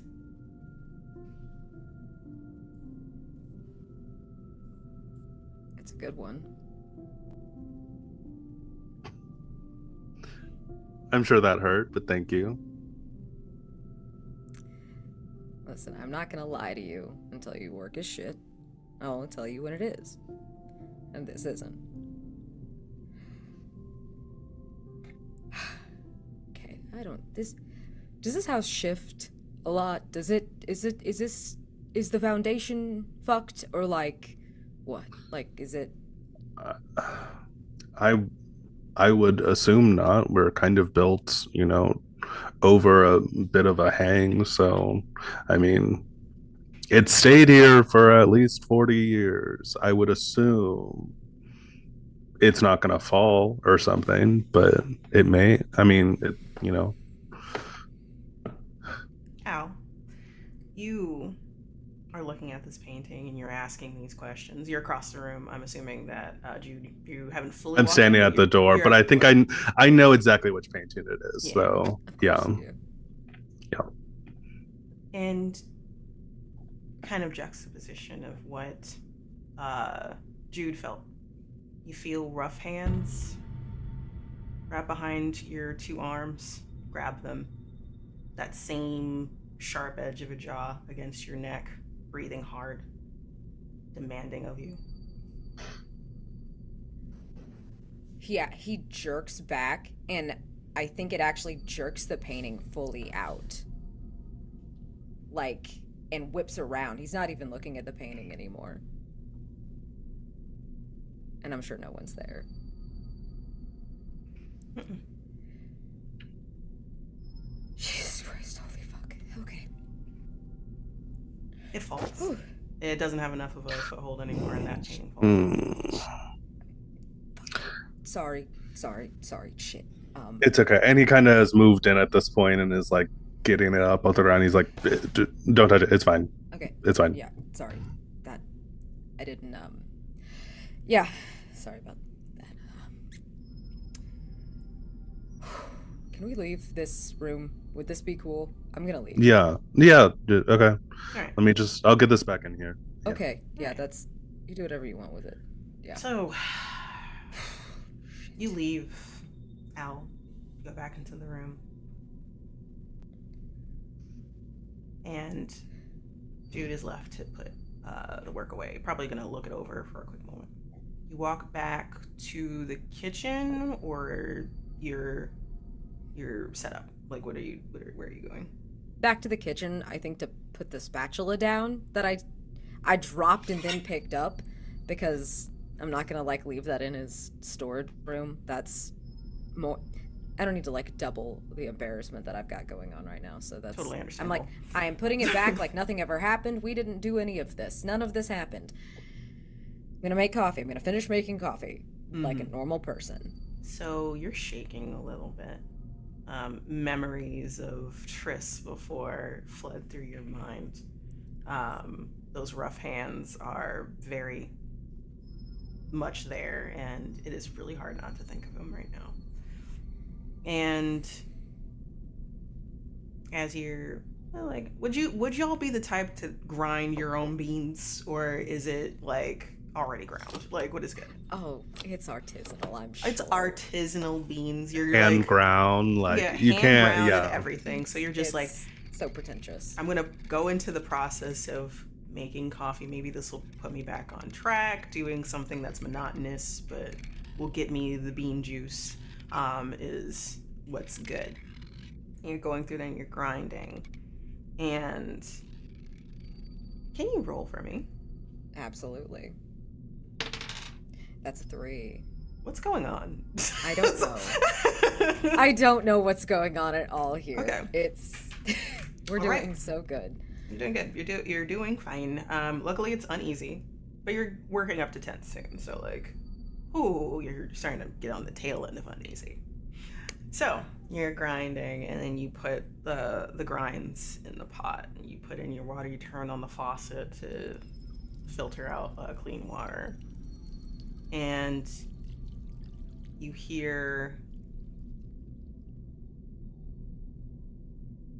a weird noise. It sounds like leaking. Like a leaking noise. Like, not water. You're not sure how to, like, place it exactly. It's thicker sounding than water. From where? Somewhere in the room. It's not where you are, like, not in the kitchen. But you feel something, you hear something leaking down a surface. I think I put the coffee on, but I don't hit the start because that would make a noise. And maybe I can prove to Jude this place is falling apart, and clearly that's what's going on, right? That's what's going on. That could be the case. It could be like there is like some like septic situation of leaking. Exactly. You don't smell that though, but like that's the only thing you could think of that might be leaking that's thicker than water. Potentially. Clearly. So I'm gonna go find it. I haven't turned the coffee on because that's gonna make a dripping sound, and that'll fuck up my whole thing. You got a 3 last time, right? Like that's what that I is. did get a 3.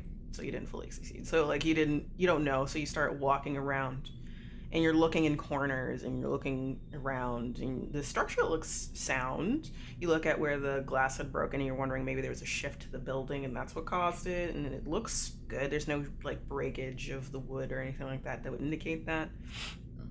And then you start looking around your areas where you both were like making your pieces, your sorrowful pieces that turn into like actual pieces once you looked at that watch. And then you look at Jude's, who really good still life of this watch, giving a little bit of like an extra kick to it. And then you look at yours, and it looks like the leaking is coming from your painting. There's an overflow of ultramarine red and pink that's bleeding down the canvas and overtaking your doodles.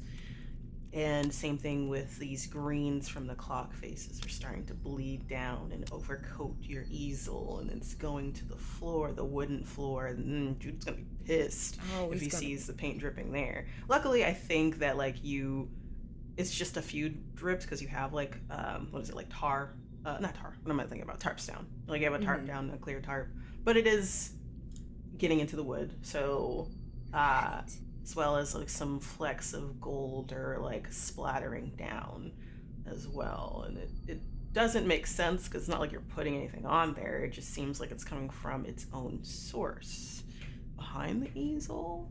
What the fuck? I get down and like wipe up that paint from the floor real quick and try to like, it's like a spilling glass on a surface, like trying to get it and scoop it and stop it. And I'm like gonna figure take out 2 dread to make it 1 to give you a small consequence. So yes. you go to like, oh shit, like I already dropped the painting, a beautiful painting, and then I also just dropped paint on his floors, and like, come on now, you get a piece of cloth that you like, it will wipe it up. You're doing it immediately. It's not like it's gonna sting if you do that. And then you wipe it, and it just spreads. And it spreads more than it should. Like it's like it's like you dabbed the cloth in that paint and smeared it. And then you're like, the fuck? And then you smear again, and you're trying to flip it over to see if there's there's no, and then you try to wipe it up again, and you wipe towards you, and it just gets worse. And now it's flooding in with that magenta colors, and now it's flooding with the gold colors. And then as you're trying to do more wipe through those colors, a hand reaches out and grabs your wrist in those colors and squeezes hard. And you shake your hand and drop the cloth. And it's clean now. You wiped it up just fine. But you look at your wrist and there's mild bruising, and then just in fingerprints on your wrist, those colors are there. I touch it to see if it wipes off, to see if it's even... No, it does not wipe off. Cool. It's just there. If you try to rub it, even a little bit, it's stuck. Is my painting still dripping? No. Okay. It's like it never happened. Yep. All right.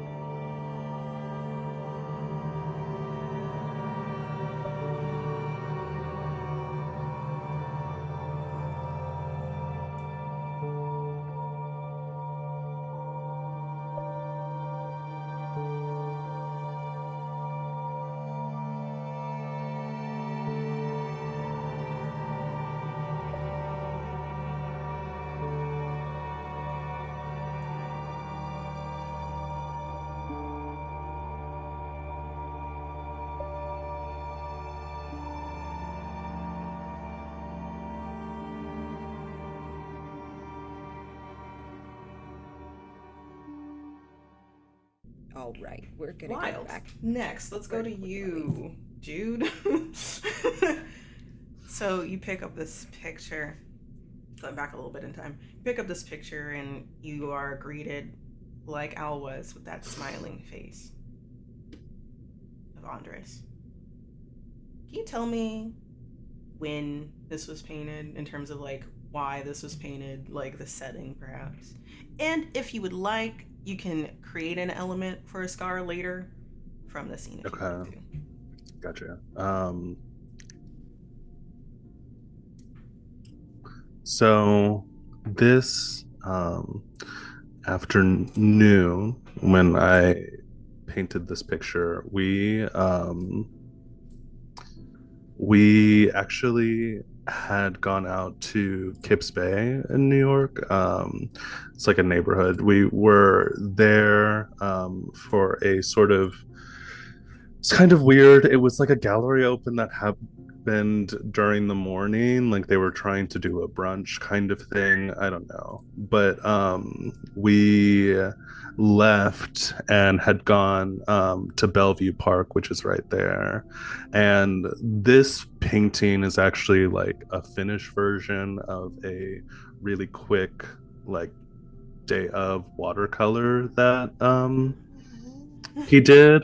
Like, he just had like one of those kind of like Altoid like palettes that he had with a notebook, and they were like sitting kind of just doing little like plein air things. And we spent that afternoon just like there in the park, and it was quiet, it was nice. And on the back of the painting, like tucked into the canvas, is actually the Original watercolor? the original watercolor. It's just like a small, like maybe 3x5, like kind of index card size. That it's still very nice, and it looks somewhat like the final piece, but like the final piece was really like taking this moment and kind of elevating it into a piece. And I think that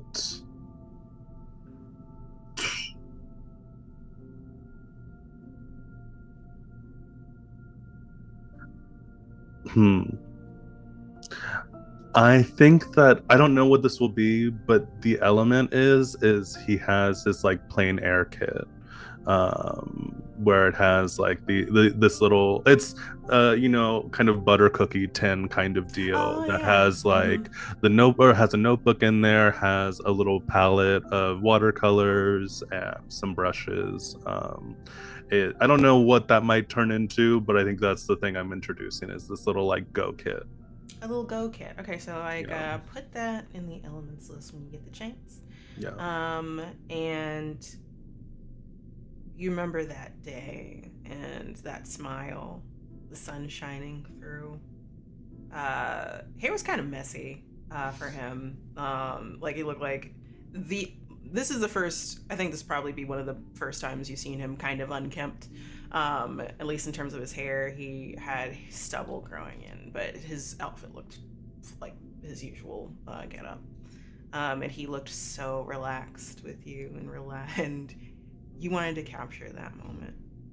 You remember his voice, and you're remembering this, and you see the kit, and you see that original like watercolored page from that day behind there.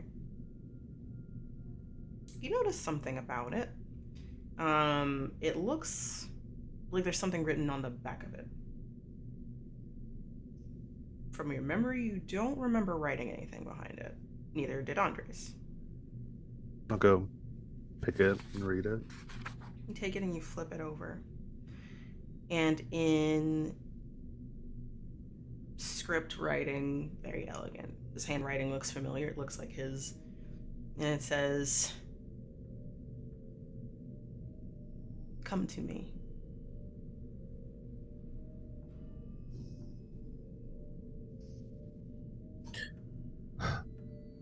I think he looks at the piece of paper, and it's like been a weird kind of stressful, like sort of late afternoon, like we're tripping over each other, there's the noises, and he sees it, and he like crumples it up. Just this original watercolor. There's something about it that like he's already too stressed, and he crumples it up, but then he still puts it in his pocket. Oh man, you crumple this picture, this thing that you like kind of painstakingly just put away and wanted to make sure that you kind of encapsulated the memory. You kind of Yeah. somewhat destroyed the memory a little bit. I think there's a little bit of like I said earlier, he's feeling really frustrated right now that it's like Andres has had such an impact, and it's this like he can see this piece that was like originally just like a little watercolor, all the hours that he put into making this painting good. Mhm. And it's hanging out here in storage, and he's been stuck trying to get any kind of nice art, and the only thing that worked was Andres' watch. And so I think he sees the note, and it's just like maybe it was some kind of thing he left as like a he'll find it eventually, and it'll be like a cute thing or whatever, and I think it pisses him off. And so not enough to get rid of it entirely, but enough to like, oh, yeah, also, fuck you're this. angry with him because like you are still thinking that like he kind of upended his life and ran, and you're remembering that dream too that you had, the last dream you had of him, and it was scary. It was weird. You see like what is it again? It was like glass forest kind of. Yeah, Of, like the glass. like glass gardens that they do for like Chihuly at a bunch of different museums. Yeah. And walking with him, and then him running through it, and it seemed like he was desperate in the dream, but also not sure. And as you're thinking about this and the frustration, he left you. And the note saying "come to me," it just kind of isn't working. Who really wrote? Maybe he wrote it before you put it away and you didn't notice it. You feel strong arms wrap around you from behind, sensually and caring, and pull you back against the chest. And a jaw rests on your shoulders. And his voice says, "I would never leave you. Never." And he takes Why would you think of that, Jude? he takes a really deep breath of that like vanilla and amber again, and breathes out and goes, "This is nothing." And he just like he puts the painting back, and he's like gonna try and move out of the room. God, I can't. You roll for me. He's getting flustered. He's angry. He doesn't know what's going on. Okay. Is this going to be a... I don't know if I'm going to push it. I think I'll just roll this straight. Okay. But I'm going to leave. Actually, this is kind of tense, I'm going to say, because like this is feeling the most real so far of everything that's happening. He said something. Oh, I don't know if I have anything. I think this time I'm just going to accept it. I'm going to try and do this roll. Okay. Because I understand there's like not a lot to work with all alone by your lonesome in this room. Well, it's also just like I think this is the first kind of big swing that he's experiencing, and so it's like just the unpreparedness of it, I think, is something. Let's find out. Let's do it. Bro, y'all are not gonna believe this. Come on, tell me. That's a 6. It has finally happened. So you're trying to like leave the situation, pull out of this grasp that you are pretty certain isn't real, and that smell is just inviting.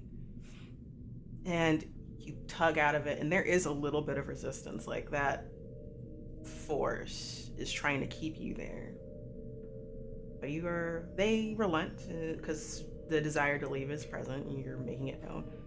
And then those hands slowly withdraw, fingers caressing the sides of your waist as it pulls away. and that smell is just lingering in his nose. And I think instead of even like addressing whatever is going on with Al right now, he goes immediately to the windows and starts like opening the top and kind of leaning them in to get some fresh air into the Makes building. sense. Yeah. Yeah. Getting kind of hot. Getting a little hot. Just a little Yep. bit. Mm-hmm. Get a little hot. All right. So you're doing that. We're going to go back to you, Al. And you're looking at the paint, fingerprints, ridges, like kind of embedded as you're looking. Is there anything you do? Are you going to try to get it off, or are you going to leave it there? I'm gonna go immediately to the sink by the coffee pot and try to scrub this shit off. Like, this is... I don't know what this is, but I'm gonna see if it comes off, because that's the only... Logical is a really strong word here, but... Yeah, it is. We're gonna try to get it off. Okay. Roll tense for me. Alright. I don't think I have it. I'm just gonna roll straight. I think this is the same thing. I don't think it's... That is a 5.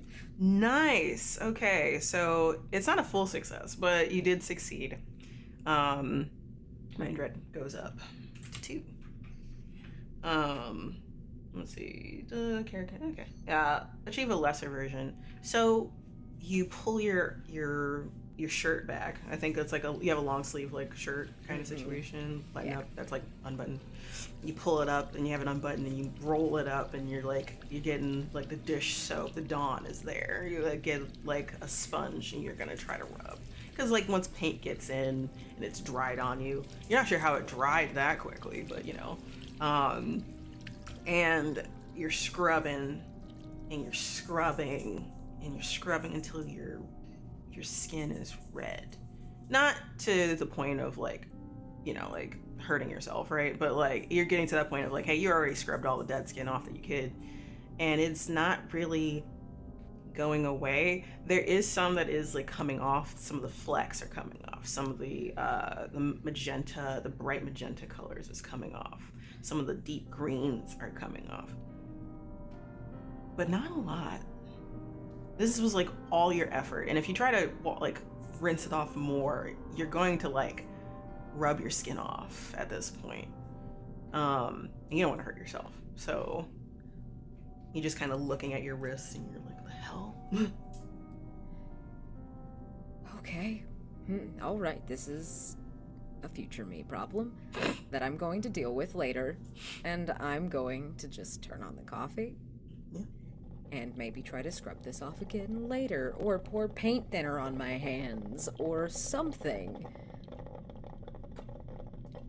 And I look back at the painting again, just to see if there's none of this. None at all. It's all good. It still looks like before the drips happened. The music is still playing in the background. I didn't ask, like, is this like a radio? Is this someone's phone playing Spotify? Is it like... What is it, Jude? I think you would I be... think like it's gotta be. It's an old, like I said, it's an old home that he got from like his parents. It's straight up just like a full stand-up record player. Amazing. There's a long line of shelving that's just records. Damn, I should have asked sooner. Now I can use this. All right, Yeah. so this long line of records. What is playing right now? I can come up with something if you like, unless there's a certain vibe you want to go for. I think so. Jude often picks a lot of like really classicals, like things that people might recognize, but it's not necessarily like the best thing. I don't know. Right now is playing the 1918 Stravinsky's Firebird Suite. All right. Are you thinking of changing the record, or are you just gonna keep it as is? I would say that you're coming out from that storage room for your paintings. as Al has turned off the water, started the pot. Looks a little frazzled, and you also look a little frazzled at this time. And that record is kind of coming to its end. So once it does, it like kind of picks up and slowly pushes to the right, letting you know that the whole thing played.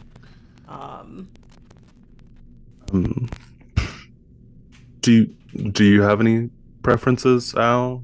I think there's obviously a lot of classical stuff, but there's some jam band stuff, jazz. Anything. Anything would be anything kind of loud would be good. I think it's I don't know, but it's too fucking quiet out here. Loud. Really wild choice. I'm gonna put on some Fish. Just like kind of noisy jam band music for our horror adventure to be in front of. Oh, cool. Yeah. Al looks at you and is like, why do you have a Fish record? You said noise. This is noise. This is technically music. Yeah, it's this is technically music. Technically music. Right. So Alright.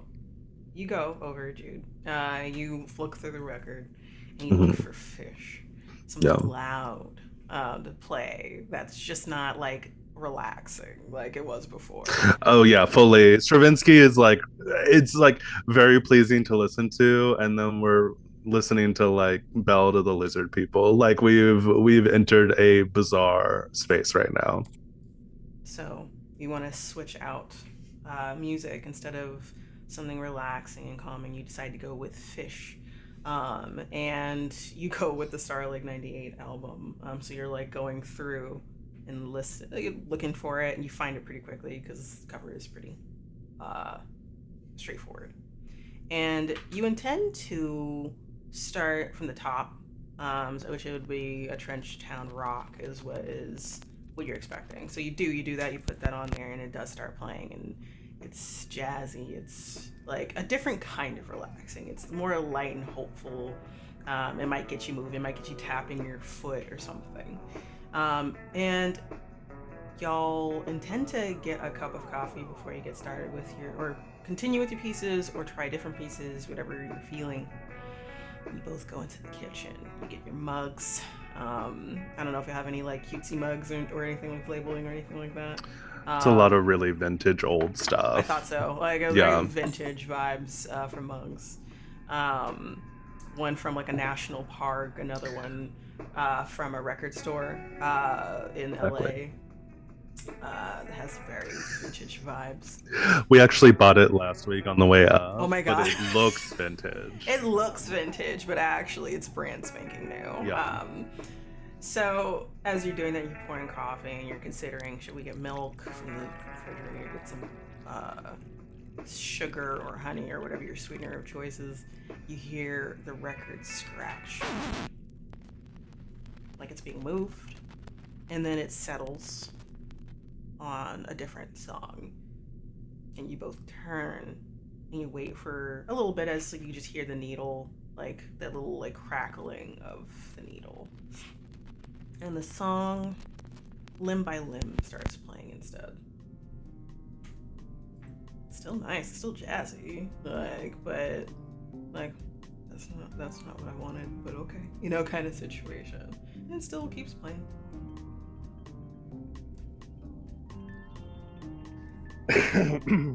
Weird, but it's fine.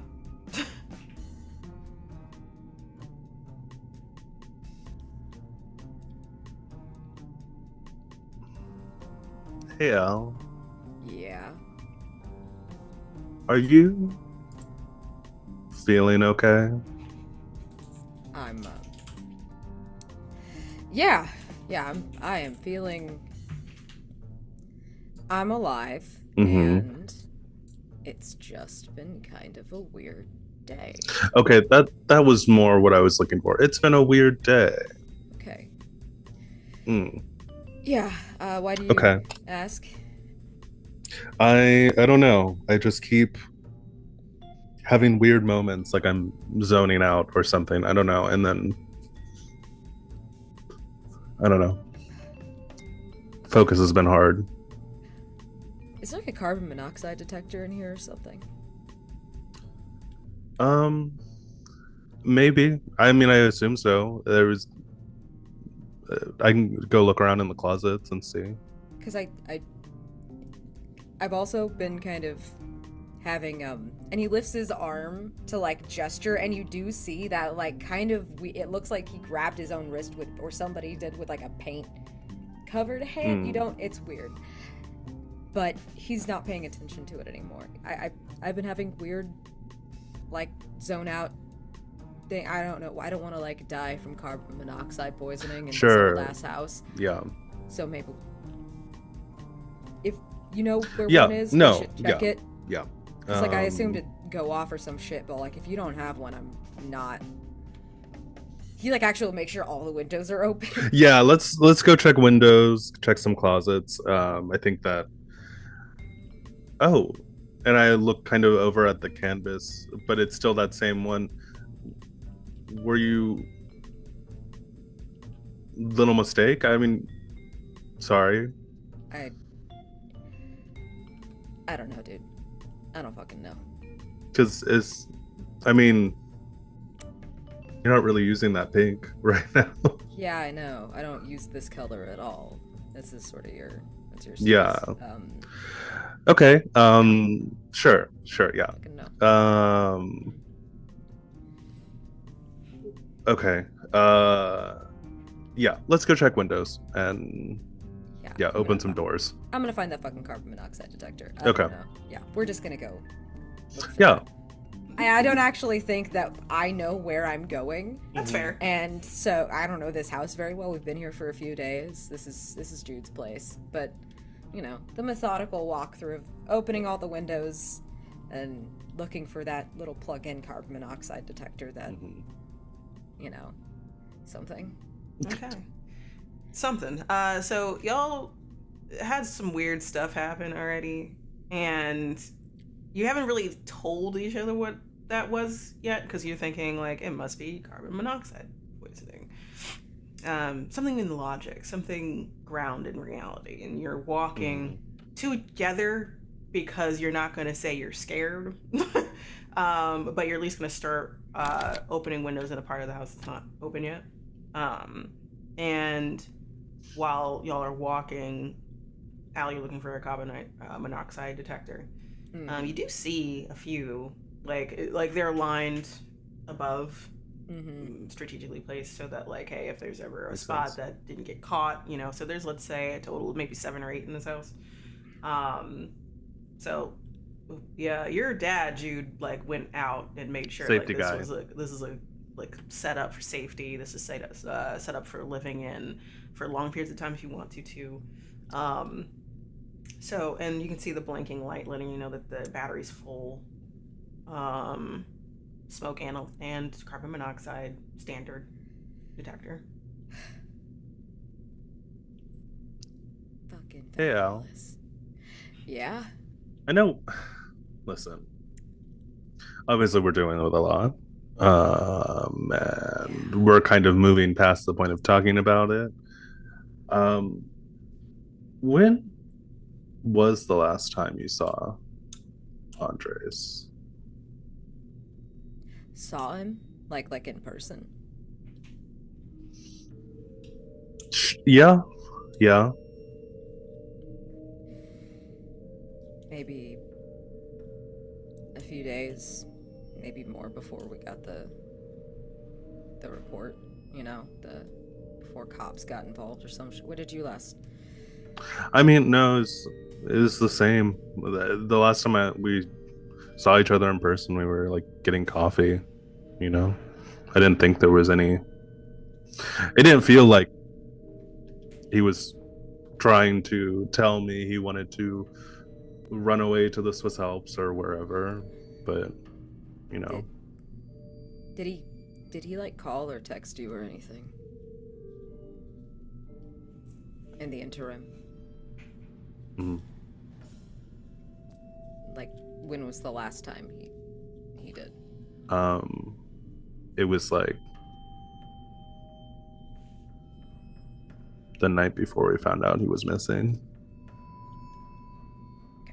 And you actually talked to him? No, Mm. you just got a call. And I missed it. I was asleep. And Okay. did So you? Fuck. 3 of them. I missed 3 fucking calls. Yeah. And he didn't leave a voicemail. And I don't think he did, or maybe he did, or my phone's fucking up. Yeah.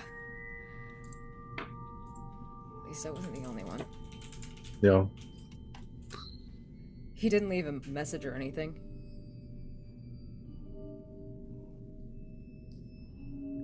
And he like fishes in his pocket for his phone, and his hands are like shaking, and he hands it to, he like opens it up and swipes it up to the voicemail page, and there's not like a lot of voicemails on this guy's phone, but there is one labeled Andres, and he's like, I tried playing this, I didn't get it that night, and it's labeled for that night, and it doesn't fucking play, and I don't know what's going on.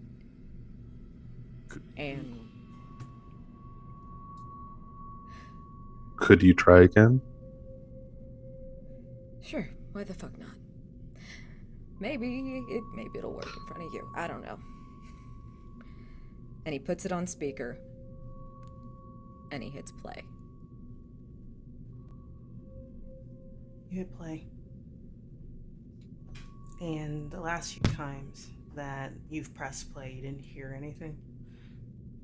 And that same thing doesn't happen. Like, that same thing happens where you don't hear anything. In the room,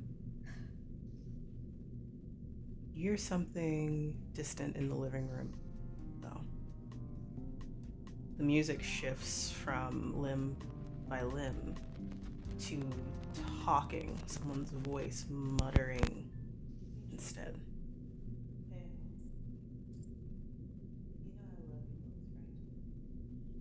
You can't really hear very well from where y'all are in the house. I don't pause it, but I just kind of start moving towards it, trying to listen. Like, I don't pause the voicemail or whatever. Like, I just keep it exactly where it is and just sort of move and hope Jude follows me. Yeah, I'll start following.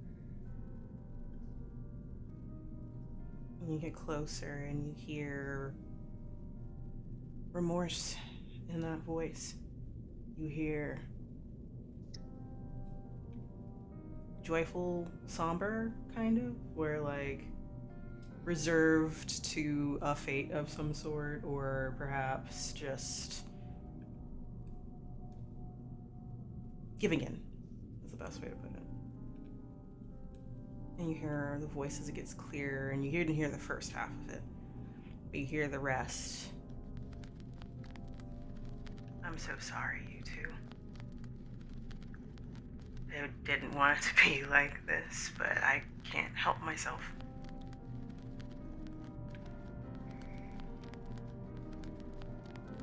I know you're here.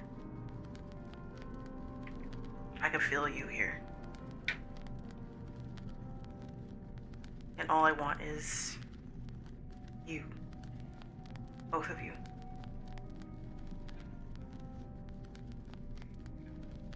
But I don't know what that's going to do to you. So I'm sorry. I just can't help myself. See you soon. And it ends. As you walk into the living room, and it ends with that, the scratch of the record takes place. And you just sit there and you listen, and you know, technologically speaking, this is an older record player. It doesn't have a Wi-Fi connector to your phone. That's not how voicemails work. None of that makes sense. And it syncs up with like the tracker on your phone of that, and it pauses and stops. And just as you're like, do I want to listen to the first half of this? Because it wasn't a lot, but it was like maybe. Oh, yeah, absolutely. Like, as soon as it stops and we both meet eyes and know that we both actually did just hear this, he immediately, like, hits play again. So it starts all over again. The first half of it says, "Hey, Jude. Hey, Al. You know I love you both, right?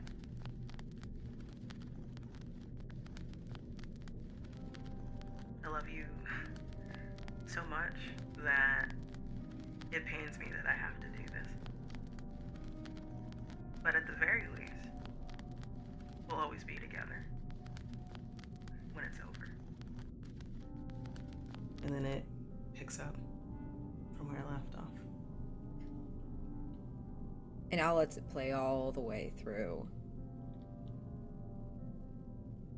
And he just sets his phone down. And you can just see his hand fucking vibrating.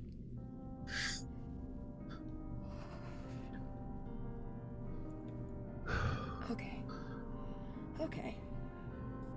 Okay. Allie tried to grab me. What? When I was in the room after you left, I was there with the painting, and he tried to grab me. Are you positive that that happened? Like, are you positive? I know we are looking around this place for a fucking monoxide leak, but I'm positive what I experienced. I remember that smell.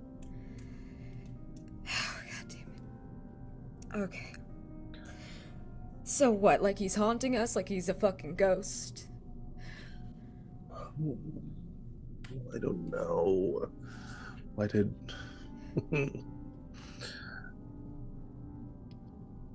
And as you are wondering, like, what the fuck is going on? You're now tense in general. Like, this is not an unease. This is straight up tense territory. And you are standing, like, across from each other, kind of like standing, not intending for this to happen, where your portraitures set up are right now, across from each other, and then you're looking at each other.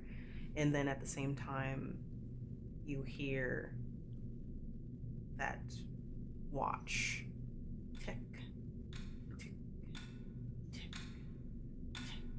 And it's louder than it should be, considering that, like, maybe it's because the music stopped and now the space is empty and that all that's left is the stick, but it sounds like the size of the clock in terms of sound is larger than a watch, and it gets louder in your ears. Tick, tick. And then, as if two hands meeting at the top of the hour, a resounding clink.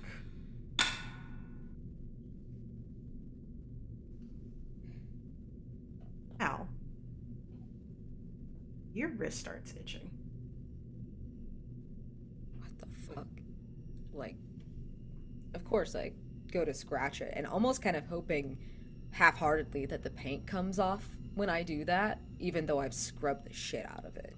You see the ridges of the fingerprints. Like, they start slowly bleeding outward, blossoming over your skin. It's very gradual, and it's starting to grow up your wrist. It no longer resembles the ridges of a fingerprint. Now it's just kind of taking over your skin.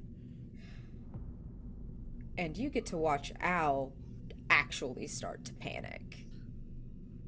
Like, he's like absolutely like trying, like, this is so illogical. He stopped looking at you. And yeah, he's just frantically trying to rub this off. And eventually, do you know where paint thinner is? Do you have paint thinner? Yeah. And Before he's you already move forward, Jude, and you're getting ready to consider paint thinner because your friend asked. Those same arms wrap around you, but this time they lock you in a cage of a hug. And then there's like the chin resting on your shoulder, and then keeps you in place and says, no, you're next. And this is where we're going to take a break, everybody. Thank you so much. Stuff is going. Oh my God. I was trying to find a good spot because this is getting good. But we will be back, so please don't go anywhere. And we'll see you soon. Toodaloo.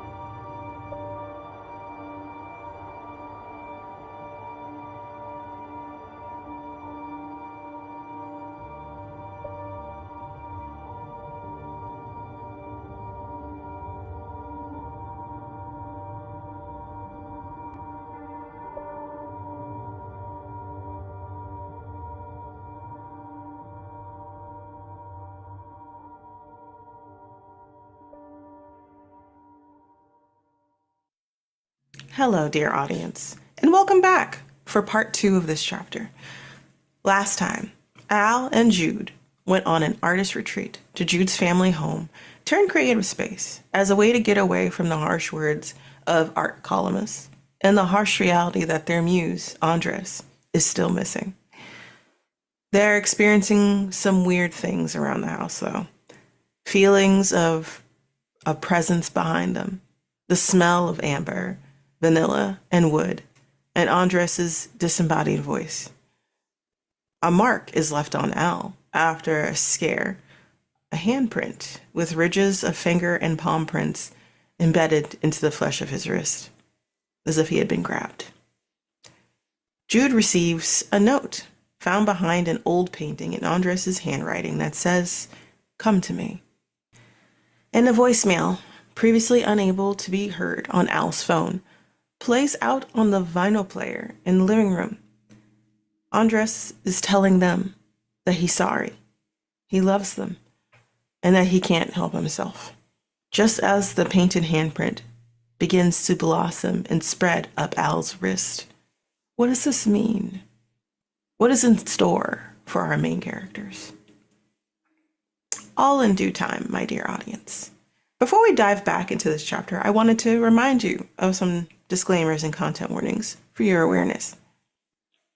There will be the usage of background music and sound effects that will recreate the effect and illusion of jump scares.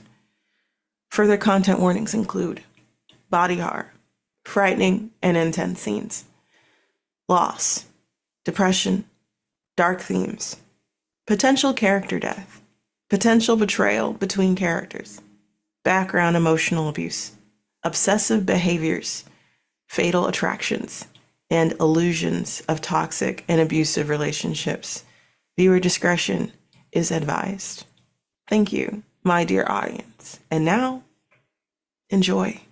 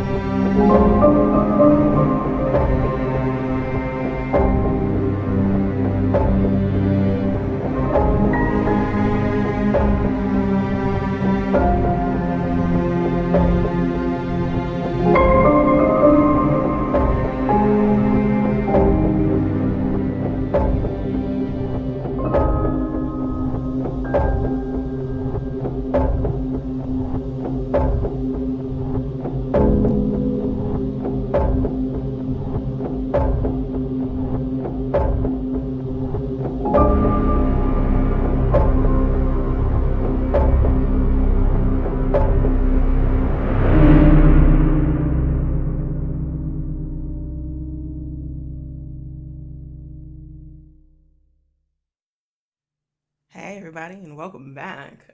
We had quite the cliffhanger that I am super proud of, and I love what these two are doing. Fucking phenomenal.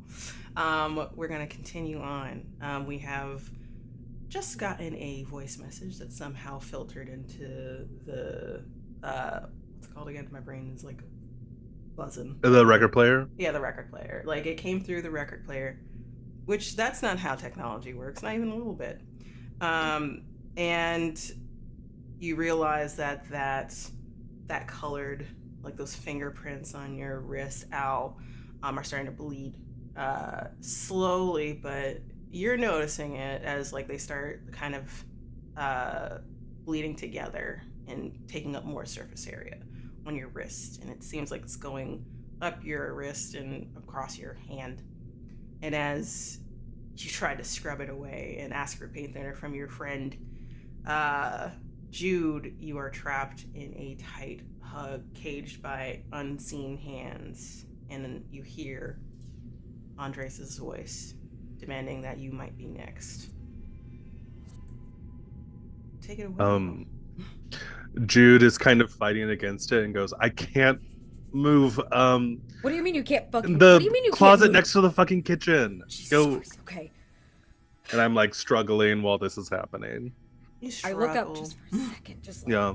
fuck. You Can I see? nothing. Nope. Okay. You see absolutely nothing. But it does look like Jude is startlingly still. Like you see the trying to get out of. It's like they're boxed in, is the best way to put it. And you're like, what the fuck? It doesn't look normal. Like the best way to put it is like if you've ever seen like mimes do their weird thing, and it's just like how they're able to do that. It's kind of like that where like clearly pushing against something or pulling away from something that is keeping him there. And you go to the closet and you look for paint there. Jude, as you're trying to get out of this grip, it tightens and you feel hands go up your arm, over your shoulder, across your collarbone, and around your neck and grip tightly, possessively.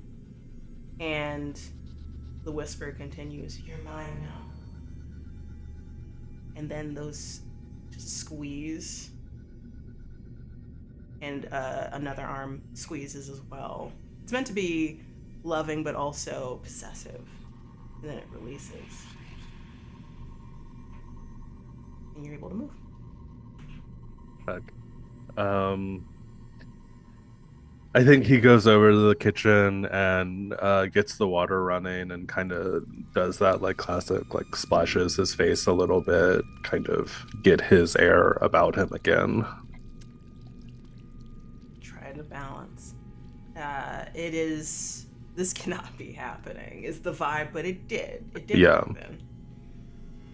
Ow. You rush to the closet. You see a few bottles of paint thinner, one that's already in use, and like 2 or 3 more that haven't been opened yet. You grab that, and I don't know if you're gonna go over to like a tub or like a sink to try. I think you're actively just trying to pour it over. I just on the floor, Yeah. like over the wrist and hand on the floor. Sorry, Jude, about your wood floor. You do that. You kind of flick it off, and then you pour it over just enough to like soak up the area, but it is getting on the floor. Like this solution, it's bitey, but also the smell, the chemicals are a lot. You should not really be putting this on your skin, but like you kind of have to. And you put it on and you're rubbing it, and you're rubbing it in like it's like baby lotion. Like that's like kind of the partial consistency of it, and it's just not coming off.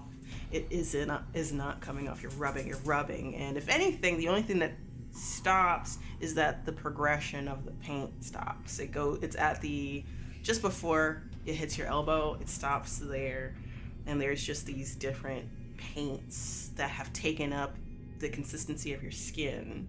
Essentially, it looks like you are paint in that regard, slathered on like a canvas.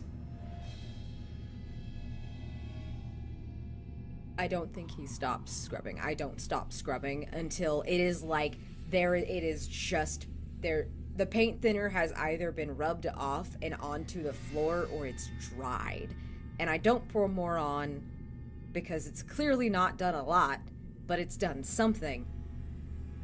And I start like trying to get to the edge. Maybe it's like you can how when paint dries you can peel it off, and there I don't imagine there's an edge. No, there's no edge. It's like it's just a part of you now, is the best way to put it. Jesus fuck. And then I remember to look back at Jude, who was Splashing water on his face, trying to like, what the fuck just happened? Kind of resisting the urge to shove his entire head under the sink faucet, because what the fuck? And you look, probably stand and walk over, and as Dude looks at you, around his neck, that same paint, ridged finger, like fingertips embedded in his neck and collar, possessively. Are you good? Al, you should get that stuff off. You'll get a chemical burn. No, trust me. I needed to put that shit on. Look at this. Look at this shit. Look at this. Is that normal? No. No. Yeah. And I really, really think you should go look in the mirror. Just like, for a second, just go look in the mirror. There's a I'm not- bathroom. Fuck a mirror. I'll grab a spoon. We're in the Okay, kitchen. fine. You grab a spoon. All right. I grab the spatula. The Okay. full metal spatula. It's reflective. It's pristine. reflective. So you're able There to you like go. see a decent kind of like tilt the flat edge, and you see that gradient of color, fingerprints, embedded in your flesh. Yeah. What the fuck? You want some paint thinner? Because I think it did something. But Is it growing at all? No, it's- it looks Okay. like it just got started, like it just got placed. But based off of what you're seeing of what happened to Al, you feel like that is what will start happening. And there's a looming feeling, a concern of what happens when it fully takes over, if it does take over in general. Is it just gonna stop? Is it like, what is this? You don't want to find out. You don't know. You don't want to know if it's gonna spread or not. Not really.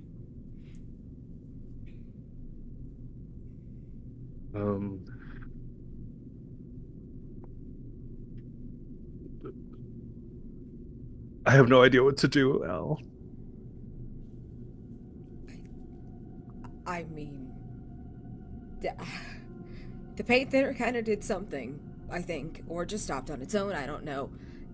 I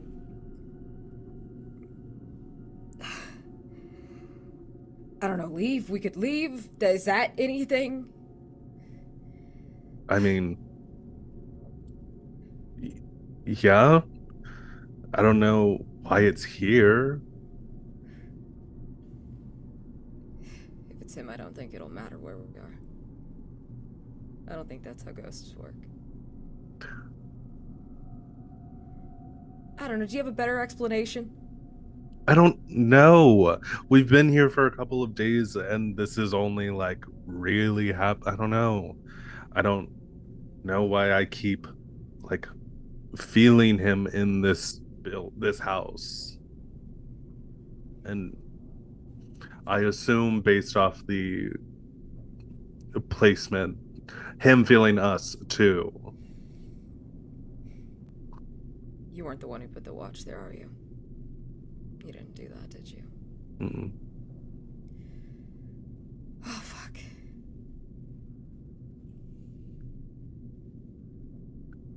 You know, first things first, I think let's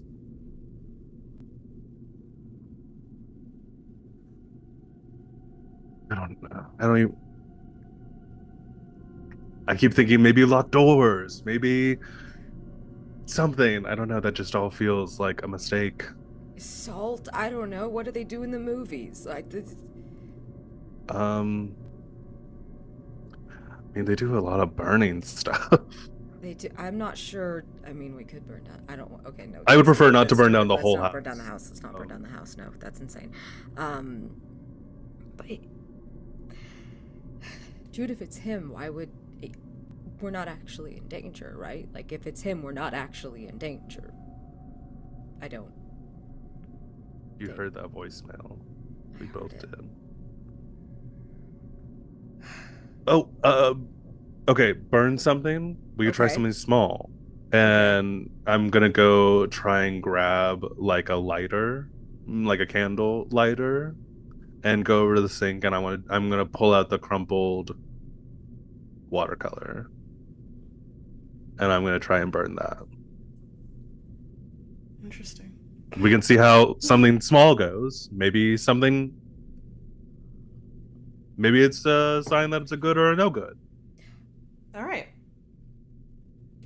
You uncrumple this. It's something. Can you describe the feelings that you had when you painted this? I think it was such a perfect afternoon, and we were doing something that morning that he doesn't, or that Jude doesn't necessarily do by himself because he feels bad about it, but they were being a little, I would say, um maybe a little mean spirited about the gallery we went to that morning. And so there's something that like it was like so cathartic of like Jude is normally, I think, a very like mousy kind of nice person. And so there is something like it was a little like that afternoon was like it was cathartic and kind of it was a little ferocious. And just like all it felt kind of like a really victorious afternoon, I think. Awesome. All right, so those feelings come up when you look at it and you look for a lighter, because there's a few around, like for candles or for like just in general kitchen purposes. And you look at it, you hover, and you're just, am I really gonna burn something like this? Something that this means this much to me? I need you to roll a desperate roll, please.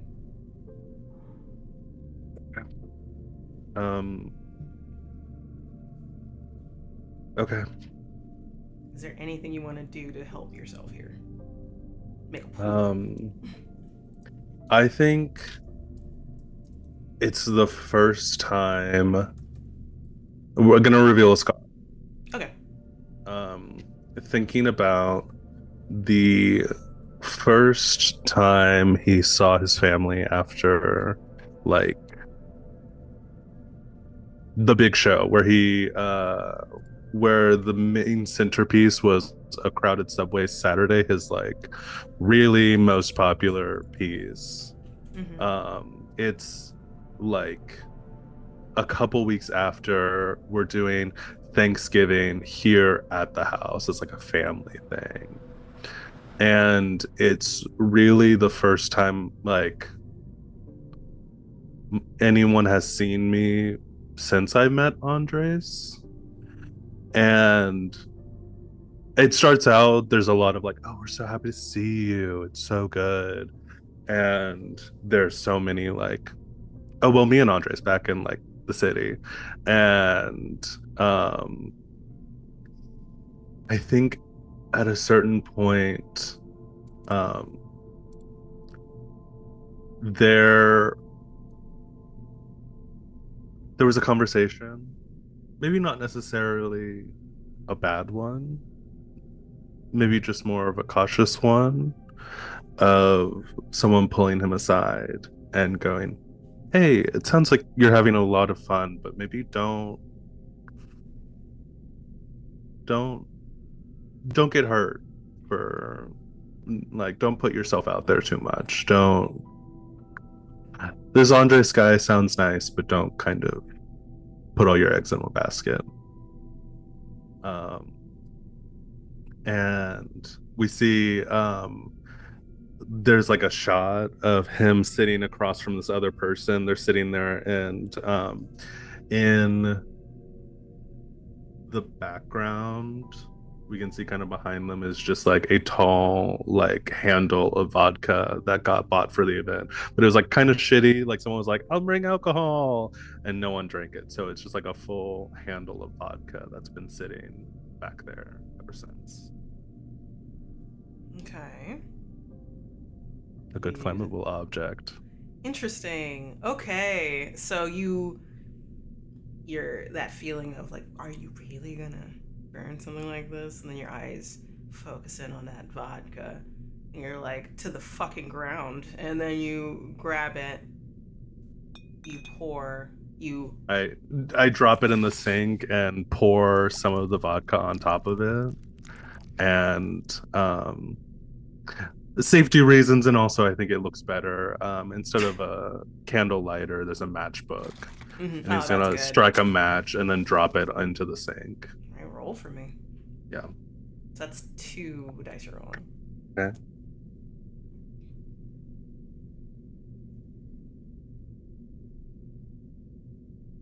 So those are so sorry. So I'm so sorry. What is it? Those are both ones. Okay. Both of them. It's don't painful succeed. it's painful to look down right now. Okay, so I forgot to do this, and I'm so sorry. If you had done this, I would have given you hope, but you failed. Yeah. So knowing that, like, hey, this is something that you can do that might help you, note Sure. that for later. But you got 2 1s. Mhm. You do not succeed. You suffer severe consequence. Yeah. Increases this despair. You increase your despair by 1, Okay. and dread goes up by 2. Hmm. I'm gonna hold on to that. I'm not gonna use it yet. Just Wow. watch that counter for dread go up, y'all. Yeah. So. Wow. Ooh. So you put this picture in the sink. It's a little wet from like running water to splash your face. So it's kind of seeping it a little bit, and some of the colors bleed off a little, kind of revitalizing the picture in a weird way. Naturally, though. And you're like, all right, fuck this to the fucking ground. You dump the vodka handle. You like screw it off. You do the flick off the top because you're like, I don't have time. You pour it over. You matchbook it and fling it. And it burns, but there's too much water. So there's like flammable edges, like some of the edges burned here. But the water kind of saves it a little bit. But the thing is, whatever's going on right now knows you just tried to do that to the picture. So you feel that hand around your neck come back and tighten and kind of push you back as if like an arm is wrapped around you. The arm, like the hand is Kind of tightening, yeah, like a like that. You're probably holding onto the edge of the sink, trying to not be pulled back. And it's not quite choking, but it is very much like know your place as well. And your neck starts to itch. Not Jude. Al, you see this happening. And you're just like, what the fuck is going on? And you see the imprint of hands clenching down. You can see that in Jude's neck, but you also see that paint bleeding the same way yours had. But instead of like bleeding, like kind of slowly, gradually bleeding the way yours did, it bleeds a lot. It goes up Jude's jaw, cheek, like part of their mouth, their ear, underneath their shirt, their collarbone, down to their chest, rapidly. It slows to a stop. It gets gradually slow and then stops. And then that grip slowly loosens, as if apologizing.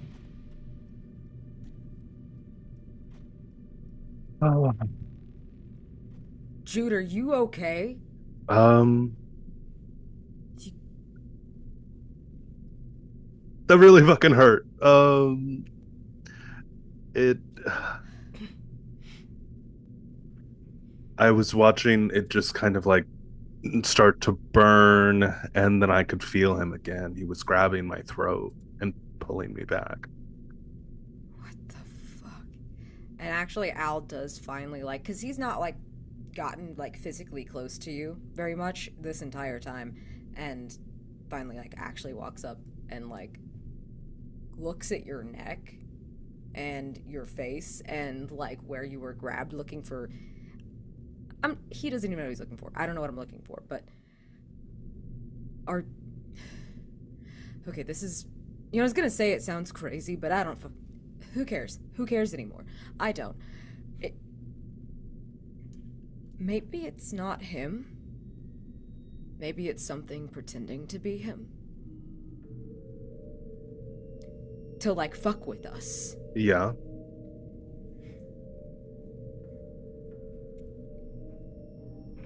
I mean, I don't know what he would want from all of this, or what something would want from all of this. I don't know why ghosts do what they do. I don't know. I don't fucking watch horror movies. Are you like physically okay? Like, does it hurt at all when it happens? It was like itchy or like a weird sensation over that area of skin, and it kept on growing up. But other than that, once it stops, it stops. That sensation is gone. The closest is itchy, but like it's not quite right. Like it's just a sensation over the top of your skin. I I don't know. I feel fine. It Okay. just itches. What the fuck? Okay. So that was a no. That was Probably a no. that was a no. Fuck it. He goes. He doesn't even have to go anywhere. It's in his pockets, and he pulls out a cigarette, a little bit, not right near the vodka, but maybe a little too close for comfort. Lights it, and then pauses and offers you one. You want? I don't even know if you smoke, but Yeah. And he'll grab a cigarette. I do now. Yeah. Y'all are like trying to have a moment of what the fuck is happening. You're shaking. I'm gonna say that like the desperate part happened. You might get going back down to tense because like there is like a lull. There's no other weird shit happening for a little bit, like let's give it like a few minutes as you smoke in silence. You kind of maybe stare at each other because you don't know what's going on. You're contemplating leaving, but you're not sure if leaving helps. It is an attempt of trying to see if it does do anything. But the nature of what's going on, you're not sure if it's in the house or if it's just going to follow you or what. And as you both smoke and the air has like just filled with cigarette smoke, secondhand smoke, all the smokes.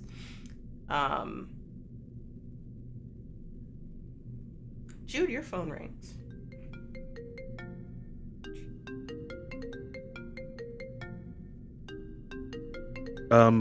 I answer it. Sorry.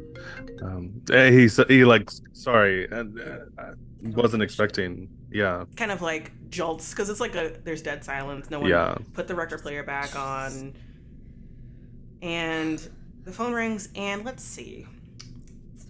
Do you have like a contact in the art world that like you talk with regularly, like whether it's an agent or a gallery owner or anything like that?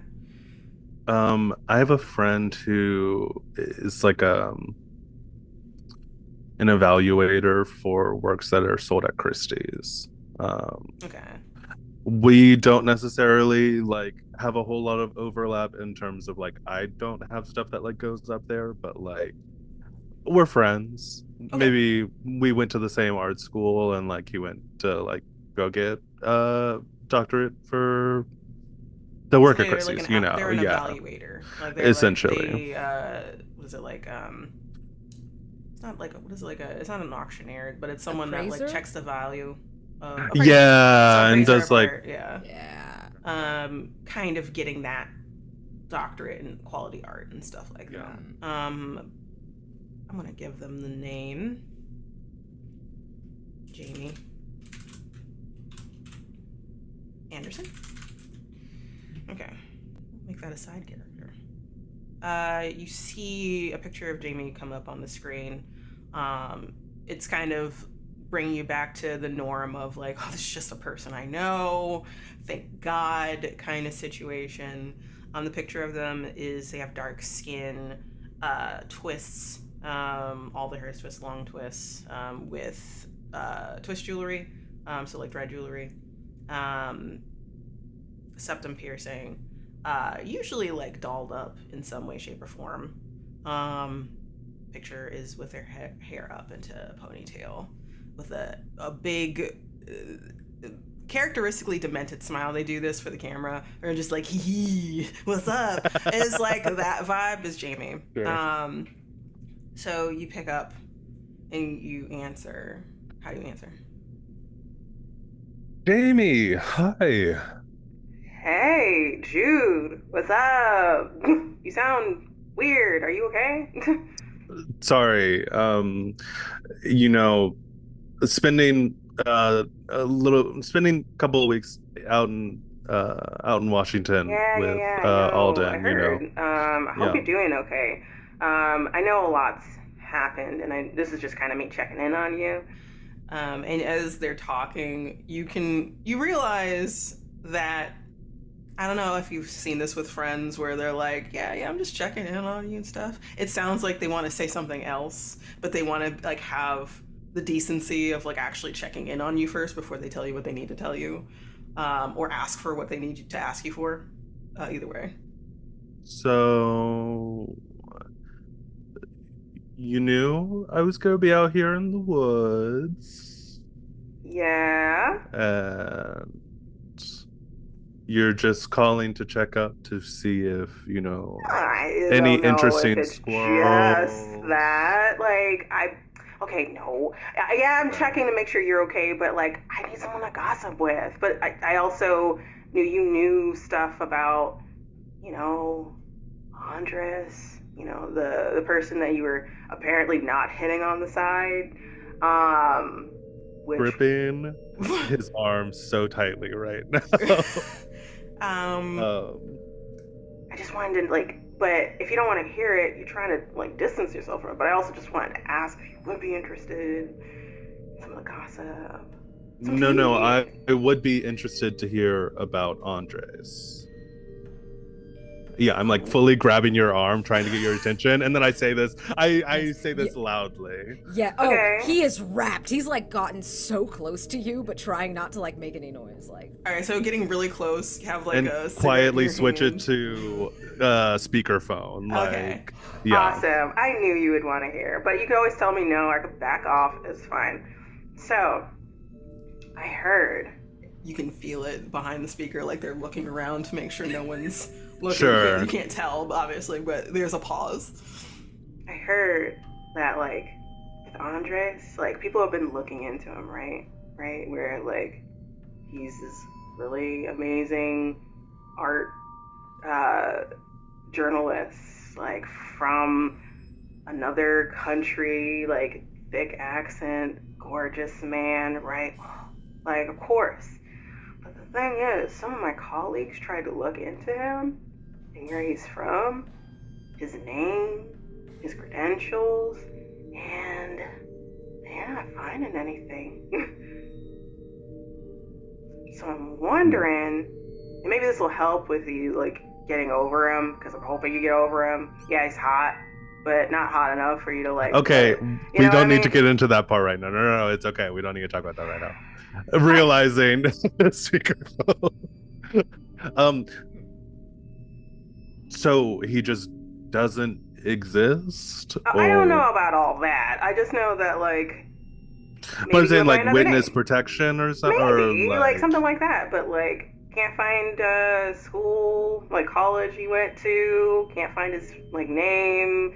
Anyway, he might be going by a different name, to be honest. And maybe, just maybe, him running, he might have ran away and kind of went back to wherever the hell he came from, you know?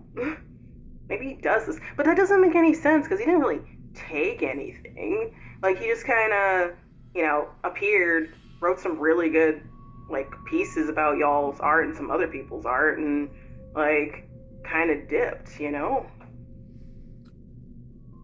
Yeah. Hey, I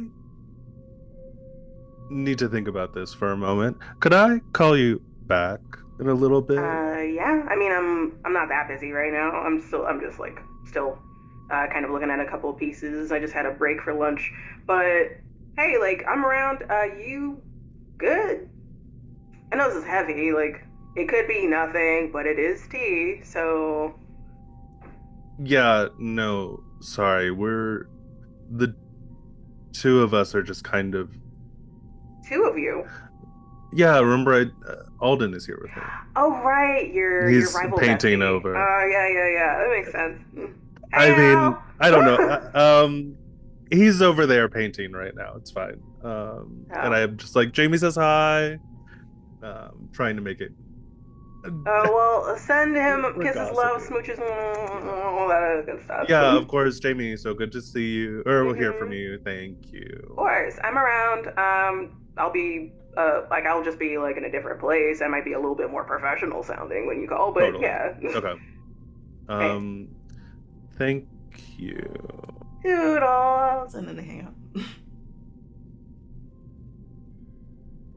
I'm not gonna ask about I'm the gonna little throw shit. up. No, don't even go there right now.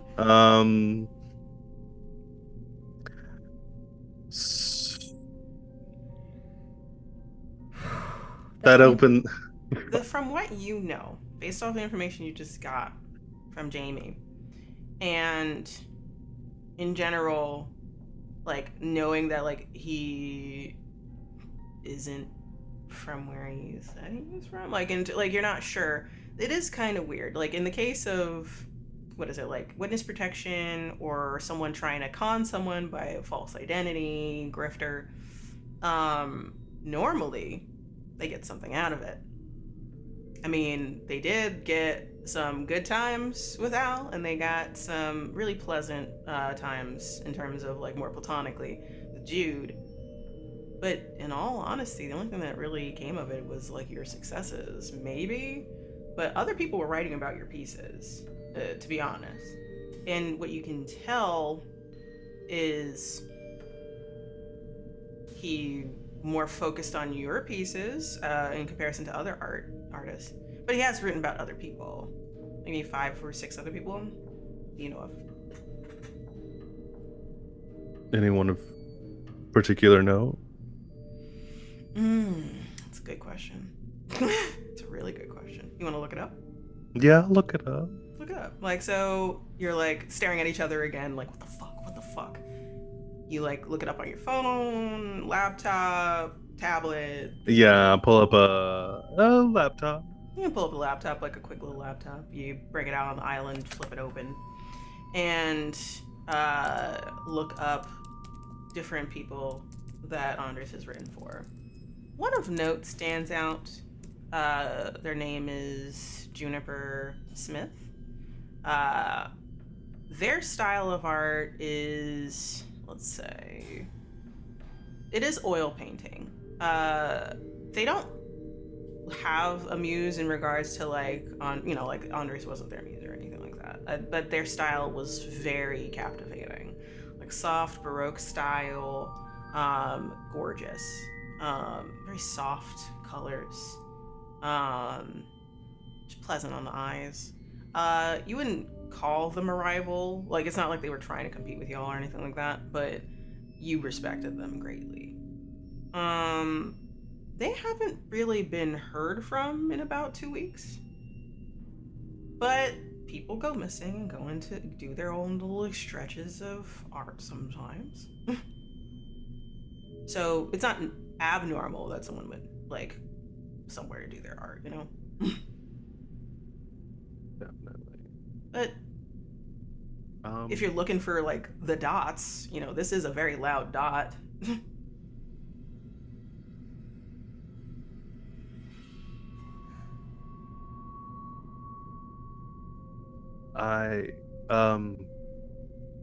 Al, I think that it's a really big jump, but I'm worried about what happened to Juniper, and by extension maybe is happening currently. You want to look into Juniper and see if like there's more information there, or you want to like make a big assumption of Juniper's just Yeah, I'll do gone? some looking. I'm gonna give this one to Al. Al, do you want to look into Juniper? Cool. Sure. I think actually I've been like over Jude's shoulder, like looking at what he's like Googling, like because this is so invested. And as soon as you like say Juniper Smith, he whips out his phone and like starts like looking this person up, like looking at their social media, because that's, every social media this person has, any sort of people that they hang out with, like have they been tagged in something, have they posted, have they checked in anywhere, has anyone mentioned them? So you're looking at, they don't have a Facebook, thank God. Cool. They have a Twitter, an Instagram, because like that's probably the best place to like post your work and what you're doing, your stories and stuff like that. In terms of trends for Juniper, they tend to post like story every time they make art or their like process of it. Sometimes they have the camera set up on a tripod or something like that while they're doing their work, because it can be very active. They have like a big juxtaposition of like splatter style and then their softer tones, so their softer, more detailed work, kind of trying to show off their chaos as well as their beauty. That's their whole shtick. And they've been showing up at galleries, taking pictures with other artists, like stuff like that. So there's like an activeness there. And then you see on their Twitter that like, hey, gonna be stepping away for a little bit. Just gonna go on a little break from art. I'll be back. It's just gonna be like for a few weeks. I'm just gonna like just decompress. It's been a long few weeks, right? Is like how they feel. And to be fair, that is within the time period of being like, hey, I'm gonna be going on break. So it could just be like they're on break right now. But no stories about the art they've been doing have been popping up, no updates in any form of social media after that fact. You're not sure if that's what they're known for, where like, oh, they're taking a break, or if it's just, hey, like, I still did stuff, you know, like I'm swimming in a pool, or like I'm hanging out in the city, you know, like that seems to be the type that they would do. But there's not even that. I don't think it's jumping to too many conclusions to say this is like a little odd. I mean, it could be nothing. It could be everything. I don't know. Because what would he get out of that? What would anyone get out of this? I'm gonna use all my dread to give you a despair. Hell yeah. Now. Damn. That feels right. That feels right. That feels Things so are right. setting in. Things are soaking in, and you realizing, wait a minute. Do you have a let's pretend they are missing. Okay? Let's pretend let's pretend Juniper's missing. Sure. Let's pretend this Juniper's missing. Let's pretend this happened. What does that mean? What does any of that mean? What do we do?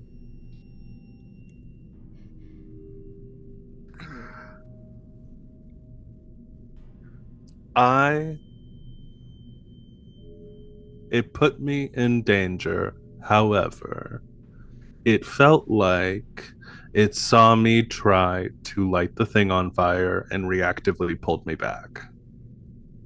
Okay.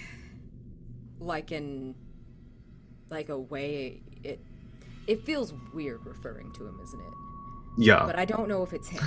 But I don't know if it's him. Yeah, so you got pulled back and it felt like because it was like concern that you were gonna, I don't know, vodka your face and set it on fire like an idiot? No, I think the fire was I think destroying something did something. Okay. It did something. And very unfortunately, this is probably more of an egg on my face. There are, I would say, a not insignificant number of portraits of Andres in this house right now. I mean, that's kind of a given, isn't it? That's kind of a given. Isn't it? It is what it is. Okay. Okay. But okay, what if we just try walking out? What happens if we just leave the house? If this is the stuff in the house and we just leave, what happens? sure. And Did they try that in, I don't know, I think Amityville Horror was the last horror movie I watched. Did they try leaving?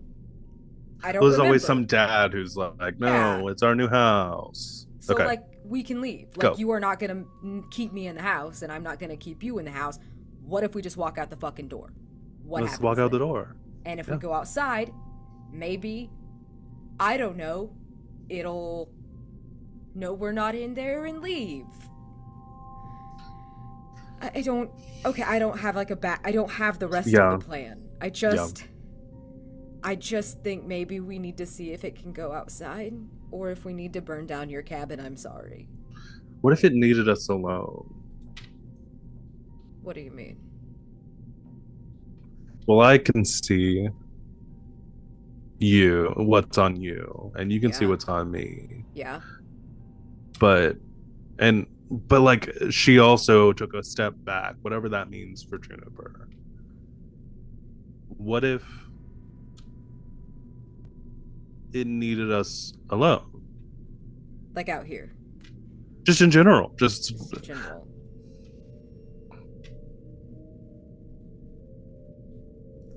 I don't like the implications of that. That's not.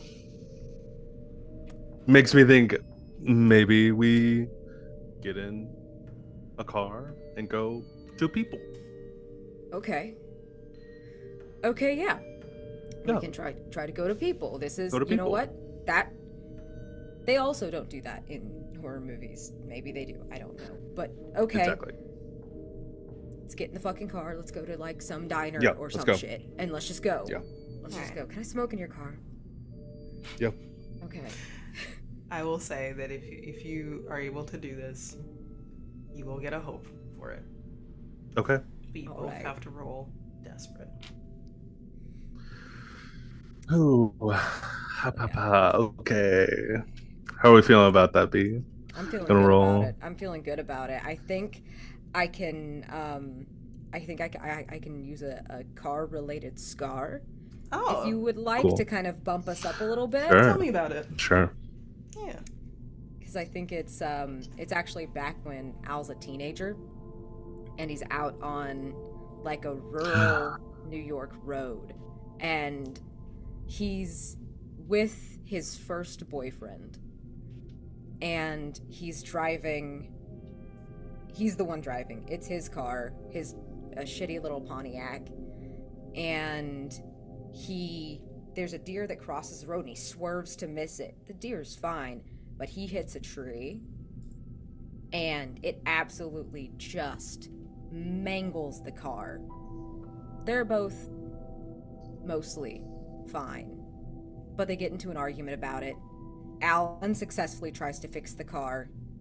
There's like it's the 90s or whatever. He doesn't have a cell phone, and they're trapped out there all night until somebody comes by. And it's an older person in a pickup truck who finally drives them into town, and he feels safe again. But I think the thing that I'm going to kind of leverage here is like, I'm trying to think of a way that is like, is it maybe it's emotional, or maybe it's like knowing how cars work now, because he tried to, obviously this was like totally unfixable, but it made him learn about cars later for sure. And also he ended up just like, he was in there for hours trying to make it work. So maybe it's like a baseline knowledge of car.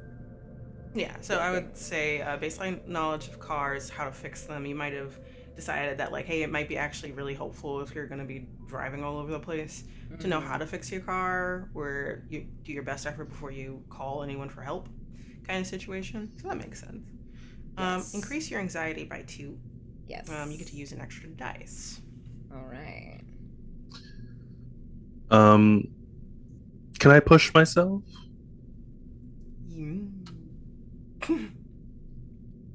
This is desperate already, so I don't think you can. If you want to ask for help from Al, you can. Okay. If like Al's like leading the charge of like, hey, I understand cars, I know what I'm doing. Al can be technically giving you help right here to be strong enough to leave.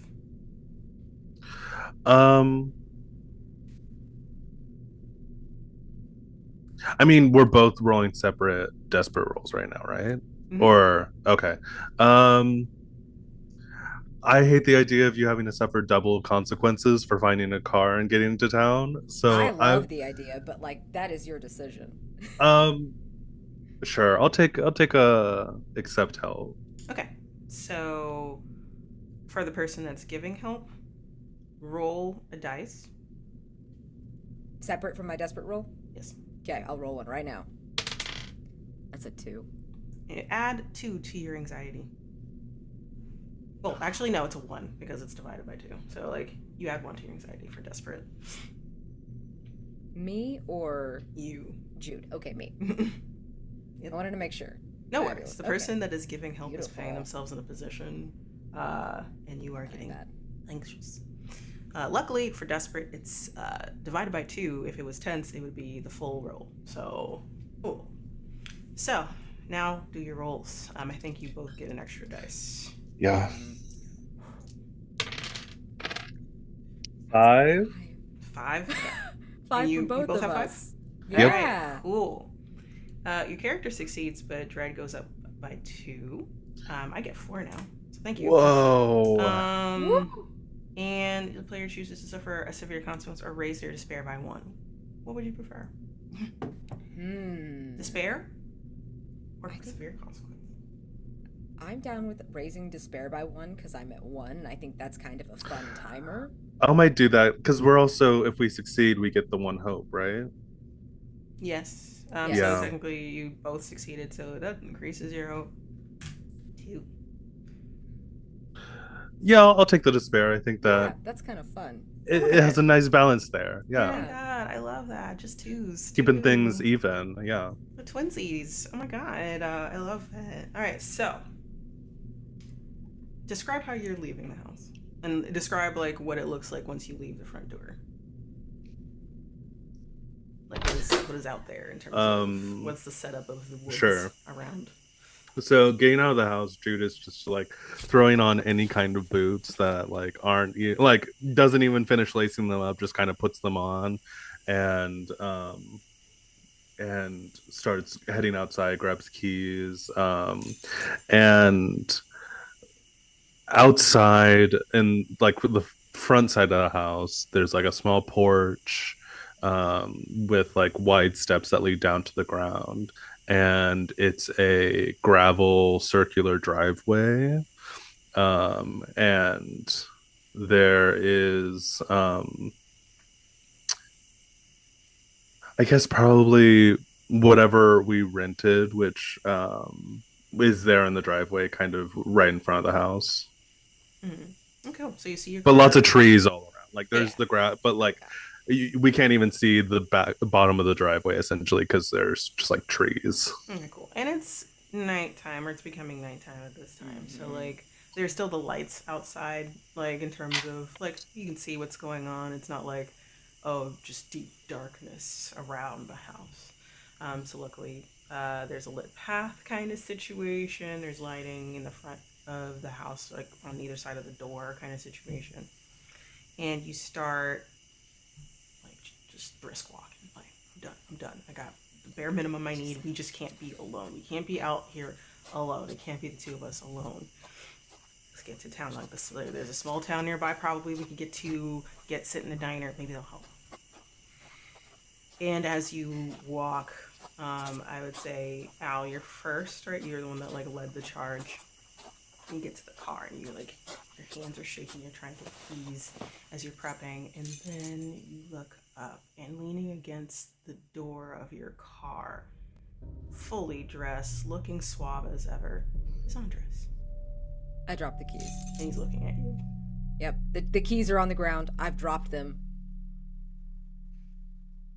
Holy shit. Where are you going, love?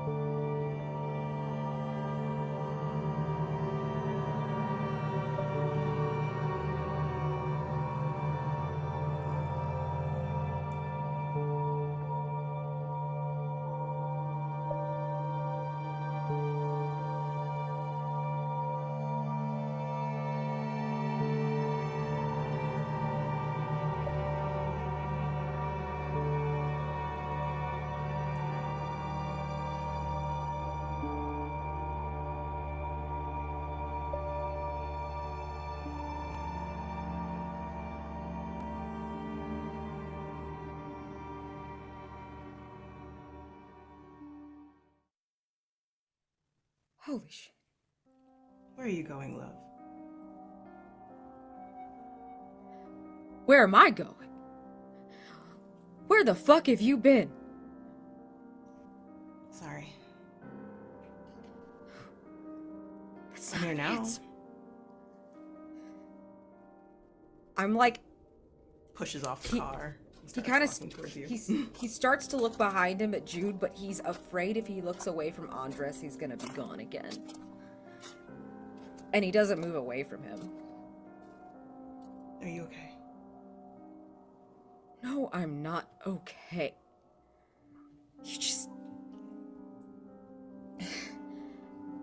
You just disappeared. You just were gone, and you left like an insane voicemail. You know that, right? Like, that was... What? You lift your hands up to, like, you know, staple it, like, oh my god, you're here. And, like, that paint is still there. And you see his steel gray eyes gravitate towards it, and then he reaches up to grab your wrist lightly. It's like, I did too much, didn't I? Okay, this is... So you actually did that. What? Can Jude see any of this? Absolutely. Like, Jude is like So like, let's say, like, fucking gagged. you put your shoes on, so you're like at last out though, so you're like prepped. Yeah. And then like midway through, you see this happen. Like walking down, you see this. Your steps slow as you get there. Andres, what the fuck? Oh, thank God he can see you too. Sorry, but you both should get in the house now.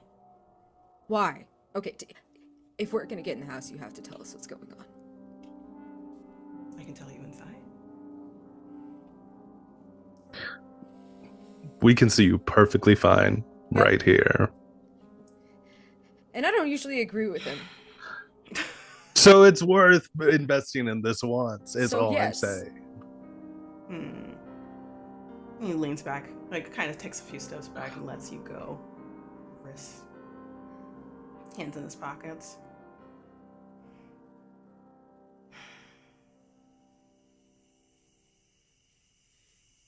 In short, I think I want both of you. Everything that you are. Everything that makes you up. Your talents. Your abilities. Your personalities. Your bodies.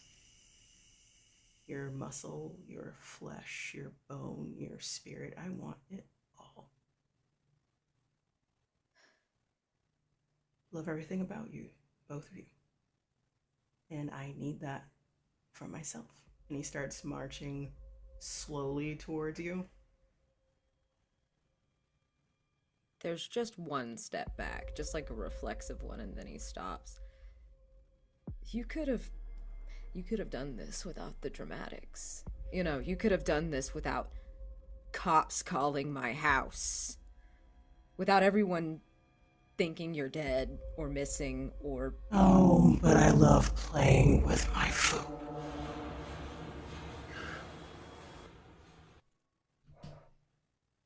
And his eyes go black as he starts marching towards you both. I am gone. Are you trying to go back into the house, or are you trying to... It's just away. It's like the direct, which is towards the house, towards Jude. Okay. Just zoop! You've never seen this man move faster. And you run into the house. Jude, are you running also back into the house? Because as you can tell, Andres is walking towards you. Slowly, painstakingly. There is a gentle smile on his face. I think Jude starts backing up to the house. And what are you? Don't ask any questions. It wouldn't matter anyway at the end of the day. You'll be mine. Fuck you. And he goes, and so he turns around and goes back inside the house. Alright. You close the door behind y'all. You lock it. I can imagine whoever did it. I'm assuming it's Jude. Jude, like Yeah. you throw your body against it, like, oh, what the fuck, what the fuck, what the fuck, what the fuck. I think And in that moment of leaning back against the door, that possessive hold on your neck comes back, and this time it is very oppressive. You are stuck against the door, and you feel yourself being raised as you are leaning against the door, and you're fighting this hard, and that itching sensation comes back, and it starts bleeding further and further. kind of like kicking his feet, trying to pull at something at his neck, I think. And I think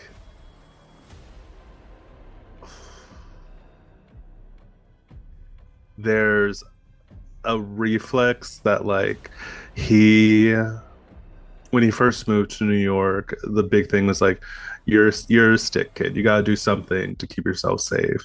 And he went to a couple like personal defense courses, and he wants to just try and like pull his full body forward. And I don't know if like it's a ghost, who knows? But in the same time, he just screams like, I'm not yours, and tries to rip himself away from the door. Roll a desperate roll for me. And Cool. that sounds like, is it an element that you just worked in? I would love to work in it as an element, and I can build it out further as a scar because it wasn't necessarily terribly sad. Oh, okay, I see. Because I was trying to build it up to an element, and I was like, I haven't quite gotten there yet. But Okay. Since it's not quite sad, I'm gonna Yeah. say no. Okay. never that's mind. okay. I had that feeling too while I was saying it. I was like, I can't quite get it there, but I see. Okay. I think that is the reflex. Whether or not it's the thing really empowering the role, I think like there's just that like struggle to get away is the Mhm. real like impulse right now. Is this desperate? This is desperate. That would make sense. That would make a lot of sense. You're struggling against the door. You're being lifted by an unknown force, and someone's Okay. choking you out spiritually. So that Yeah. does make sense. Sure. Dope.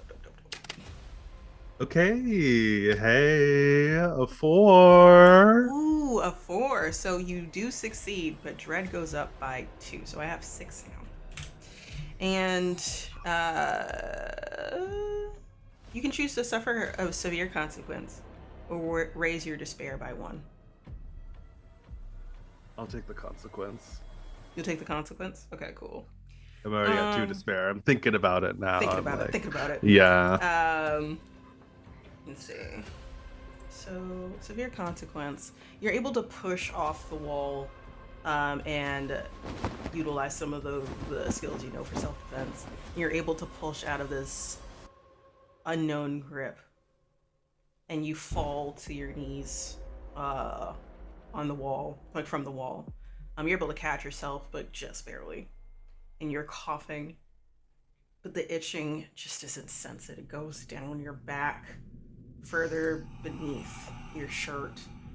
And you feel it stop just on the insides of both of your arms, your elbow, and right where your belly button is where it stops. That's a quick spread from what just happened. And the itching is less once it stops, but it was like, now that it's covering more surface area, it's overwhelming. You're coughing because you just lost air, and because you also rolled Al, and you did not. You went for a severe consequence with your last desperate roll, if I remember correctly. I'm trying to remember. Yeah. For It me, might have, no, actually, I think the consequence was seeing Andres there. And Yeah. Scared out I of think your that was. goddamn mind. So that was your consequence. Never mind, you're fine. That's fine. What do you do then in the case of that? Me or Jude? You like Okay. Jude fell over. Yeah. What Yeah. are you doing? Yeah, by the time Jude had gotten in and slammed the door, like I'm shutting these windows, like as if that will help. I don't know. And listen, and I only turn when I hear Jude fall, and I'm like, are you good? No, I'm not fucking good. And he like lifts up his shirt. You can see Jesus there's all of that Christ. color.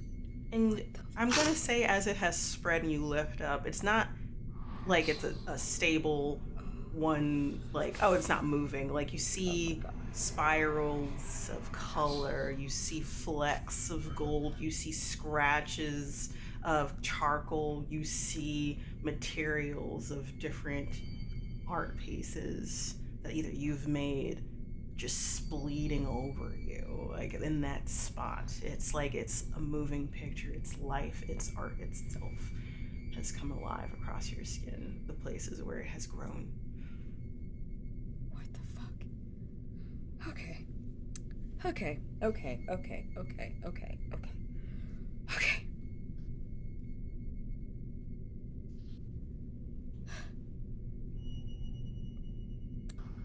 So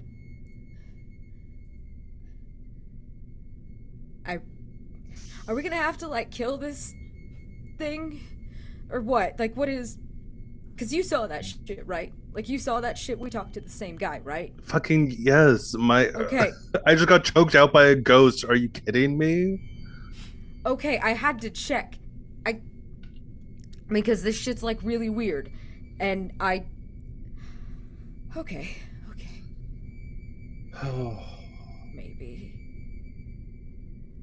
Maybe we can trap him or feed him something else. He called us food, right? Yeah. So maybe we can feed him someone else and then get the fuck away. Just fucking call like a pizza guy here? I don't know. Maybe.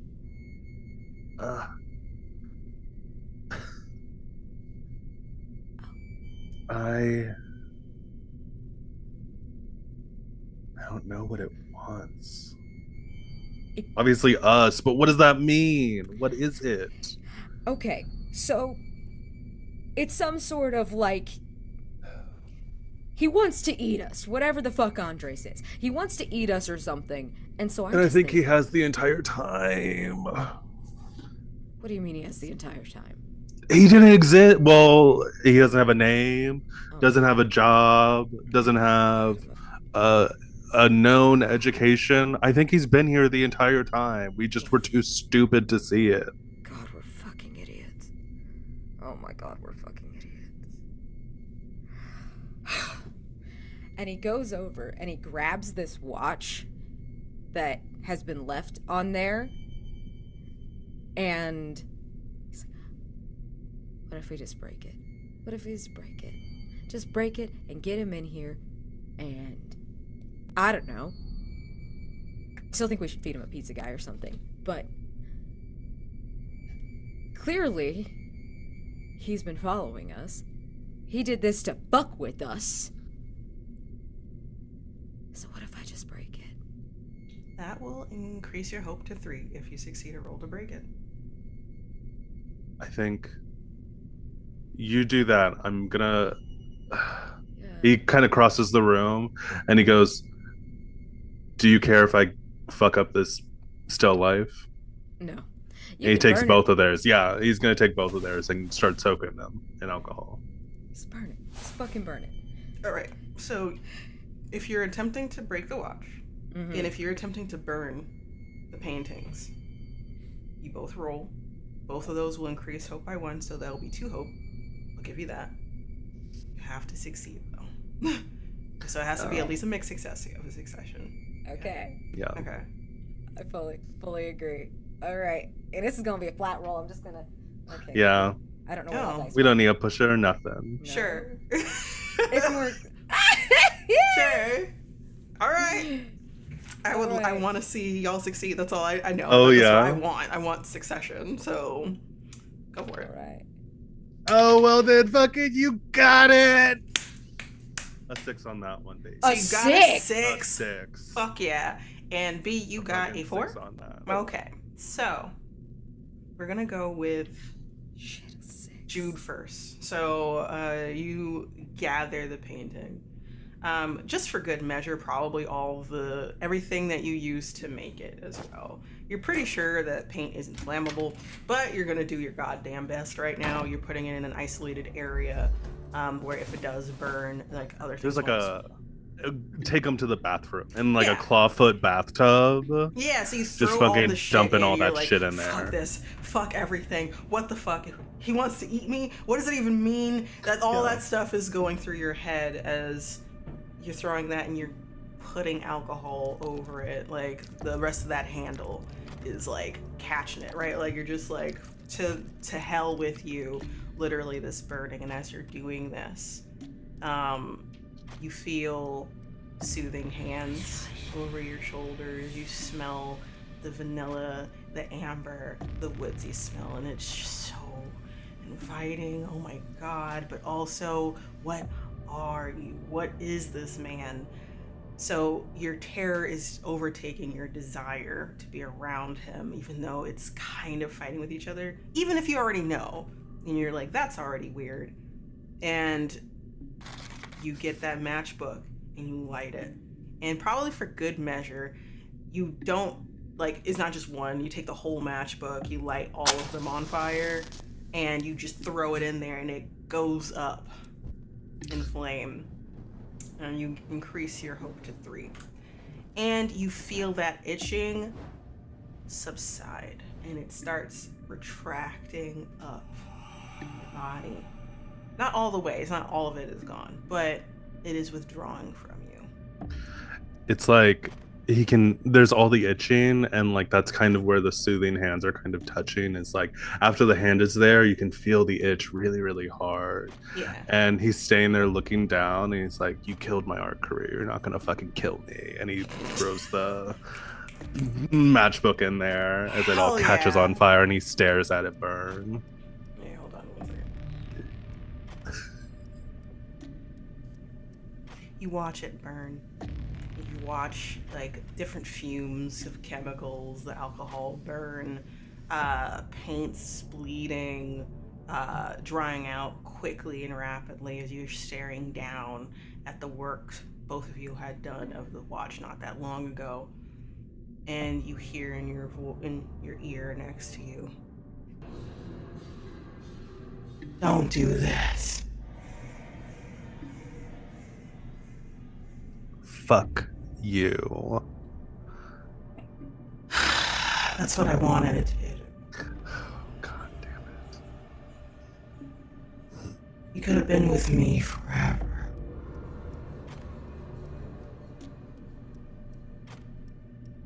Is that not what you want?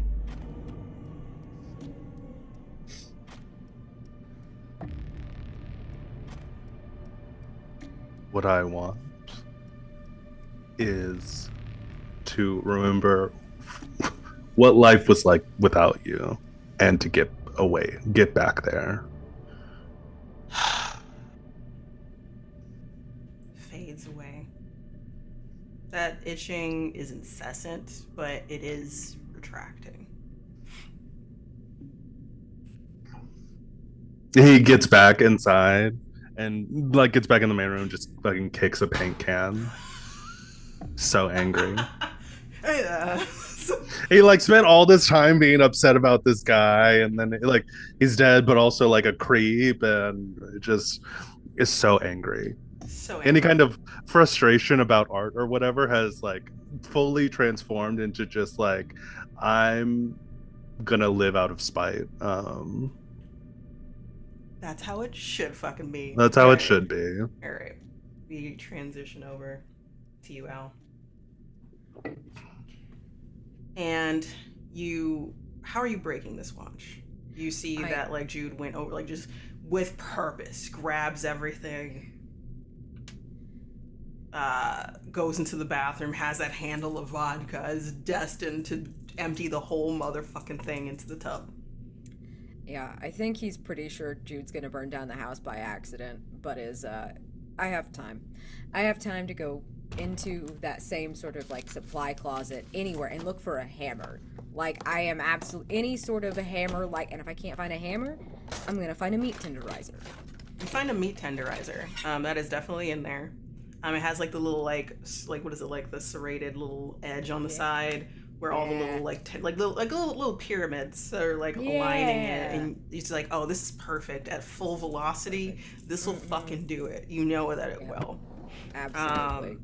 You had gotten a 4 on your desperation roll. You succeed. Yes. Your dread goes up to 2. I already did the dread increase. You choose to suffer a consequence, or you raise your despair by 1. Which is it? I think since our hope went up, it's spicy to raise my despair. Oh man. Oh good. Thank you. You're doing it already. Got it. Ooh. So you get this meat tenderizer. You're ready, right? You put it on the kitchen island where it had been resting. You kind of like lay it flat and you raise it. And you're like trying to calculate how much effort you're going to need for at least one good swing. There might be more, but at least one good one. Further sorry to Jude if you damage this island, but based off of the situation, you don't give a fuck. You raise it, and then a hand stops you from going down. Same hand that it's starting to spread. And it's gentle and tender, and your senses are overwhelmed with his smell. That hand wraps around your waist.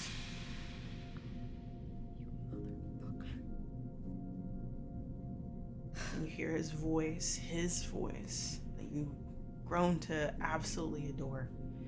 Even though you only know him as a concept, you always saw him as a concept. The nestling of his cheek against yours and your neck, and he inhales. Are you really gonna do this to us? You know, you didn't give me much of a choice out there. It's not so bad. You'll be with me forever. Why should I? You'll feel good like we used to feel good forever. You don't want that. I don't believe you. I've never lied. Horseshit. Yes, you have. How? This. You didn't mention anything about whatever this is. That is fair. I never planned on it. But I've never lied about you, your art, everything that you are. I adore you. That is not a lie. Please don't do this.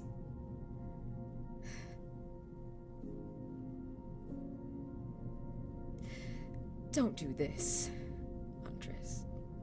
You know what you're doing. He kisses your neck. Are you sure? And I think, if you'll allow me with a mixed success, he just puts the meat tenderizer down. Ooh. Spicy. To be fair, you did succeed. So if you wanted to, like, play this out a little bit more and eventually shatter it, totally. Oh, it's a choice. It's a choice that I am making, that he puts it down and grabs the watch and just throws it across the room instead. He spins you around. Out the window? You know what? Yeah, let's throw it out the fucking window. It's at the window. It's out the window. Like, you haven't been able to close all of them. But luckily, this one window is not open. He turns you around to look at him.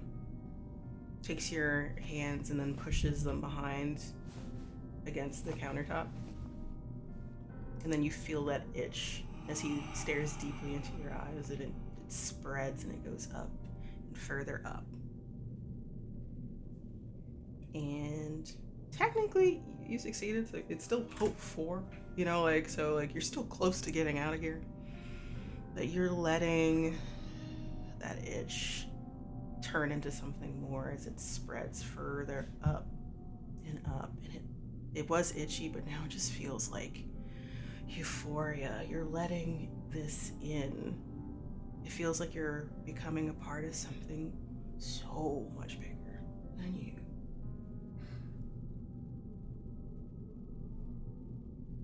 Can you at least tell me what you are? I can give you that. As he looks deeply into your eyes, as you feel yourself coming further and further apart, like the paint is spreading up your neck to your face. I am the muse. The muse. Everyone's muse. Not just yours. Everyone has one. It's not every single last artist's muse on this planet, but I've gotten pretty close. The art corrupts and hurts, and it also is gorgeous and beautiful, elation, euphoria, everything. That's all I've ever wanted to give. Because when it's over, it's over. You hit the blue period. You go into madness.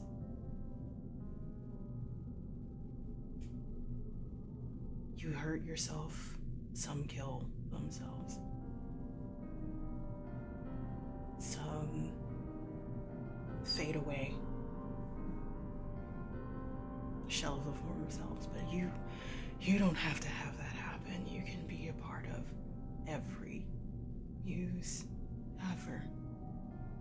Every creation ever. I could give that to you. Would I even still be myself? You'll be you. You'll be me. You'll be all of us.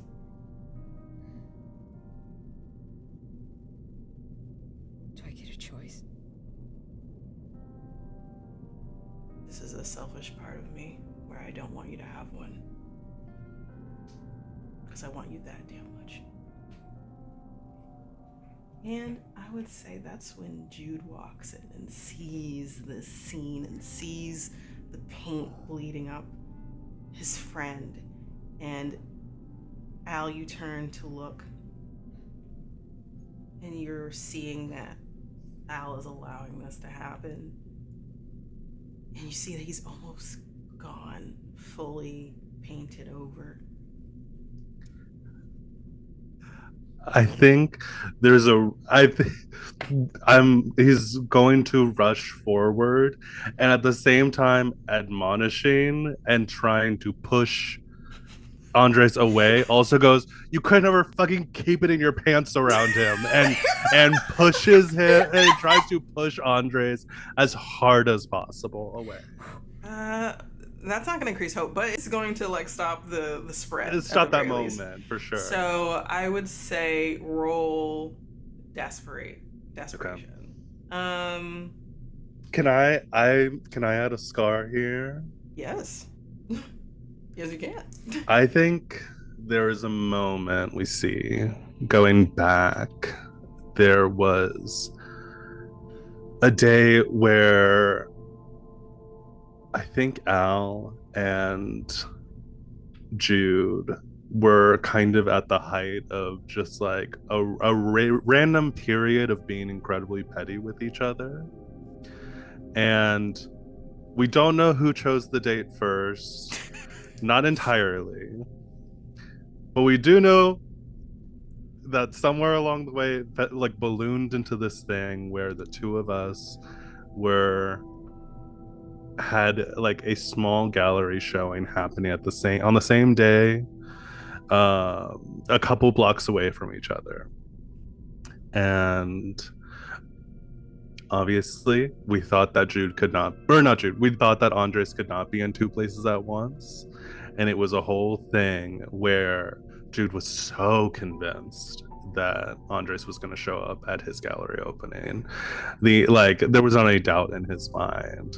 And then we just see these shots, it's like a time lapse where we see Andres is or not, we see Jude sitting in the gallery by himself. People are like coming, going, walking up, saying hi, and like very brief interactions. And it's just kind of like him sitting in front of this window, kind of in profile, looking out over the gallery, and then like looking outside.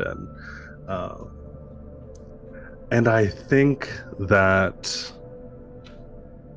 what would be a solid element to bring in there?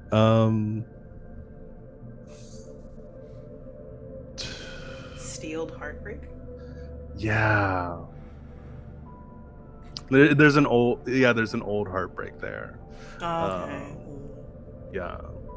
And because we do see the last kind of clip is like there's this time lapse where it's all very fast, and then we see Andres and Al sitting across from each other and enjoying that gallery.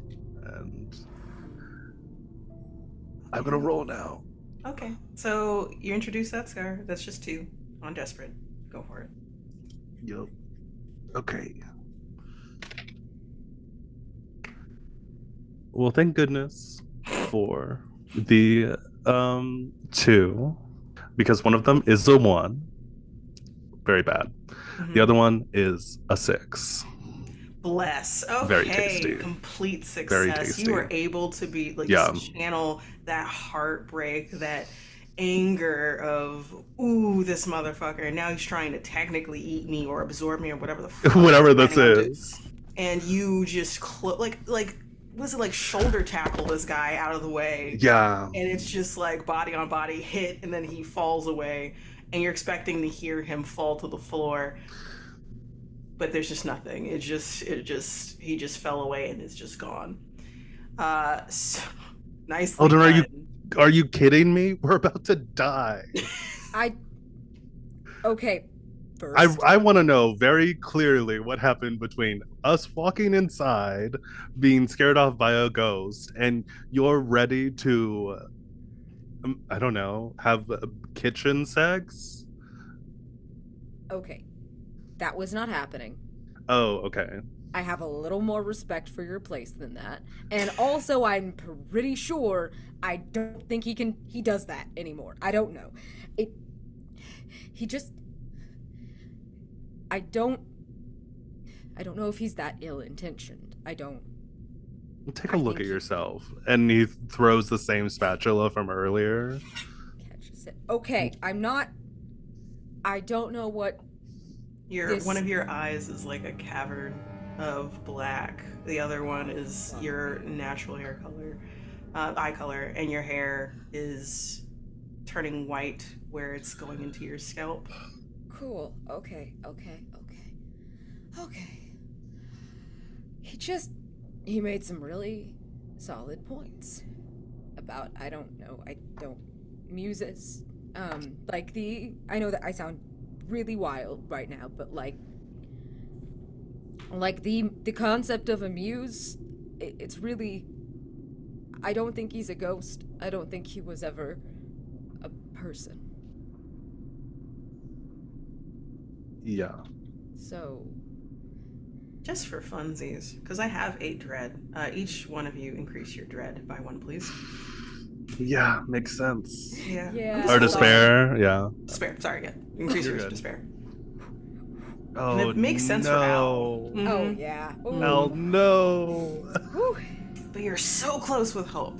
I know. So close. This is really, and for the viewers at home, it's 4 and 4. Yeah. So what are we gonna do? Okay.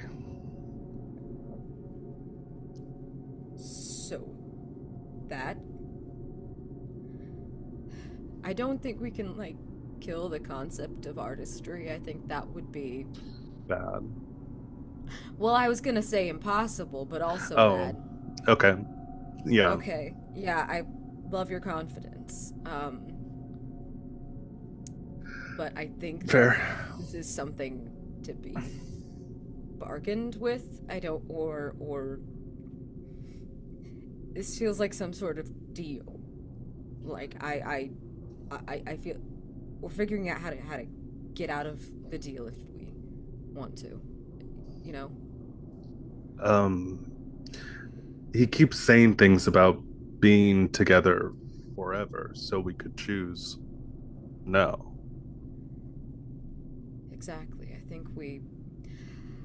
I think when we met him, we agreed to some sort of deal that we didn't realize the full terms of yet. And this is him explaining the rest of the terms. So what, do we just burn more pictures of him? There is no watch on the countertop, by the way, Jude. Just so you know, what he's standing Broken there. or otherwise, yeah. No, there's no watch. It's gone. Okay. Or we could just talk to him and tell him we're not interested, or we are, whichever it is. Is that what you want to do? We need to get him here, right? I'm here. Oh, fuck. Hi. Turn around. He's like leaning against the couch, looking at both of you. Shit. Sorry, I thought... I don't know why we assumed privacy. Yeah, no. I've been like watching you this entire time. Yeah, I don't know why I thought that was a really good hit, by the way. Like rolls his shoulder. I didn't know you could actually do that, Jude. I'm gonna be honest. I didn't think you could. Didn't think you had it in you. Yeah, I don't really do the like physical stuff, but I'm okay. We're all here. You're not choking me right now. I want you to know I am pissed at you right now in this moment. Arguably beforehand, and I've just been kind of okay about it. You liked it. Oh. And he kind of turns his head a little bit and he is blushing. And he's like, that's not the point. Oh, right now. On.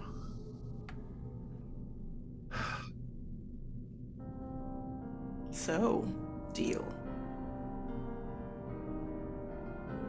Make it good.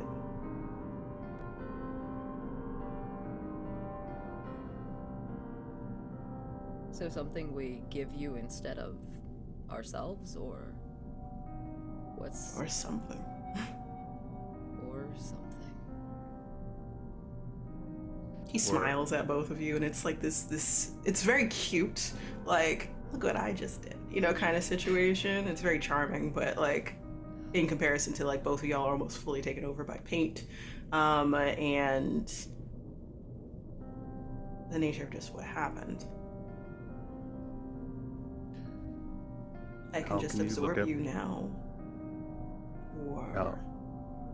Al, look at me. Can you pull out your phone? What? Pull out your phone. Okay.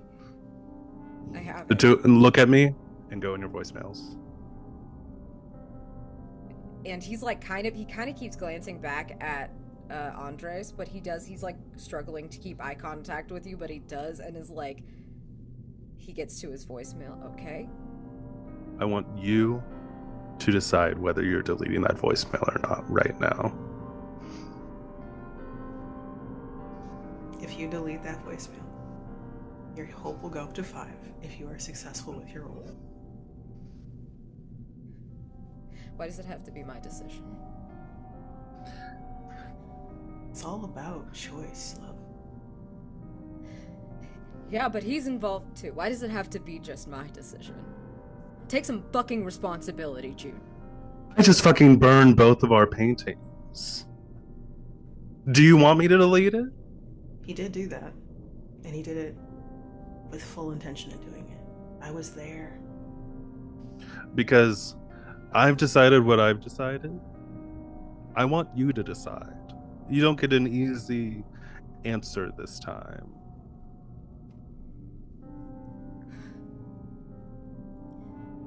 If I delete this, do you leave? Forever? He just stares at you.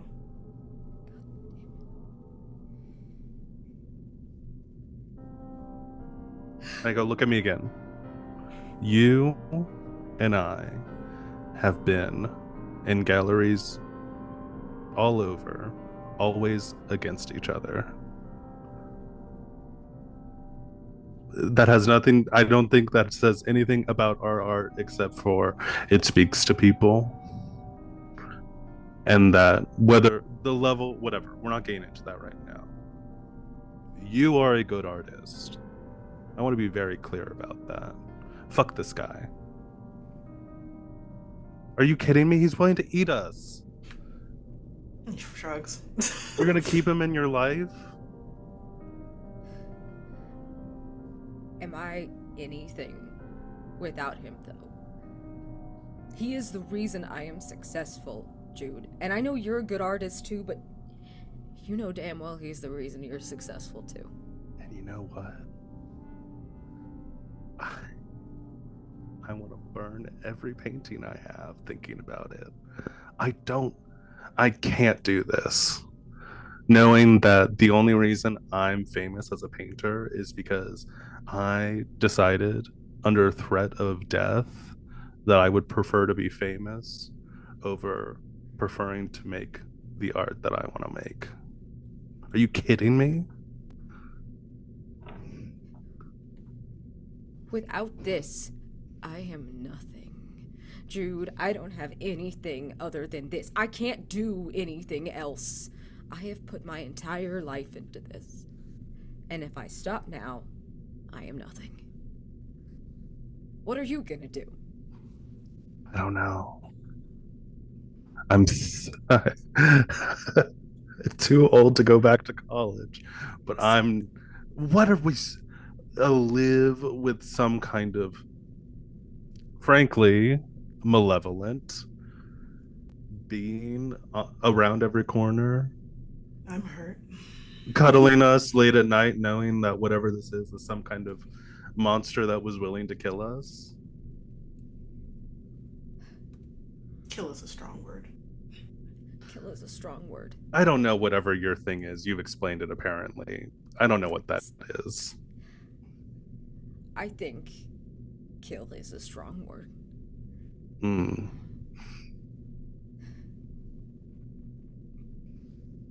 Just... What's it gonna be, Al? He like lifts a hand out to you as if like, come to me. Goddamn. I'm gonna leave it to a roll. Oh my god. Yes. So this is a desperate roll. Either you delete that recording. Yep. Or you are embraced by Andres. Yes. The muse. Yes. Are you gonna do anything additional just as a single roll, or are you gonna like put a scar in, or what? I think this is an appropriate place to put a scar in. Oh yeah. Ooh, yes. Hell yeah. Okay, go for it. And I think as Andres holds out his hand, we cut to that exact same pose. He's holding out his hand and Al grabs it, and they're on a boardwalk, and it's night and it's beautiful, and they are both doing the same plein air thing that he did with Jude. It's kind of, from this perspective, it's actually, you can see he's doing the same moves he does with Jude.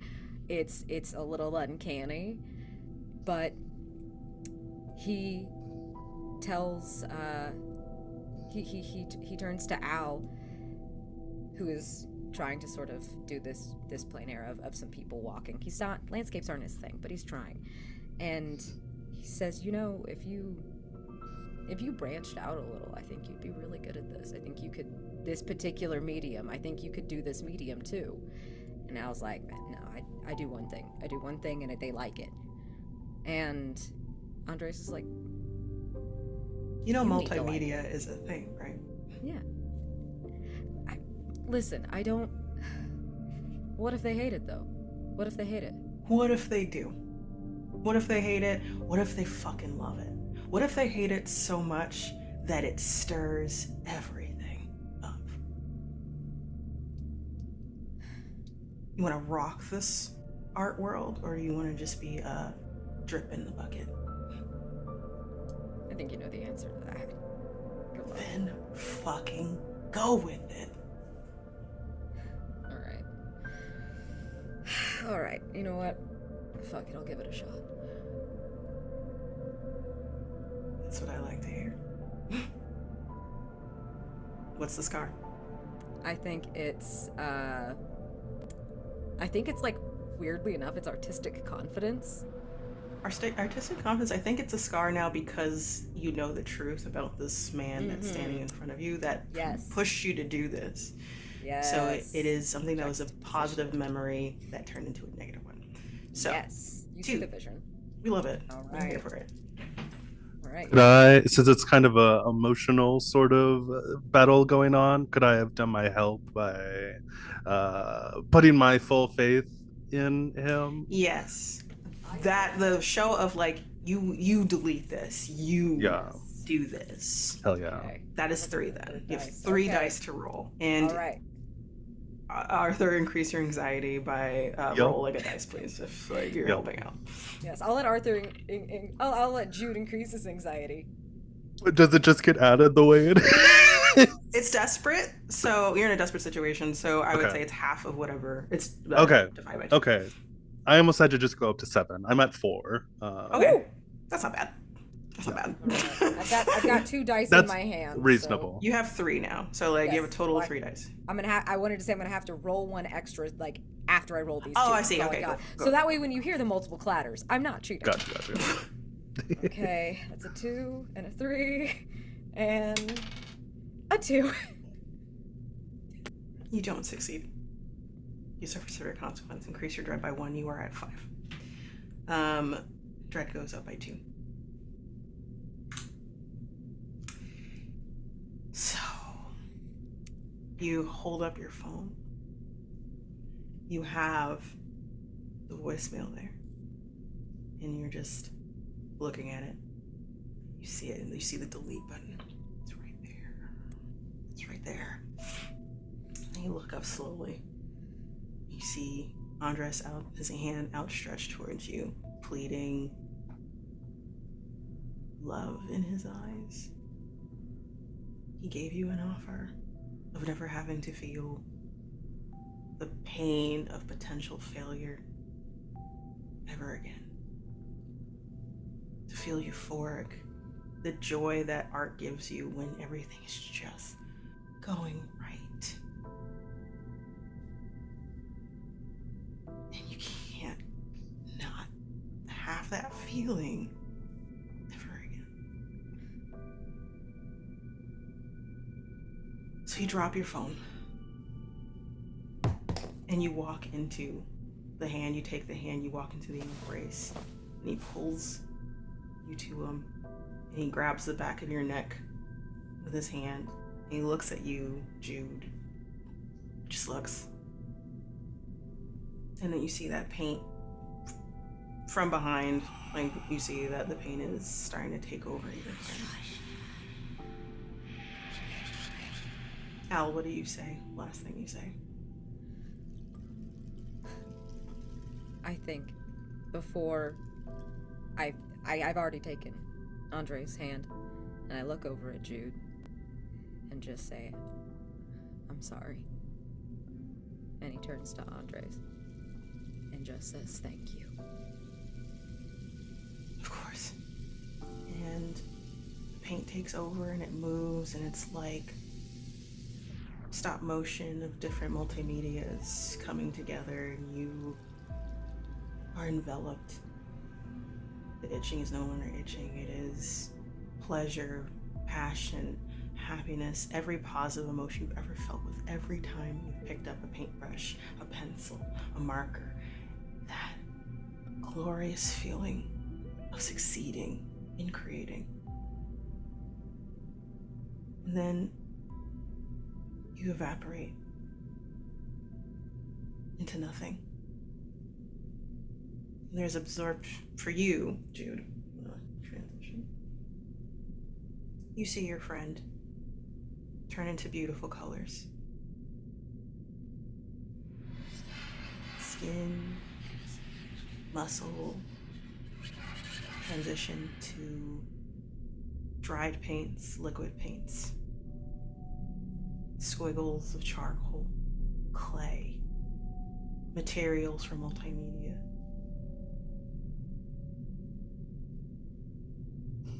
Kind of evaporate into all those things and just evaporate and then absorb to Andres, who has his eyes closed in sheer bliss. It all becomes a part of him. He becomes a moment, just a form or a figure of all those medias to match that energy, to bring in that energy. Inhale. Exhale, and he looks back like he usually does once again. It's happiness. Opens his eyes, storm gray, looks back at you. As I'm here in the kitchen, is there maybe a knife block around? Yes. I want to grab one and start running back to the storage room. Don't do this. Don't be like this. As you like run around the island and you go get a knife because he can see what you're trying to do, and you kind of, I can imagine you backing up with a knife, like don't you fucking dare, before you run around the corner. Yeah, fully. He's like, okay, like then starts walking in your way towards you. Please don't do this. And he kind of pulls up he is backing up towards the door with the knife kind of between them. And as he's like trying to get the door open, he goes, the thing about fools like Al and like me who decide to do this for our lives, they always got room for us on the boardwalk. And he's gonna go inside the room and start trying to slash as many paintings as he can. All right. So, amazing. So, can you roll desperate? You can use artistic integrity or pride. And it has shifted in a way where like there's, I can still live. I still have artistic integrity as long as I'm doing art. Okay. Period. Okay. So you have 2 dice to roll here. If you do this. And that's a 5 to go rip up some paintings. Fuck. Yes. I'm like ripping them out and like slashing them as they're coming out and just like going through as many as I can. Amazing. So with that, you get, it's a mixed success, but you still succeed. So your hope is 5. So you have officially survived, but we will describe what happens here. Dread goes up by 2.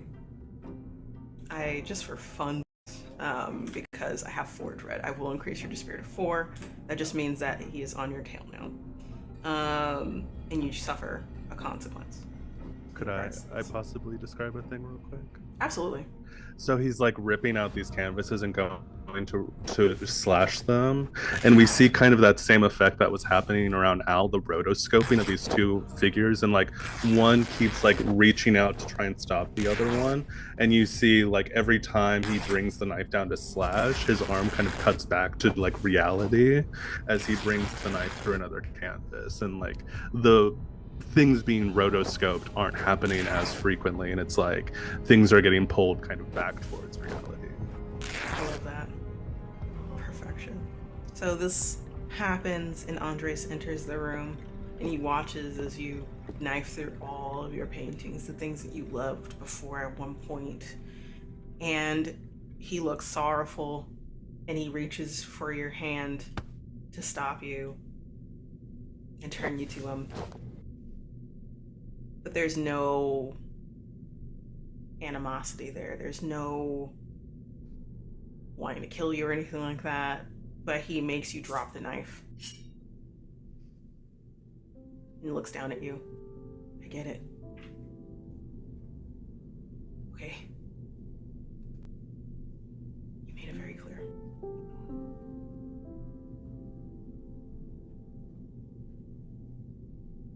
Sorry, Andres.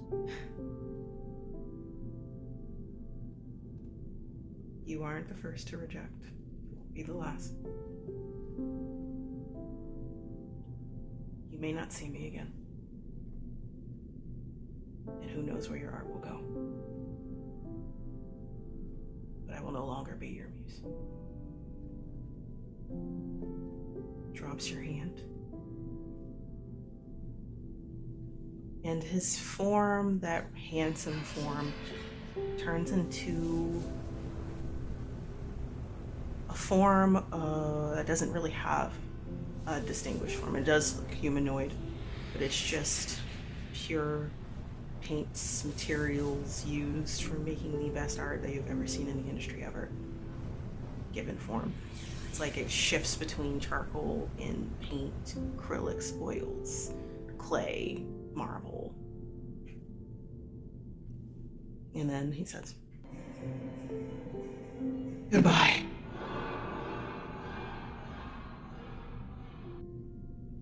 And he is gone, along with Al. Al, can you narrate a scene that you have spent with Jude before all this?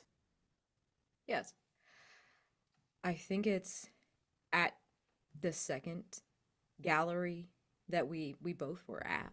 I think it's like the second gallery opening, because the first one we were like, who's this clown?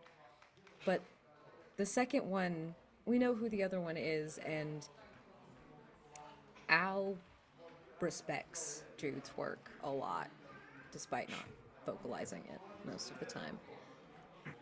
And they meet in the middle somewhere while they're mulling and trying to talk to appraisers and trying to seem professional.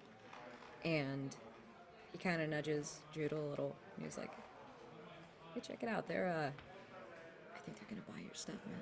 You should go talk to that lady. And there's a lot of like, for a second they almost feel like they're friends. It's because he really realizes in that moment that he wants Jude to succeed as much as he wants to succeed. Maybe it's because they have a shared connection through Andres, or maybe just because Jude is a very talented person.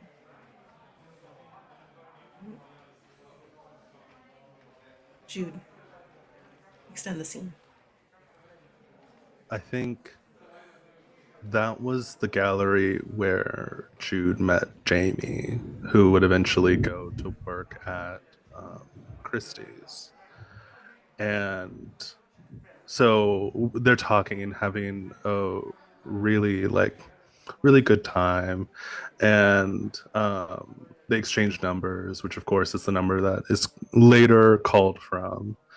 And I think the way that we kind of see like a little bit of mourning the loss is shortly after returning to New York. He calls up Jamie and says, I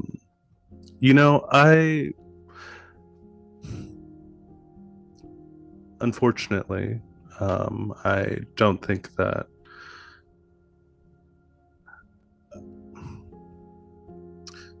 we lost Al. I was traveling with him. It's still hard to talk about the details, but I did find out he has a couple of his works from his juvenilia that I think are really incredible stuff, really, really strong work. And I think it'd be worth putting on a gallery, maybe drawing some auction there, seeing if that, and there's a little bit of a collaboration to focus on the really early works of Alden and shine a light on those as kind of a goodbye. Oh, you call Jamie, and Jamie's confused. We're like, what do you mean you lost Al? Kind of situation. And the news comes out of Alden going missing on the trip. No one knows what happened to him. No sign of it. There might be some concern that you might have something to do with it, Jude. But based off of how distraught you were, and no evidence of the contrary, it seems that, on record, that Al walked into the woods and never came back. And it hurts.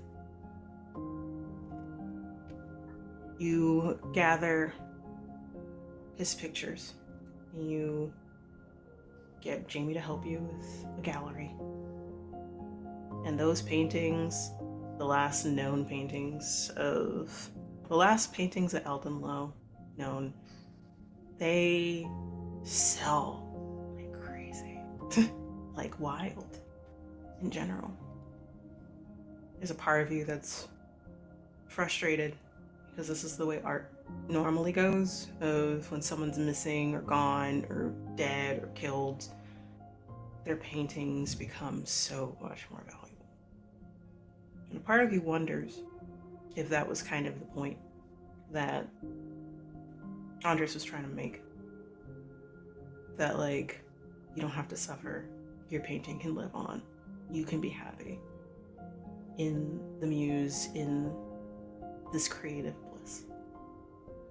And you can see the success that your paintings left behind will bring. But you don't want to ruminate on that for too long. And as you're at this gallery that you put together, maybe like with some other people's pieces, you know, but like showcasing in grand detail. It's really all a show about early works before they really establish their style, and like that's a way to hide that these are pieces I think that weren't affected by Andres. These are all those pieces that sell so well. That's amazing. Yeah. So these kind of not trying to stick it to your friend who passed, but just in general, like, see, you could have, but also it could be just because you're gone. But people are genuinely giving feedback and talking about it and showcasing it, and then like it's just this industry. It could just be just this industry. Maybe the further point. You're staring at a piece that hasn't gotten sold yet. It's a bigger piece, multimedia. It glows. It's wonderful, and you're wondering when someone's gonna buy it. It's just a matter of time. You're standing there looking up at it. It's late night in New York City. The crowd is lessening a little bit. You just stare, mourning the loss of your friend, and then you hear shoes against linoleum flooring, walking up beside you to stare. Someone standing next to you, probably a gallery visitor looking up. You turn to say like, hey, what's this piece still on? And then before you can say anything, you see that beautiful outline of Andres staring. Gentle smile on his face. He turns to you, smiles knowingly, and he points. I'll take that one.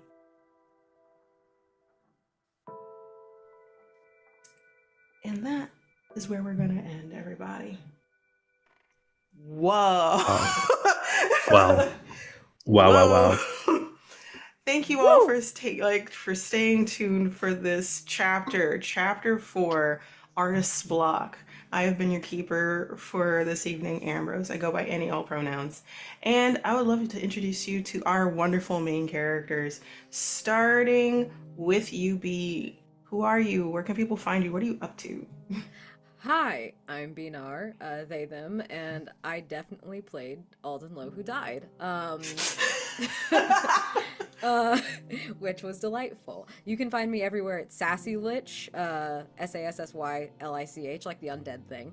I'm in your spooky podcasts a lot of times. I'm writing spooky games. I'm doing generally that. If it's a little upsetting, I do my best to get involved with it, especially with all of these fine and ridiculously talented people.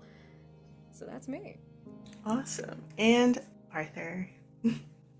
Hello. My name is Arthur. I also go by Werewolf BF. That's the question where the animal wolf and the letters B and F, basically everywhere.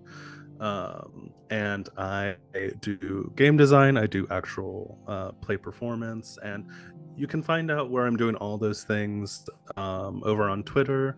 And also, the main channel I work with are two shows, are Tales, well, the two shows I'm in are Tales of the Riot Nexus and Dungeon of the Mad Mage Hallister's Game, both on Timbo the Wizard's Twitch channel. Check it out. Awesome. And hi, everybody. It's me, your boy, Ambrose. Again, go by any all pronouns. I have been your storyteller for this evening for this amazing chapter. You can find me everywhere as SS Ambrose, except for Twitter and Instagram, because that's an underscore at the end, because those places hate me, as you all know. Please check me out. I'm in a lot of upcoming things. In general, I'm going to be on Bad House RPG, playing Adrian for Hunter the Reckoning, which is the Midnight Rush. I'm really excited for that one. It's been a while since I played a Hunter game. And I'm a couple of other things that might be released, but I'm waiting for the announcement for them before I can say them. So who knows? But I'm just a little guy that's usually an angry little guy that's a werewolf most of the time. That's what I love playing. That's my shit. But yeah, so please let's stay tuned for the next chapter, which will be what chapter? Hold on one second. Yes, I am definitely recording this, and y'all are just gonna have to deal with it. Blah blah blah blah. Chapter 5, After School Scare. So please stay tuned for that. But until then, we will see y'all next time. Until then, see you on the other side.